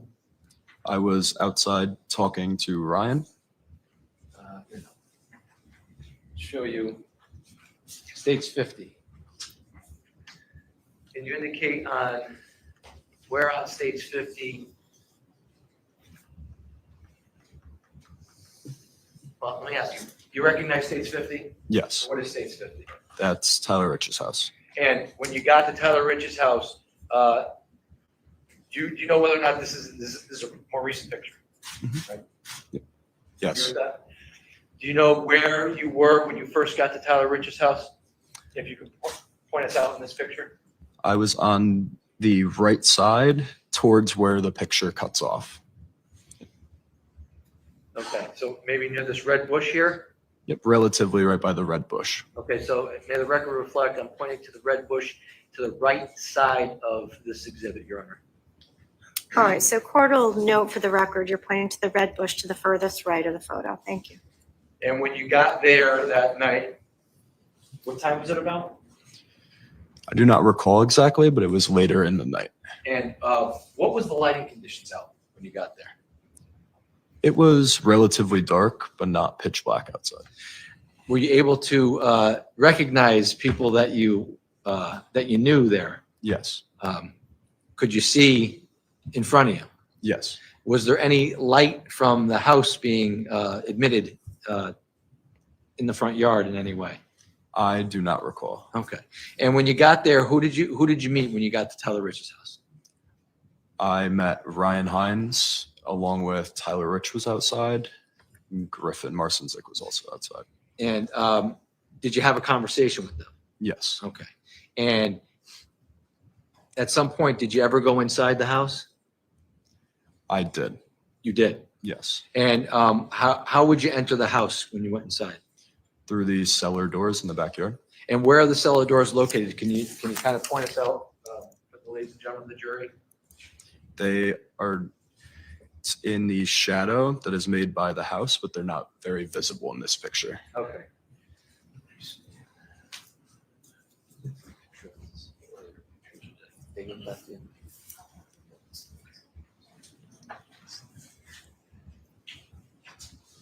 All right, I'm showing you States Exhibit 5. Can you see on States 5 where you would have entered the side of the house? Yes, right to the side of the metal object that's sticking out above the ground. So right here? Yes, Okay. And what is, may the record reflect, Your Honor, there is a clearing, looks like there's trees, but there's a clearing in front of the blue truck where what appears to be a AC unit. And that's what I'm pointing to. Is that All right. where you entered? yes. Court will allow the record to reflect that that's the area that's been indicated. Thank you. And what is located over here? To the right of the AC unit, there is cellar doors on the floor. And you would go inside the cellar doors? Yes, And when you went inside the cellar doors, what kinds of things were going on inside the house?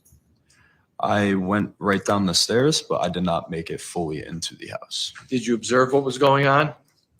No, I did not. Was anybody drinking at the party? Not to my knowledge, because I did not make it inside the house. Were you drinking when you got to Tyler Rich's house? No, So the only alcohol that you had up until this point was the couple of seltzers that you had at your brother's house? yes,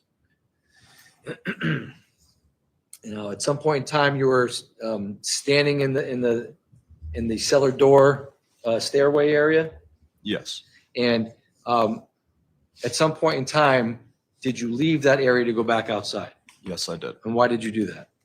I was standing at the cellar doors, and then I heard yelling that they were back. And that's when I made my way back to the front.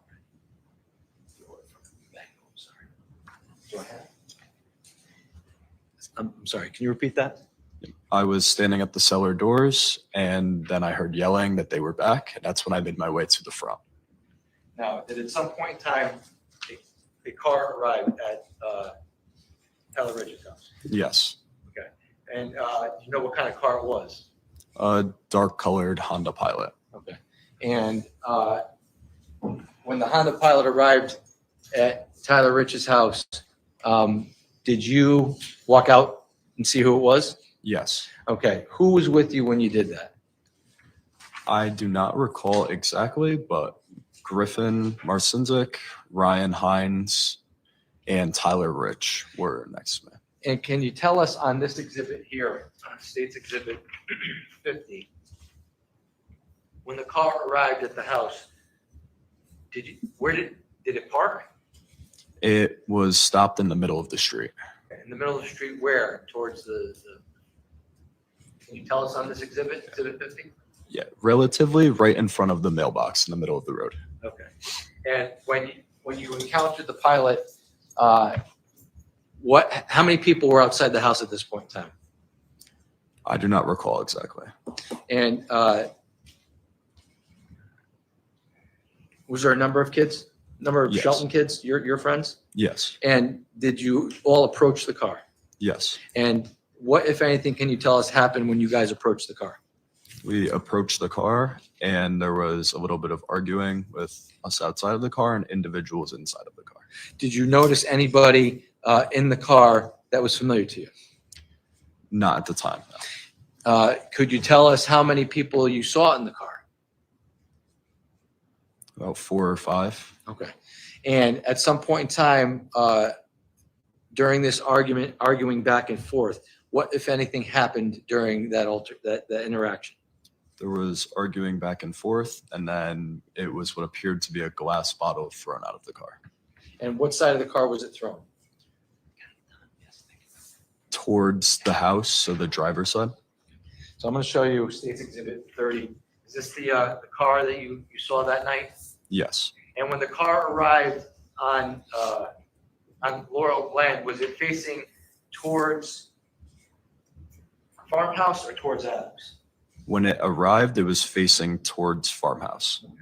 And you said somebody threw a bottle out of the car? Yes. Okay. And was it a glass bottle or was it a plastic bottle? It was a glass bottle. And when the bottle was thrown, did that come from the driver's side, the rear passenger side, or from the opposite side of the vehicle? It If you was can the recall. driver's side. And when the bottle was thrown, what, if anything, happened next between the individuals in the car and your friends? There was arguing and they sped off. At some point in time, do you recall whether or not anybody else threw things from the car or anybody from your friends threw things out the car? I do not recall.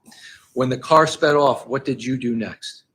I was walking back towards the cellar doors in the backyard because Tyler said for everybody to get back inside. Okay. And when you went back towards the cellar doors, did you hang out for a little bit? Yes. And when you were hanging out, were you drinking any alcohol? No. And at some point in time, did you exit the house again? Yes. Why did you exit the house? I heard yelling that they were back. And when you heard yelling that they were back, tell the ladies and gentlemen of the jury how you exited the house and what you did. I exited through the cellar doors in the back and I went through the clearing in between the house and the tree line. And once I made my way to the front yard, there was lights on. So I started a Snapchat video and there was already a fight started. I'm going to show you what's been marked as State's Exhibit 52. So once you came out of the Bilko doors, can you show the ladies and gentlemen on 52 where you walked to when you heard that they were back? Stand up. I walked through a clearing through here and towards the front with my back against the driveway. So you were in this area here, this grassy area here? Yes. And when you made your way over, withdrawn, when you were making your way over, had a fight had already started or was there just argument? There was already a fight started. Okay, and when the fight started, tell the ladies and gentlemen of the jury what you observed. I observed a chaotic scene and a fight in the middle of the grass, and there was flashlights around. Therefore, I started a video. Now, the fight that you observed, can you show on States 52 where the fight was occurring? Yes. was right in the middle of the grass out here. And when you walk down to the area between the square cement thing there, and we'll say between the mailbox and that's the area you were in? And so, go ahead. I was right about by the concrete slab right here. And at some point in time, the fight had already started, and you indicated that you did what? I then started a Snapchat video. And can you explain what a Snapchat video is? Yes, a Snapchat video is a social media app. And to start a video or take a picture, there's a little white circle at the bottom of your screen. So to take a video, you just hold down on the white button. And if your finger slips off that button, then the video will stop. Or to zoom in and out, you could go up and down. Anything you do to touch your screen will affect the video on the app. Is it possible? Now, how do you save that video? There is a button in the bottom left corner to save a video.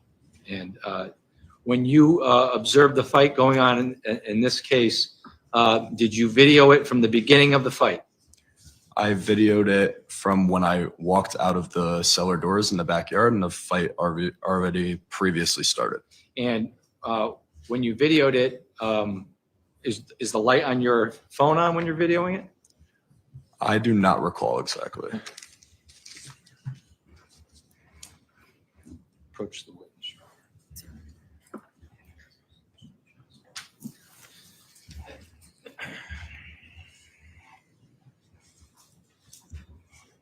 Showing you what's been marked as State's Exhibit 60 for identification. You recognize State 60? Yes, And what is State 60? that's the Snapchat video that I took.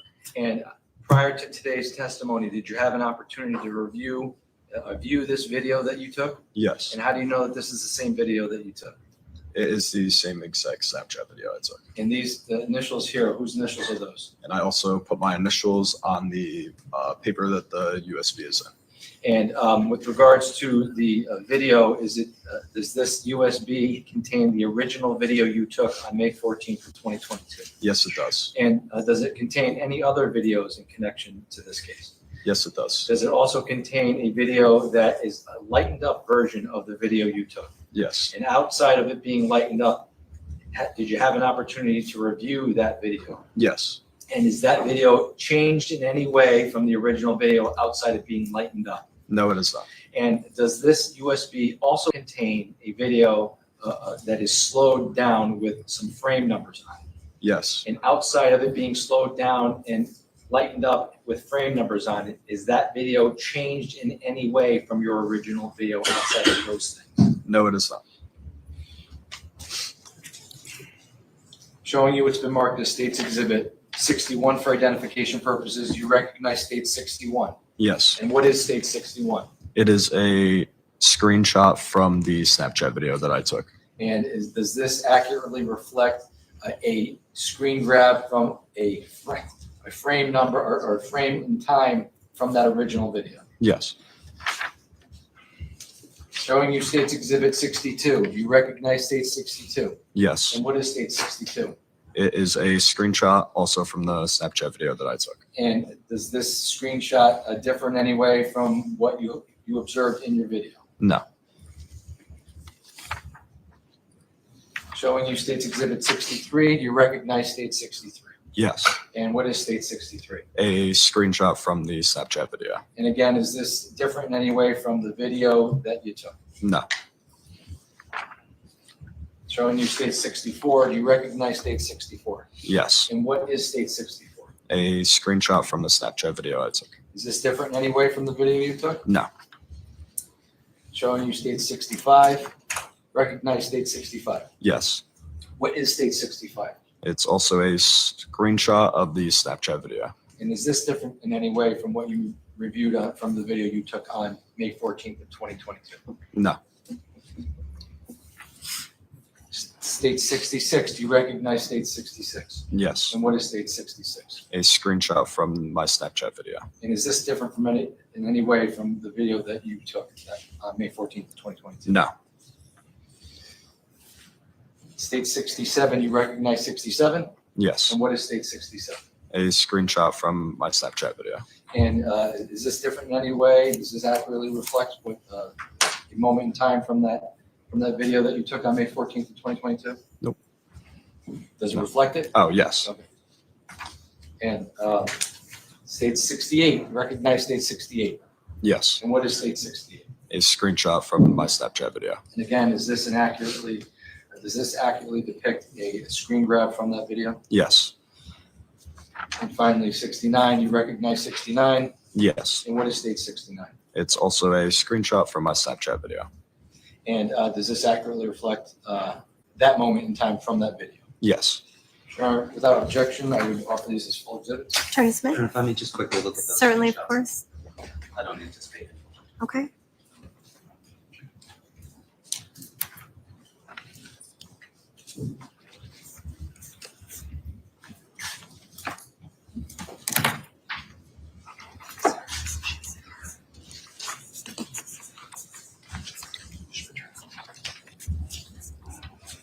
No objection, Your Honor. All right, with no objection, court will accept into evidence states 60 through 69 as full.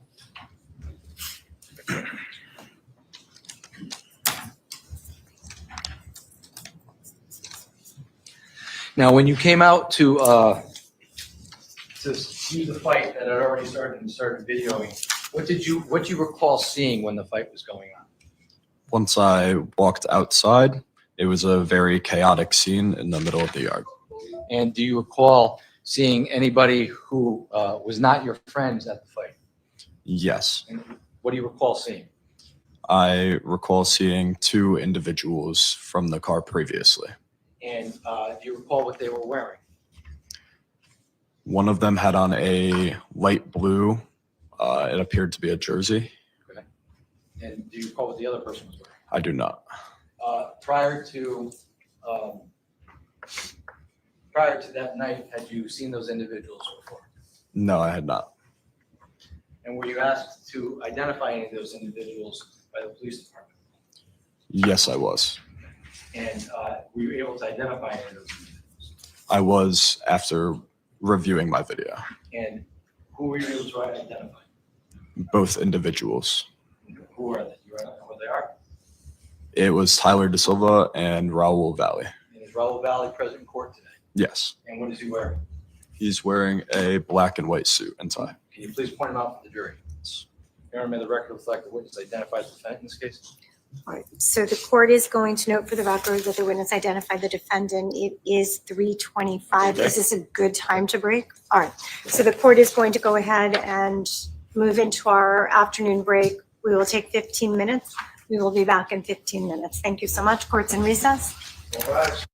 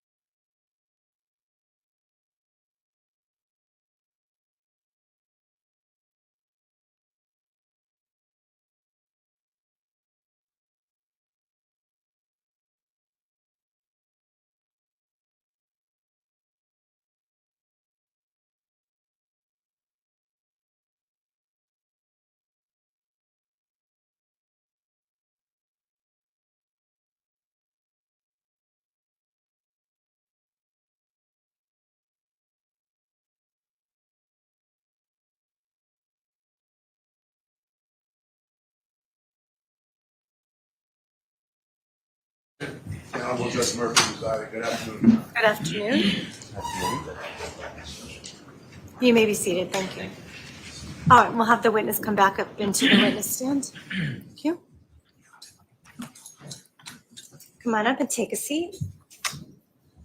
I am going to remind you that you do remain obligated to your oath that you took when you first entered the witness box, okay? Yes, Your Honor. Thank you. Madam Clerk, please bring in the jury.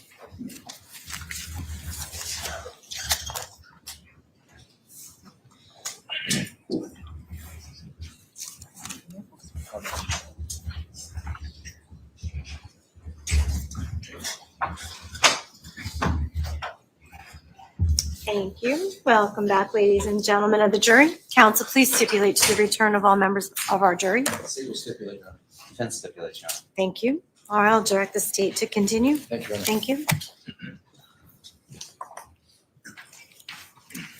Tanner, before we took the break, I was just about to ask you about the fight itself. What did you remember observing about the fight when you were recording it?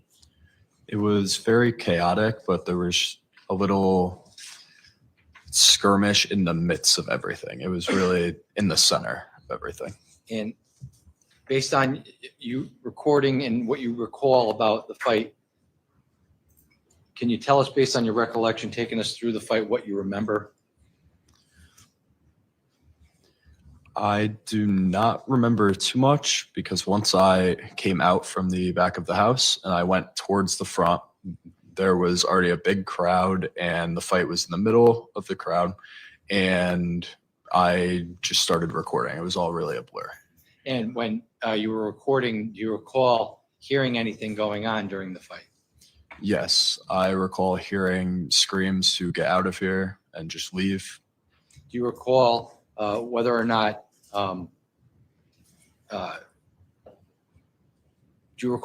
Charlie Connery said anything during the fight? Yes, What do you he recall? yelled, "He has a knife, he has a knife." And when you heard him yell, "He's got a knife, he's got a knife," what, if anything, did you do next? I do not recall exactly. He said it a few times, therefore it kind of registered in my head. And when it registered in your head, were you still recording the video? That is right when the video stopped. I'm going to show you State's Exhibit 60. We're going to play the original video.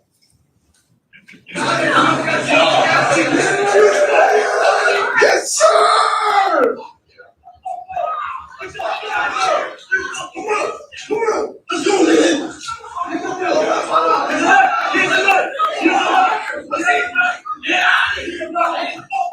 Was that the original video you took? Yes, it was.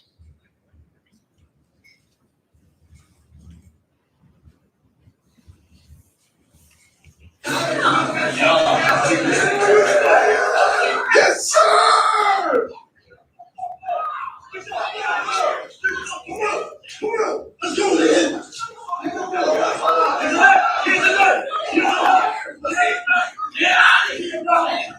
Was that the lightened up version? Yes, it was. Outside of being lightened up, any difference from what you originally? No.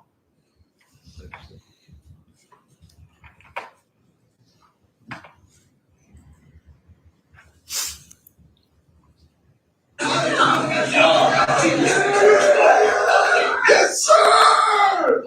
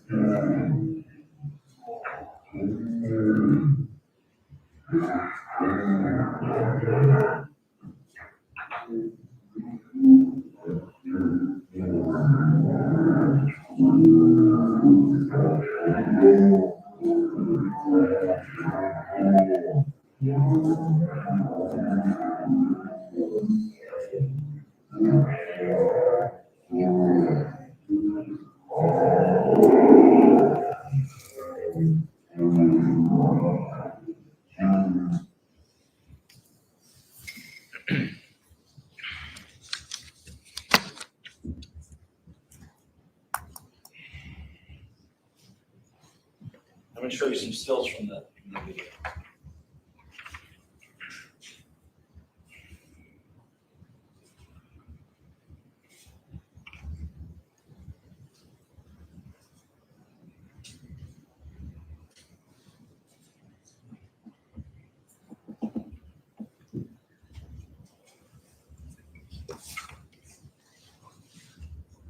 So I'm showing you State Exhibit 61. This individual right here to the left, with what appears to be pink shorts and white shirt, do you know who that is with the phone in his hand? Yes, that's Ricky Fiola. Rico Fiola, Ricky? Yes. State 62. Do you know who this individual is? Yes, that is one of the individuals that was originally in the car and in the fight. And do you know who that individual is? Yes, that's Raul Valle. Defendant? Yes. State 63.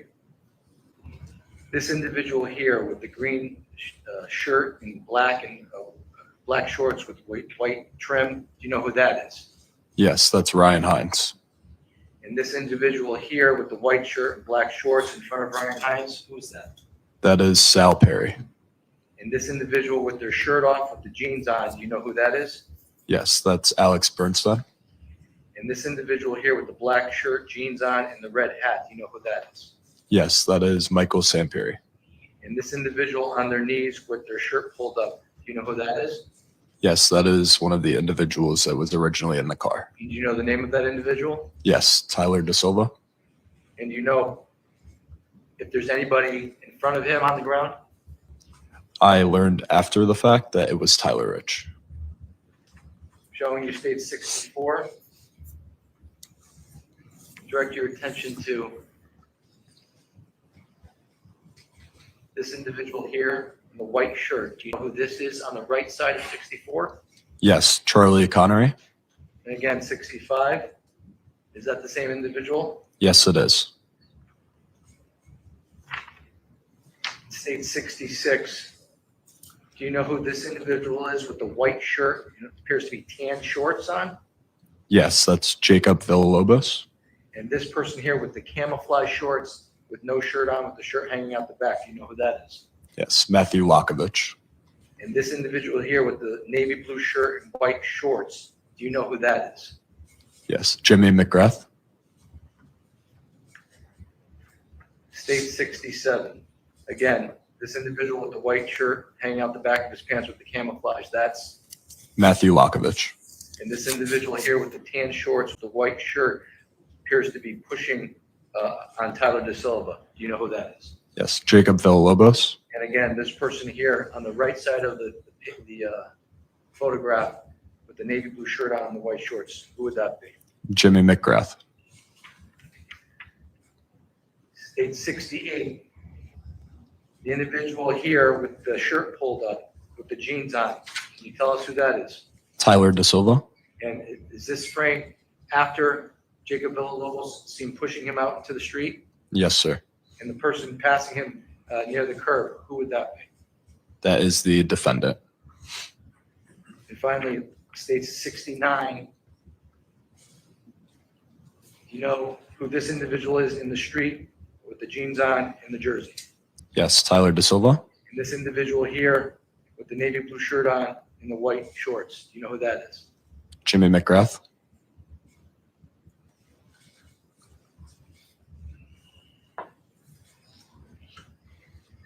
Now, when you stopped filming, withdrawn. After the fight ended, what did you observe? After the fight ended, I observed a chaotic scene where Jimmy was laying on the ground and the dark colored Honda Pilot sped away. What about Jimmy did you observe when you saw him on the ground? He was just laying in the grass with a bunch of people around him. And did you recall whether or not he had his shirt on at that moment? I do not recall. And did you notice anything else about any of your other friends after the fight was over? At that moment, I did not. What happened after the fight ended? What did you do next? When Jimmy was laying on the ground, he appeared to have wounds, and everyone was yelling to go get towels. So then I made my way back through the opening in the backyard and down the cellar doors to go look for towels to assist. And when you went to go look for towels, what, if anything, did you encounter in the basement? In the basement, I encountered Ryan Hines slouched up against the wall with his arm across him, seeming to be heavy breathing. And did you assist Ryan Hines? Yes, I asked why he was down there, and he was just out of breath. And then I lifted his arm up and saw a wound on his rib cage. And what side of his do you recall what side? I do not recall exactly. And when you witnessed the wound that Ryan Hines had, what if anything, did you do with regards to Ryan? I told him that he had to go outside to an ambulance right away, and I proceeded to get his mom's phone number. And did you call his mother? Yes. And after you called his mother, did you help him outside, or did you help him outside first and then call his mother? I helped him to the ambulance, and then I called his mother immediately after. And after that happened, do you recall whether or not you spoke to police officers? Yes. Where did you speak to the police officers? In the driveway. And at some point in time, did you speak to police officers again after that night? Yes, the following day. And when you spoke to police officers, did you provide the police officers with the video that we just saw? Yes, I did. And on May 14th of 2022, when you were coming out of the Bilko door and you were encountering the fight, did you have any weapons on you? No, I did not. Do you recall prior to the fight whether or not any of your friends had any weapons on them? No, they did not. And do you recall witnessing anybody during the fight from your friends with any weapons on them? No, I did not. Did you witness anybody else with any weapons on them that night? No. Did you see anybody actually get stabbed? No, I did not. To the best of your recollection, what you told us here today is what you remember? Yes. You said you had a couple beers at your brother's house and that was it? Yes. Were you intoxicated to the point where you couldn't recall everything that you just testified to today? No, I was not.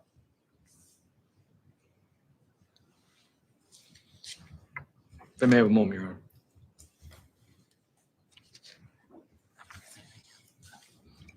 I have no further questions at this time. Attorney Smith? Thank you, Your Honor.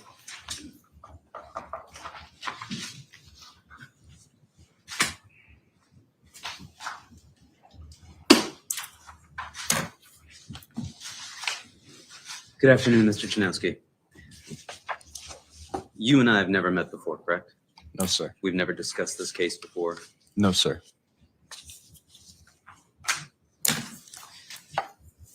You did, however, meet with the police and discuss this case, correct? Yes. And sir, it's your testimony that when you met with them on May 15th, you provided them with this video? I do not recall if it was on the 15th, but to the best of my knowledge, yes. Because you actually also met with them again on the 20th, did you not? Yes. Okay. Do you think maybe you provided it to them on the 20th and not on the 15th? Yes, it may have been on the 20th.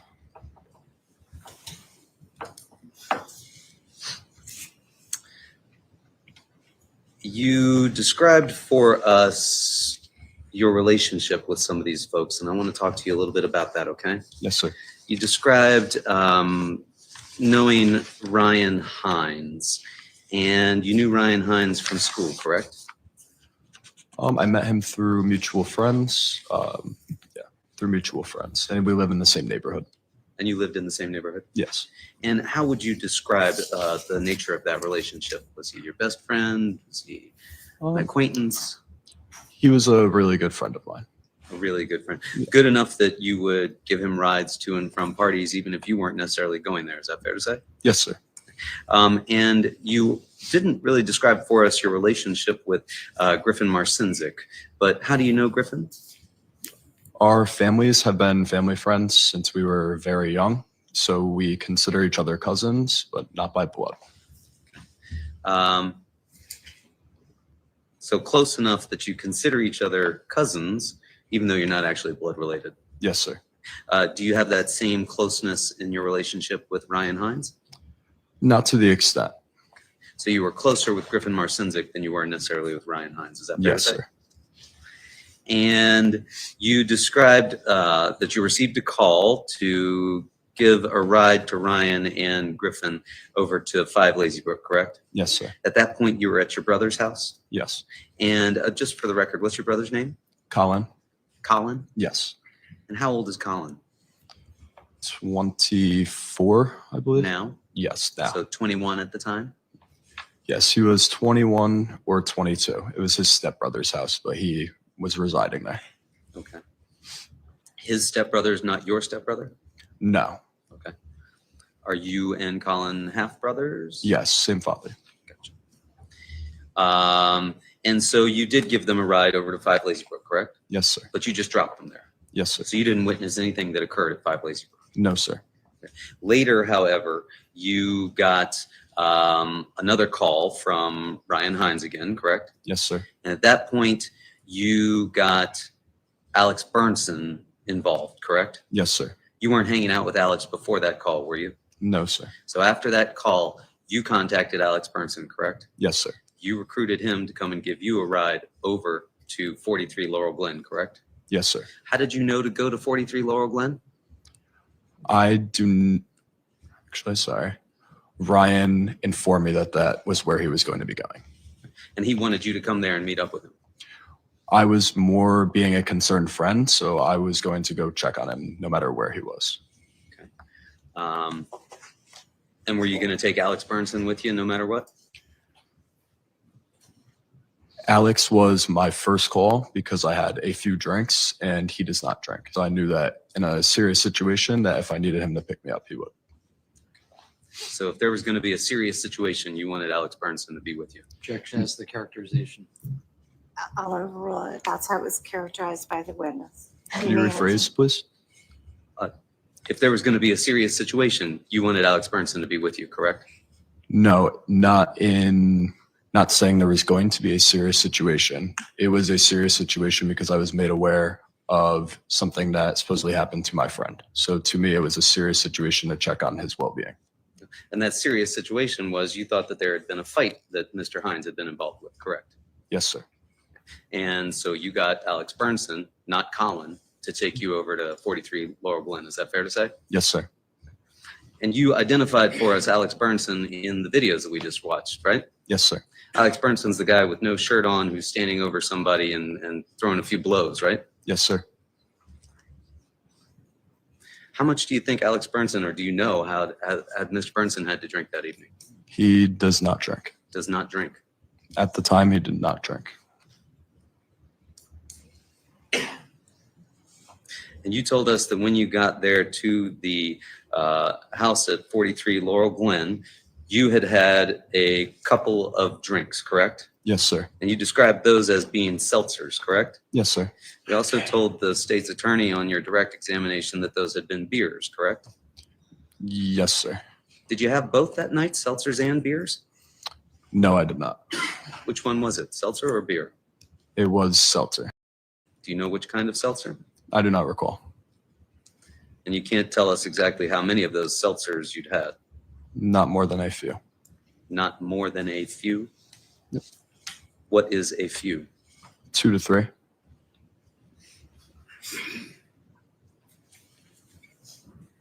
You can't recall how long you were at your brother's, correct? No, I cannot. But it was enough time at least to have a few seltzers. Yes, sir. Was anybody else drinking with you? At my brother's house? Yes. Yes. Who? I do not recall. My older brother's stepbrother's friends, their get together. And at this time you were 18, correct? Yes, sir. Who supplied you with those seltzers? I do not recall. It was a get together, so I really just grabbed them. But you don't recall who supplied you as an underage person with those seltzers? No, sir.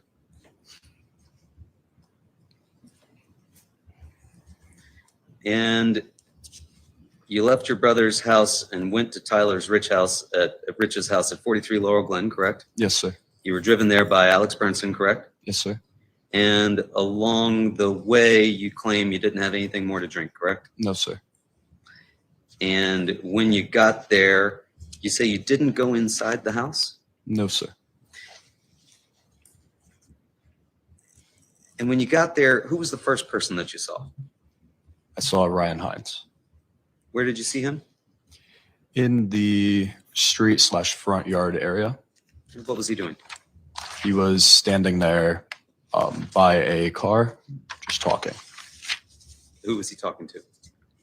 I do not recall exactly. I remember Griffin being out there and Tyler Rich. And so to your recollection, when you arrived, it was just Ryan Hines, Griffin Marcinzik, and Tyler Rich that were outside? To my knowledge, yes. Do you recall anybody else being there who you just didn't recognize?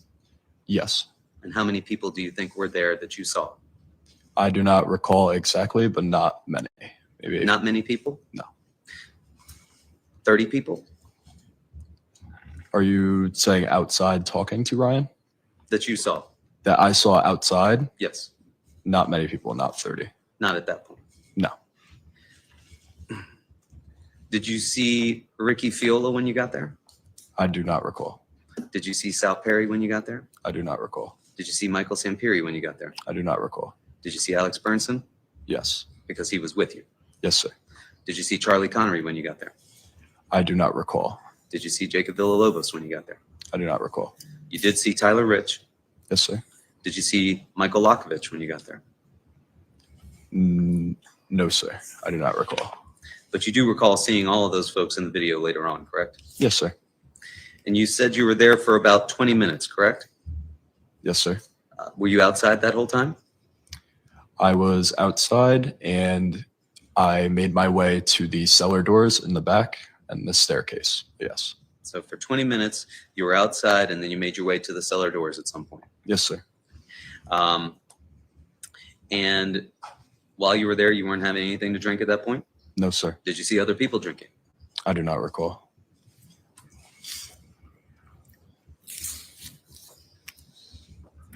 You say Ryan Hines was by a car?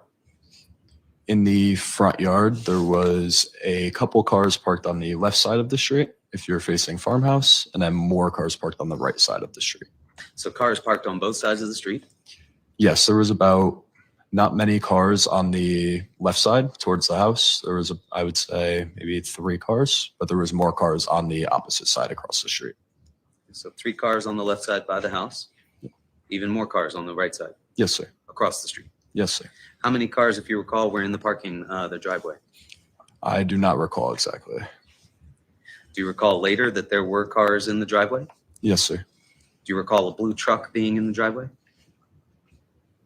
Yes, sir. Do you recall any other cars being in the driveway? I do not recall. Do you recall a basketball hoop being anywhere? Yes, sir. Where was that located? Right to the left side of the mailbox in the street.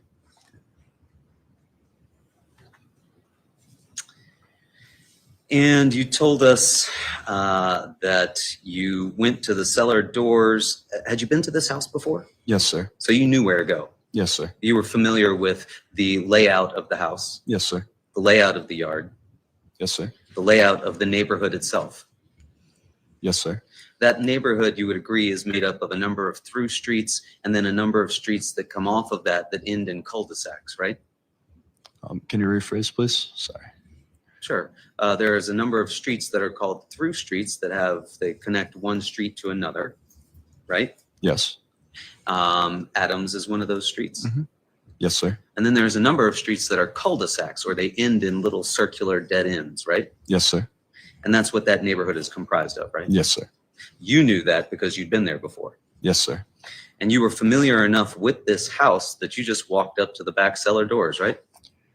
No, when I got there, there was individuals outside who I am friends with. So I did not walk right back up to the cellar doors. I was standing in the front having a conversation. Okay, but you didn't feel any need to tell anybody, I'm going to go walk to the cellar doors and go downstairs now, right? The owner of the house, Tyler Rich, was outside at the initial conversation. And you didn't feel like you needed to tell him, Tyler, I'm going to go to the inside the house now. Is that okay? Well, people were starting to walk back to the house. So he was aware that I was there and was aware that with people walking back to the house, I would be among those. And that it would be okay for you to do so Yes, sir. because you'd been there before. Yes, sir. And you were familiar with the layout of the house. Yes, sir. And they were familiar with you. You didn't expect anybody to try and stop you when you went to those cellar doors. No, sir. And you told us that you went down the cellar steps, but you didn't make it to the bottom, right? Yes, sir. When you were standing on the cellar steps, could you see into the basement? I do not recall. And you don't recall seeing any drinking going on? No, I do not recall. You didn't see any evidence of drinking anywhere along the way between the front yard to the cellar steps, wherever you made it ultimately? No, sir. And then you told us that you came back because you heard yelling, and that yelling was at their back? Yes, sir. To your knowledge, had the Honda Pilot been there before at that point? It was previously there and drove away. It was previously there and drove away sometime before you were there for 20 minutes? No, the Honda Pilot, their first arrival was when I was already at the house. When you arrived to the house, Yes, sir. was the Honda Pilot there? No, sir. You're saying that before you arrived, the Honda Pilot had already been there? No, sir. Okay. What do you mean that it had been there before you arrived? I misunderstood your question. The Honda Pilot was not there prior to my being there. So when you heard that they were back, what did that mean to you if the pilot had not been there before? I misunderstood your question. So the Honda Pilot had driven away down the street when I was at the cellar doors. So when I heard the words "they're back," I understood that the car came back down the street and was back at the house. You didn't see the car, No, I did not. and you came back into the front yard. Yes, sir. Who else was with you? I do not recall exactly. There was a group of individuals walking back through the front. Large group of individuals, right? I do not recall exactly, but there was a few people. I was not paying attention to who was with me. A few, 2 or 3, like with the seltzers, or more? I do not recall exactly. 30 to 40? Upon watching the video after, could see that there was a large group, but in the instance where when I immediately walked back to the front, I do not recall. You don't recall the people that were in the house pouring out into the front yard? I do not recall. And you said that when the vehicle came back, it parked right in front of the mailbox, right?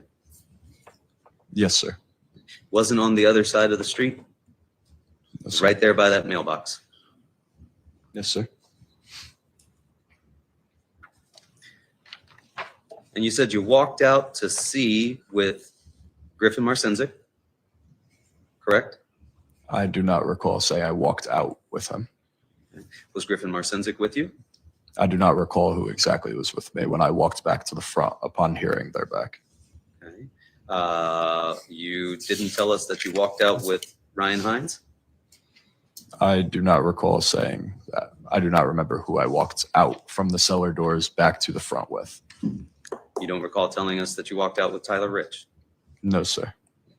When you were in the front yard, you said at least Griffin Marcinzik, Ryan Hines, and Tyler Rich were out there, right?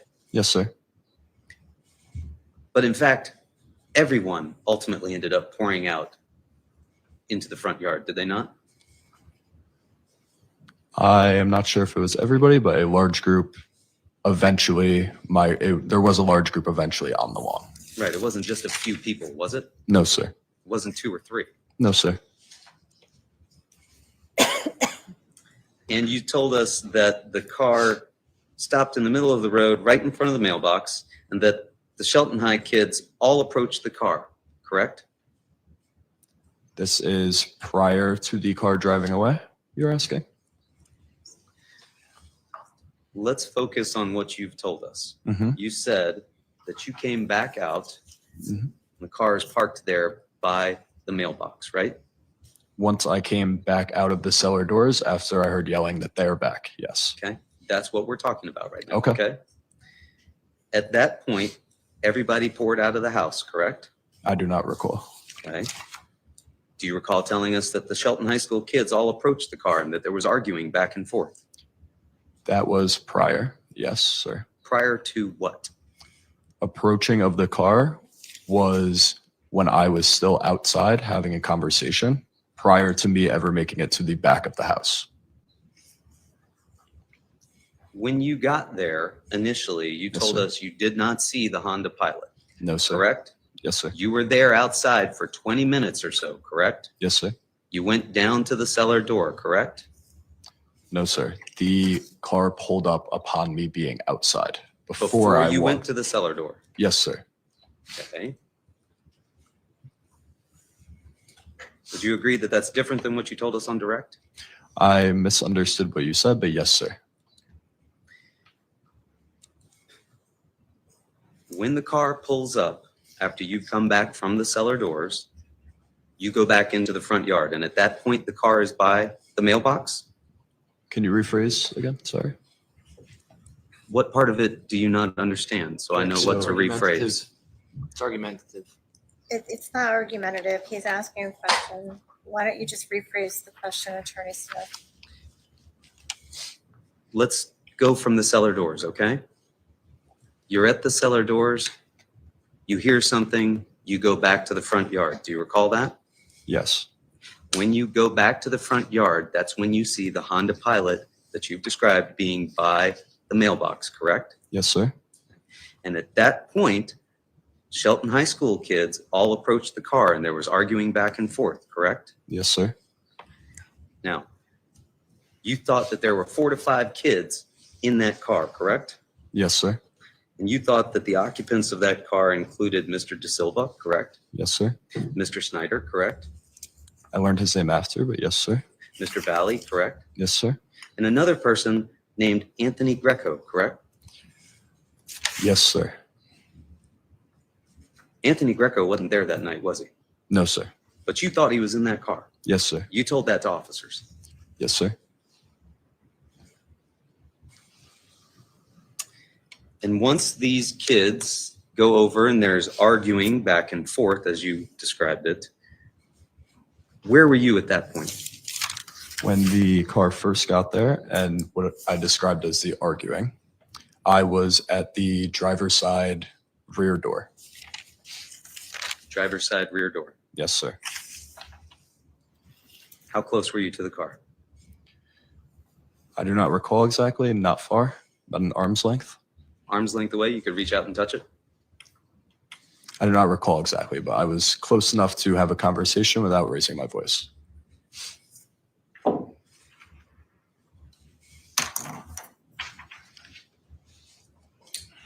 going to show you what's been marked as Exhibit 30. Is that the Honda Pilot that you saw that night? Yes, sir. Do you see a defect in the windshield on the passenger side? Yes, sir, I do. Do you recall that being there the first time that you saw that vehicle that evening? I do not recall.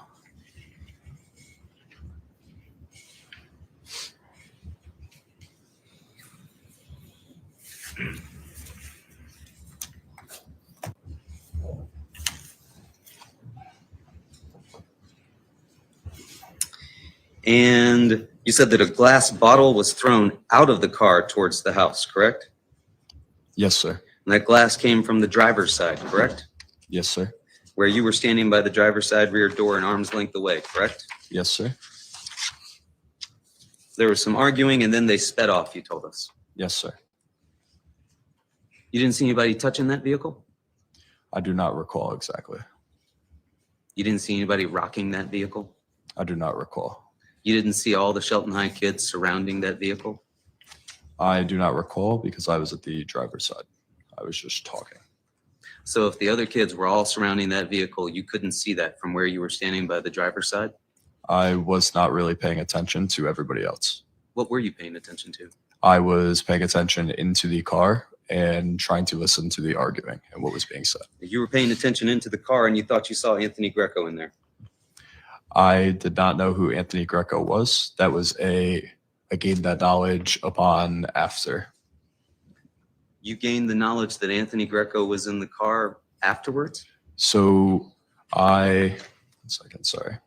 I did not know who Anthony Greco was, but upon having a conversation with my friends after, I thought that it was Anthony Greco that was also there, but I did not have any prior knowledge who he was. So afterwards, before you talked to the cops, you talked to some folks and you decided that Anthony Greco was in that car, and that's what you told the officers. Could you rephrase one more time? Sorry. Afterwards, you Yeah. talked to some folks. You decided based upon that Anthony Greco was in the car, and you told the cops that Anthony Greco was in that car, correct? I do not recall exactly what I said with it being 3 years ago, but if that was in the statement. And now you're telling us Anthony Greco wasn't in that car, No, sir. but that's what your friends told you. I do not recall exactly, but it was conversation after. And that's what you told the cops when you talked to them on the 15th, correct? I do not recall exactly, but if that's in the statement, yes.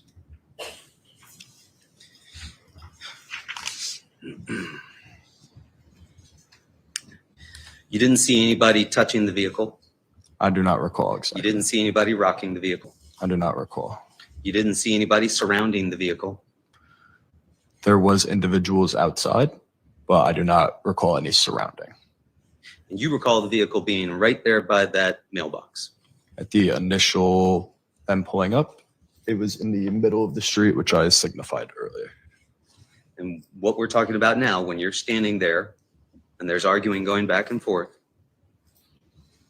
that vehicle is by that mailbox. When there was arguing in the very beginning, it was in the middle of the street.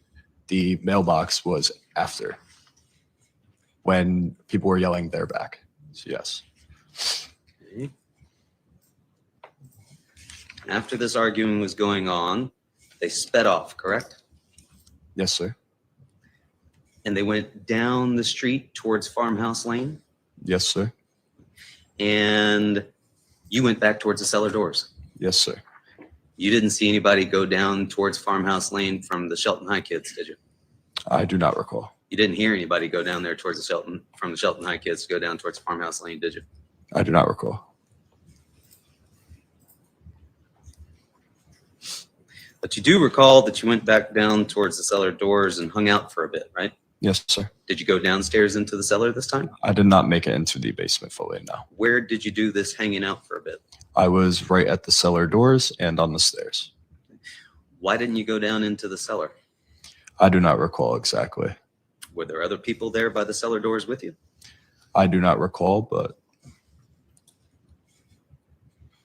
Were you standing there by yourself? I do not recall.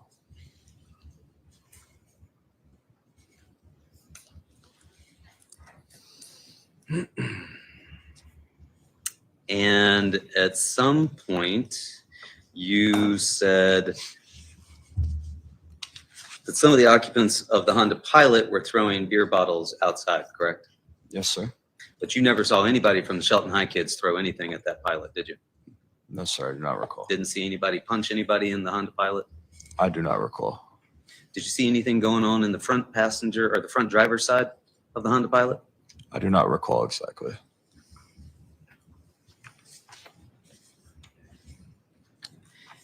But you do recall that you heard a loud scream from outside, and that's when you went back towards the front, right? I heard yelling that they're back, and that's when I went back. And you heard yelling that they're back again. This is the second time that you've heard this. No, that was only one instance. So now this is when you're hearing the yelling that they're back. Yes. Not the first time that you described to us where you had come in, you were going down to the cellar doors, and then you came back the first time. I only made it to the cellar doors one time. Okay. You didn't tell us before that you made it to the cellar doors, you came back. That's when we had this whole discussion about the things going on there by the front mailbox. And then after they left, you went back to the cellar door a second time? I made it back to the cellar doors one time, and that was when the car had driven away. I walked back to the front yard once I heard they're back. Okay. And when you got there this second time, you said you started a Snapchat video, right? Yes, sir. And we watched that Snapchat video, correct? Yes, sir.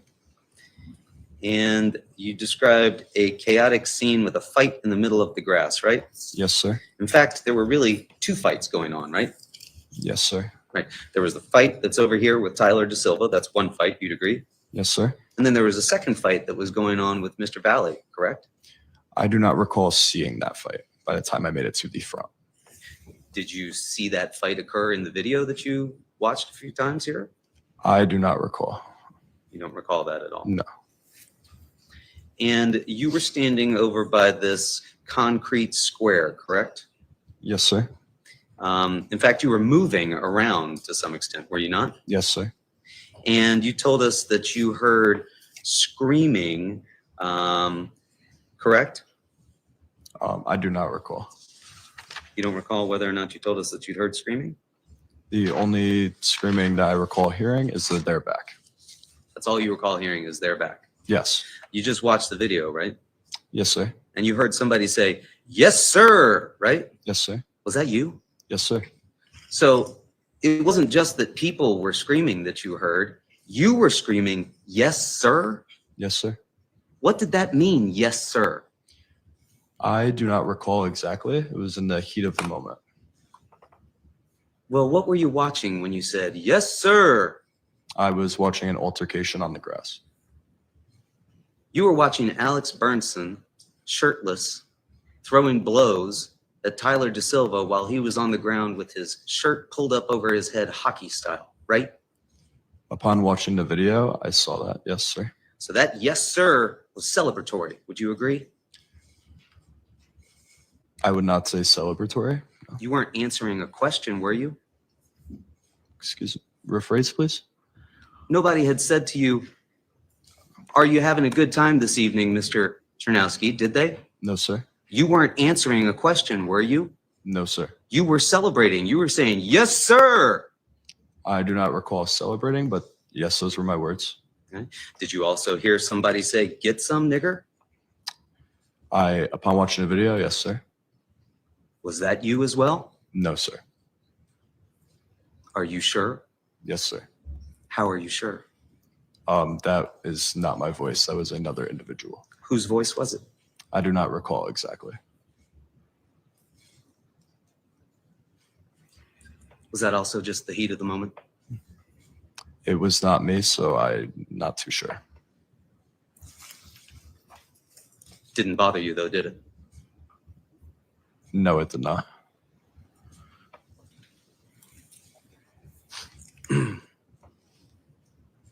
Now, you told us that you heard screaming, "Out of here, just leave," but you didn't tell us about the "yes, sir," and you didn't tell us about the racial epithet until right now, right?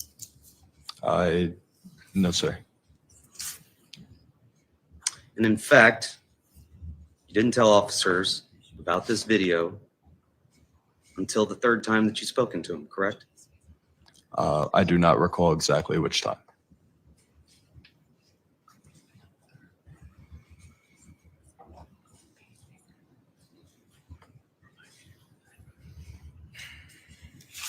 You identified for us in State's Exhibit 61, Ricky Fiola, right? Yes, sir. He had a phone in his hand as well, didn't he? Yes, sir. And he had the flashlight on at least, correct? Yes, sir. And he was also live streaming this, wasn't he?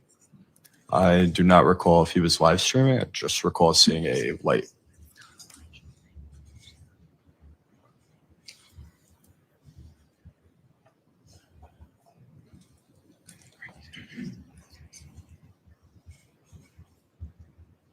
You weren't filming that night because you thought this was something that the cops should see, were you? No, sir. You were filming because this is something you were enjoying, wasn't it? No, sir. Did you say "yes, sir"? I said no, sir. What were you going to do with that video after you took it? I do not recall exactly. But you weren't going to give it to the cops, were you? Yes, sir, I would have.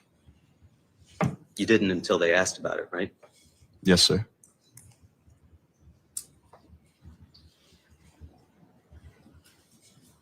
You described a couple other people in that video for us. You said the green shirt was Ryan Hines, correct? Yes, sir. White And black in front, that was Sal Perry, correct? Yes, sir. One person with the shirt off over top of Mr. De Silva, that was Alex Burnson that you had brought with you. Yes, sir. Black shirt and red hat, Michael Sampieri. Yes, sir. De Silva, you described as wearing the light blue jersey. I believe it was an Ole Miss jersey. I do not recall saying Ole Miss, but I said a light blue jersey. And then you described Tyler Rich as being on the ground in front of Mr. De Silva in that? Yes, sir. That's what you could make out from that? Yes, sir. We also saw Mr. Villalobos in there, correct? Yes, sir. Mr. Lakovich was in there with no shirt on. Yes, sir. How did you know Mr. Lakovich? We were friends. How old was Mr. Lakovich?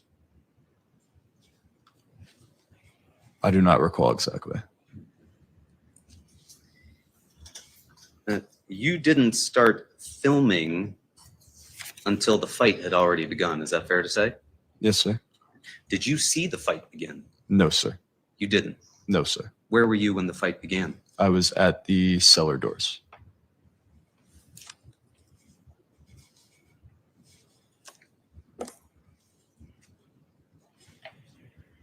So you didn't see somebody throw the first punch?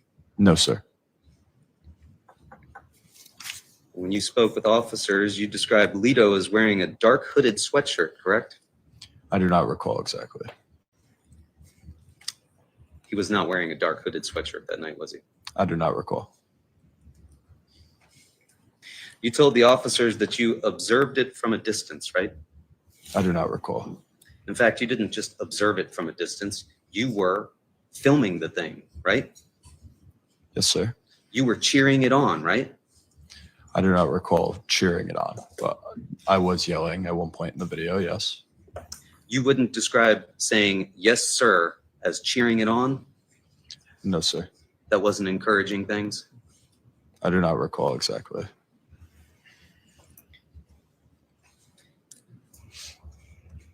And where was Ryan Hines while this was going on? I do not recall exactly where he was. But you told the officers that you saw the defendant strike Ryan Hines in the ribs, right?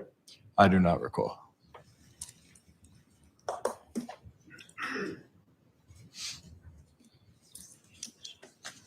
But you couldn't have seen the defendant strike Ryan Hines in the ribs, right? I do not recall exactly where they were. Well, we saw what you saw, did we not? Yes, sir. Did you see the defendant strike Ryan Hines in the ribs? No, sir. No, you didn't, but you told the cops that, right? I do not recall exactly saying that. And how did you know Mr. McGrath? We have mutual friends. Had you ever been to parties with him before? We have been in the same places a few times, yes. Did you see him drinking this evening? No, I did not.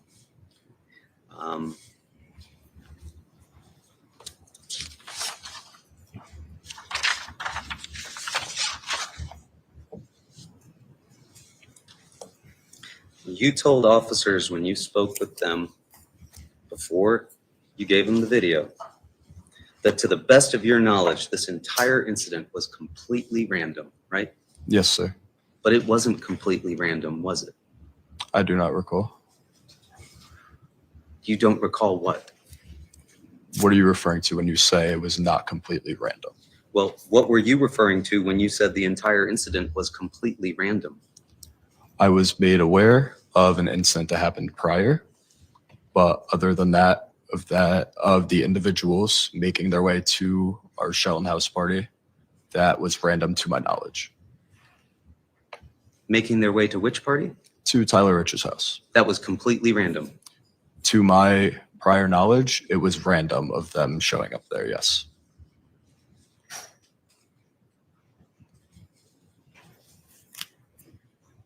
To your knowledge, the defendant, Jack Snyder, and Tyler De Silva showed up at 43 Laurel Glen Drive completely randomly. To my knowledge, up to that point, it was completely random for them to have shown up there.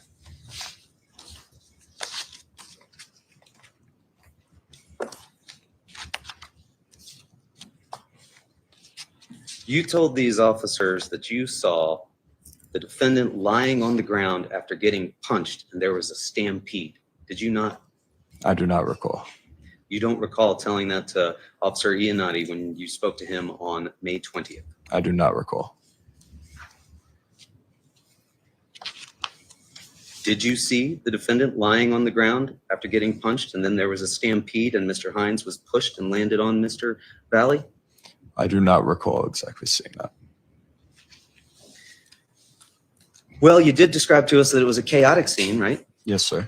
What was chaotic about it? It was very chaotic with a fight. There was a lot of yelling and there was people outside. It was just a chaotic scene to follow. There was only 2 of these kids from St. Joe's there, correct? Yes, sir. On the grass, correct? On the grass, yes, sir. There were at least 20 Shelton High kids there in the lawn, correct? I do not recall exactly how many, but there was a large group of Shelton kids outside, yes. Do you dispute that there was at least 20? I do not recall exactly how many, but there was a larger group. You wouldn't dispute that there was 30, would you? I do not recall exactly how many were out there. You wouldn't dispute that there was 40, would you? I do not recall exactly how many people were out there. Would you agree that the 2 St. Joe's kids were vastly outnumbered? Of people fighting, there was not many people in the actual fight. There was a lot of bystanders around. How many people would you say were fighting in that video that you recorded?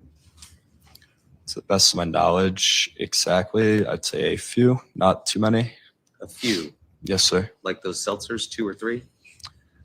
Upon watching the video, I could see there was a fight in the grass and there was a punch thrown from behind from Alex Bernstein. That was it.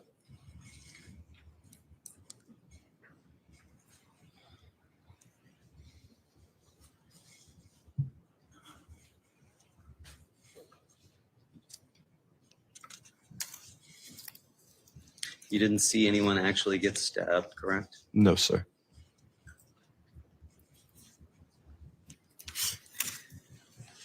And the reason that you didn't initially share that video that you made on the night of is because you were afraid you might get in trouble, right?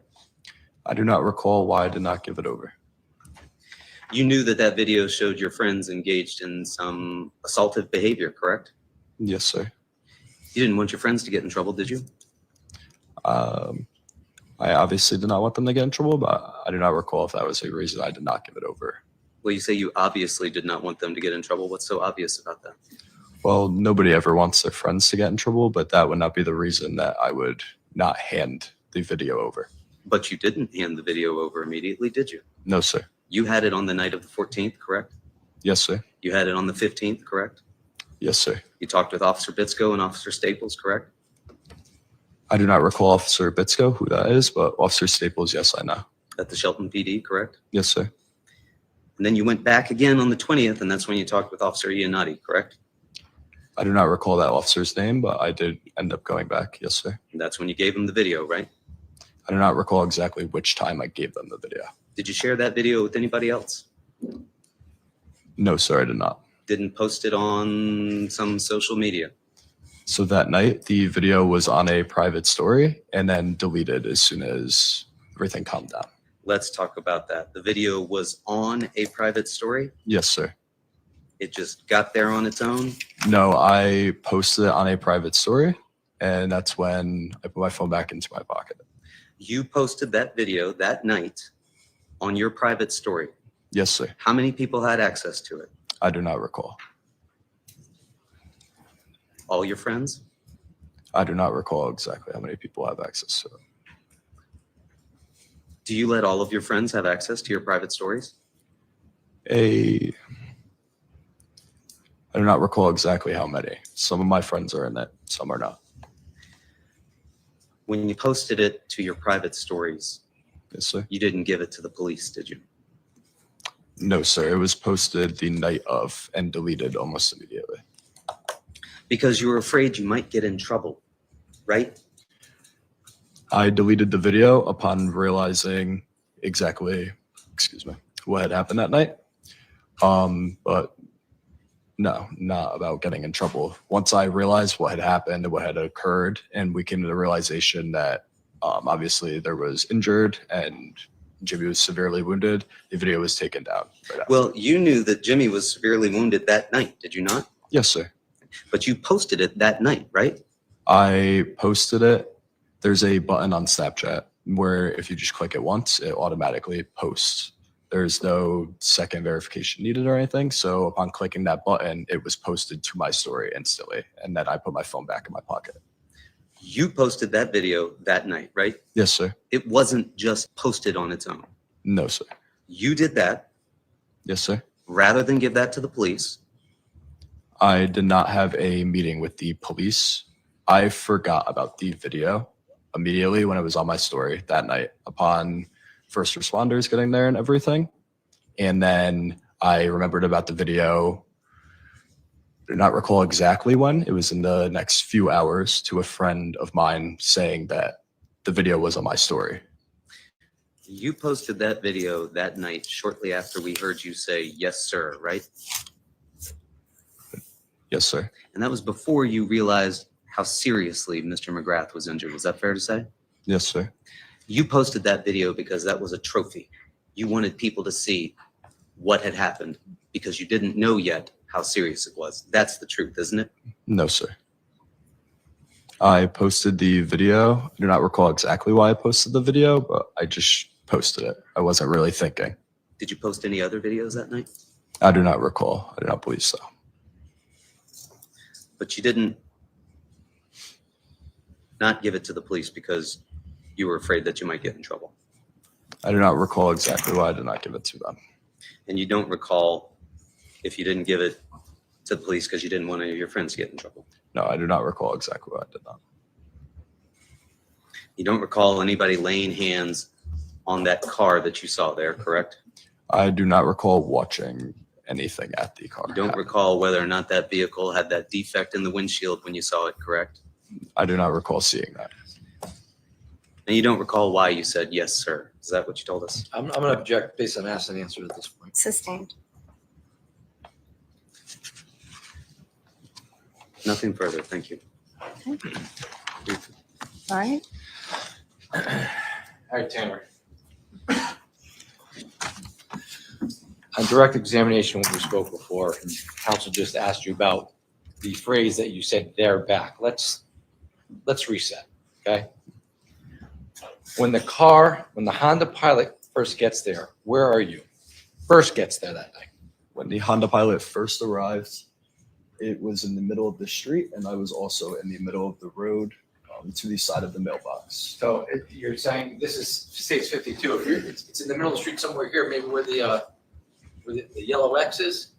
Yes, it's a relatively right about here. Okay. I was on the driver's side. So when you say that it was in front of the mailbox, you're not saying it's parked in front of the mailbox, right? No. So when you're saying it's in front of the mailbox, it's somewhere in front of the mailbox, but in the middle of the street. Yes, in the middle of the street. So when you said on direct examination, and then again explored on cross-examination, whether the phrase that you used there back was, did you misspeak at that moment? Is that the first time they came to the house? No, so the first time they came to the house was when the car was in the middle of the street. Okay. I misunderstood what the defendant's lawyer said when I said their back was after the car first drove away.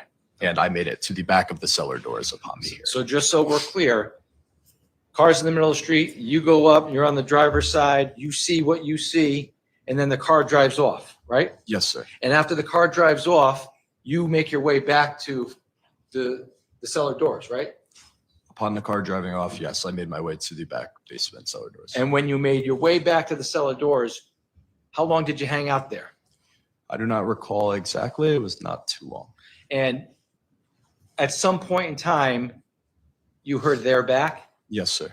And at that point in time, what did you observe about the car? Where was the car located? Once I heard the yelling "they're back," I proceeded to go to the front, and the car was relatively close to the mailbox, more towards the yard this time. I'm going to show you, see it's exhibit 62. Can you see this right here? Yes, sir. What does this appear to be down here on the bottom part of 62? It appears to be a parked car. Okay, and this up here with the lights on, what does this appear to be? A house across the street. This right here, this structure right here. That appears to be the dark Honda Pilot. Okay, so if this car, do you recall where this car down here to the bottom of 62, do you recall that was parked facing Adams Drive near the mailbox, or was it facing the other way? I do not recall exactly. But at some point in time, when the Honda Pilot comes back, does it come back towards Adams or going the other way? It came back and the car was going towards Adam, facing And Adams. so this is the car, right? You're telling us this is the Honda Pilot right here, right? Yes, sir. And that's the defendant in front of the Honda Pilot. Yes, sir. It's safe to say that he's between a parked car on the side of the road and this car being in the middle of the road. Yes, sir. So is it at that moment when you heard, well, shortly before that moment, when you heard their back? Is that when you heard their back? Yes, sir. Okay. So when we're referring to their back, you're referring to this moment in time just before the fight starts. When I heard their back, I was already at the cellar doors, and that was right prior to me walking out and observing a fight on the front lawn.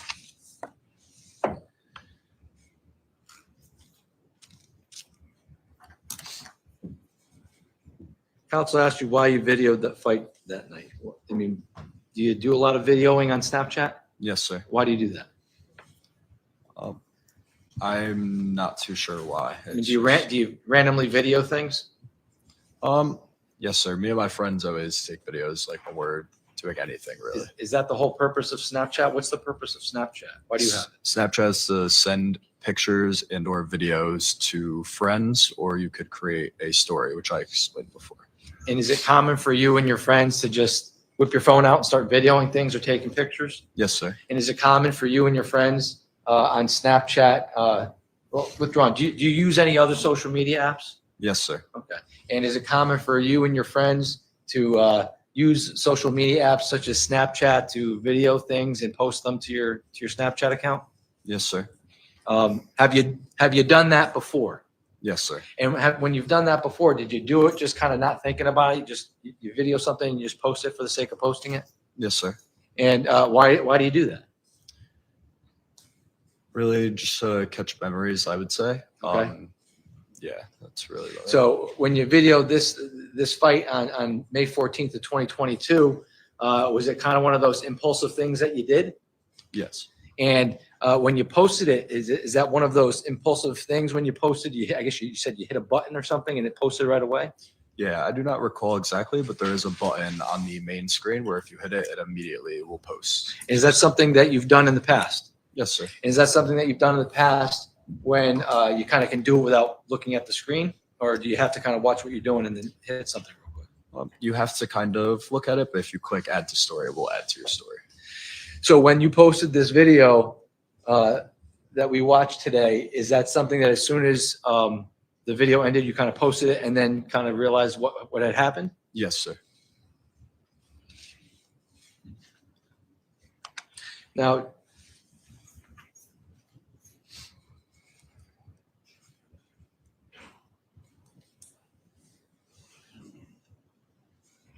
I have no further questions. Thank you. Okay. Any additional costs? I just have some brief questions. All right. Just want to make sure we've got this correct now. First time the car arrives, you're standing by the rear passenger side, correct? The first time that the car arrived in the middle of the street, I was at the rear driver's side. Rear driver's side. Yep. Thank you for correcting me. Mhm. You're standing at the rear driver's side. You didn't see anybody else surrounding the car. I do not recall exactly. You who don't was out recall there. anybody touching the car, even though you were an arm's length away. Yeah, I do not recall You exactly. don't recall anybody rocking the car. I do not recall. You don't recall anybody damaging that car in any way. I do not recall. Car drives off. You go back to the cellar doors for some time. I believe you described that as being maybe 20, 25 minutes, right? I do not recall exactly how long. It was a little bit of time. When the car drove off, it headed down towards Farmhouse Lane, right? Yes, sir. You stayed outside by the back cellar doors. Yes, sir. I was You right didn't on the stairs. of You the didn't doors. see any Shelton High kids go down towards Farmhouse Lane. I do not recall seeing anybody. You don't recall hearing anybody go down towards Farmhouse Lane from Shelton High. No, sir. Not You don't recall seeing Tyler Rich go down there. No, sir. You don't recall seeing Ricky Fiola go down there. No, sir. Nobody, right? Sir. Second time you hear they're back, right? Yes, sir. This time the car is relatively close to the mailbox with another car in front of it, correct? As seen in the picture, the car is in the middle of the street with a parked car parallel to it. Yes. You were asked a whole bunch of questions on redirect about randomly videoing things. Do you remember that? Yes, sir. This wasn't randomly videoing something, was it? I do not recall exactly. Upon seeing lights, once I made my way to the front yard, there was lights and what appeared to be, I thought, other people recording. Therefore, I started a recording. Yes. It wasn't random, right? I saw other lights, so I started recording upon coming into the front yard. You saw lights and that made you decide you needed to record something? I thought that other people were recording. You told us that you record things to catch memories, right? Yes, sir. That's what you just told the state's attorney, to catch memories, right? Yes, sir. This was a memory that you wanted to catch, wasn't it? No, sir. This wasn't a memory that you wanted to catch? Upon walking out into the grass and seeing other lights, I thought other people were recording. And in this day and age, kind of just the first instinct. You recorded this because you wanted to catch this memory. It's only after the fact when you figured out what had occurred that you decided, maybe this isn't a memory I want to keep anymore. That's the truth, isn't it? I do not recall exactly why I started this recording. It was a spur of the moment, and I just started recording. It wasn't to catch the memory of Shelton High kids getting the better of the two St. Joe's kids. No, sir. Did you say yes, sir? I said no, sir. Nothing. Anything further? Nothing further, All right. Your Honor. You're all set. Okay, exit the witness stand. Please watch your step as you exit, okay?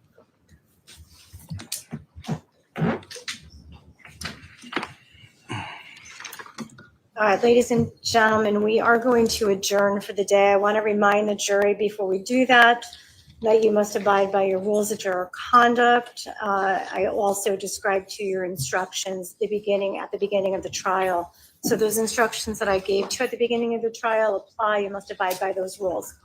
So tomorrow is a court holiday. We will not be in session tomorrow.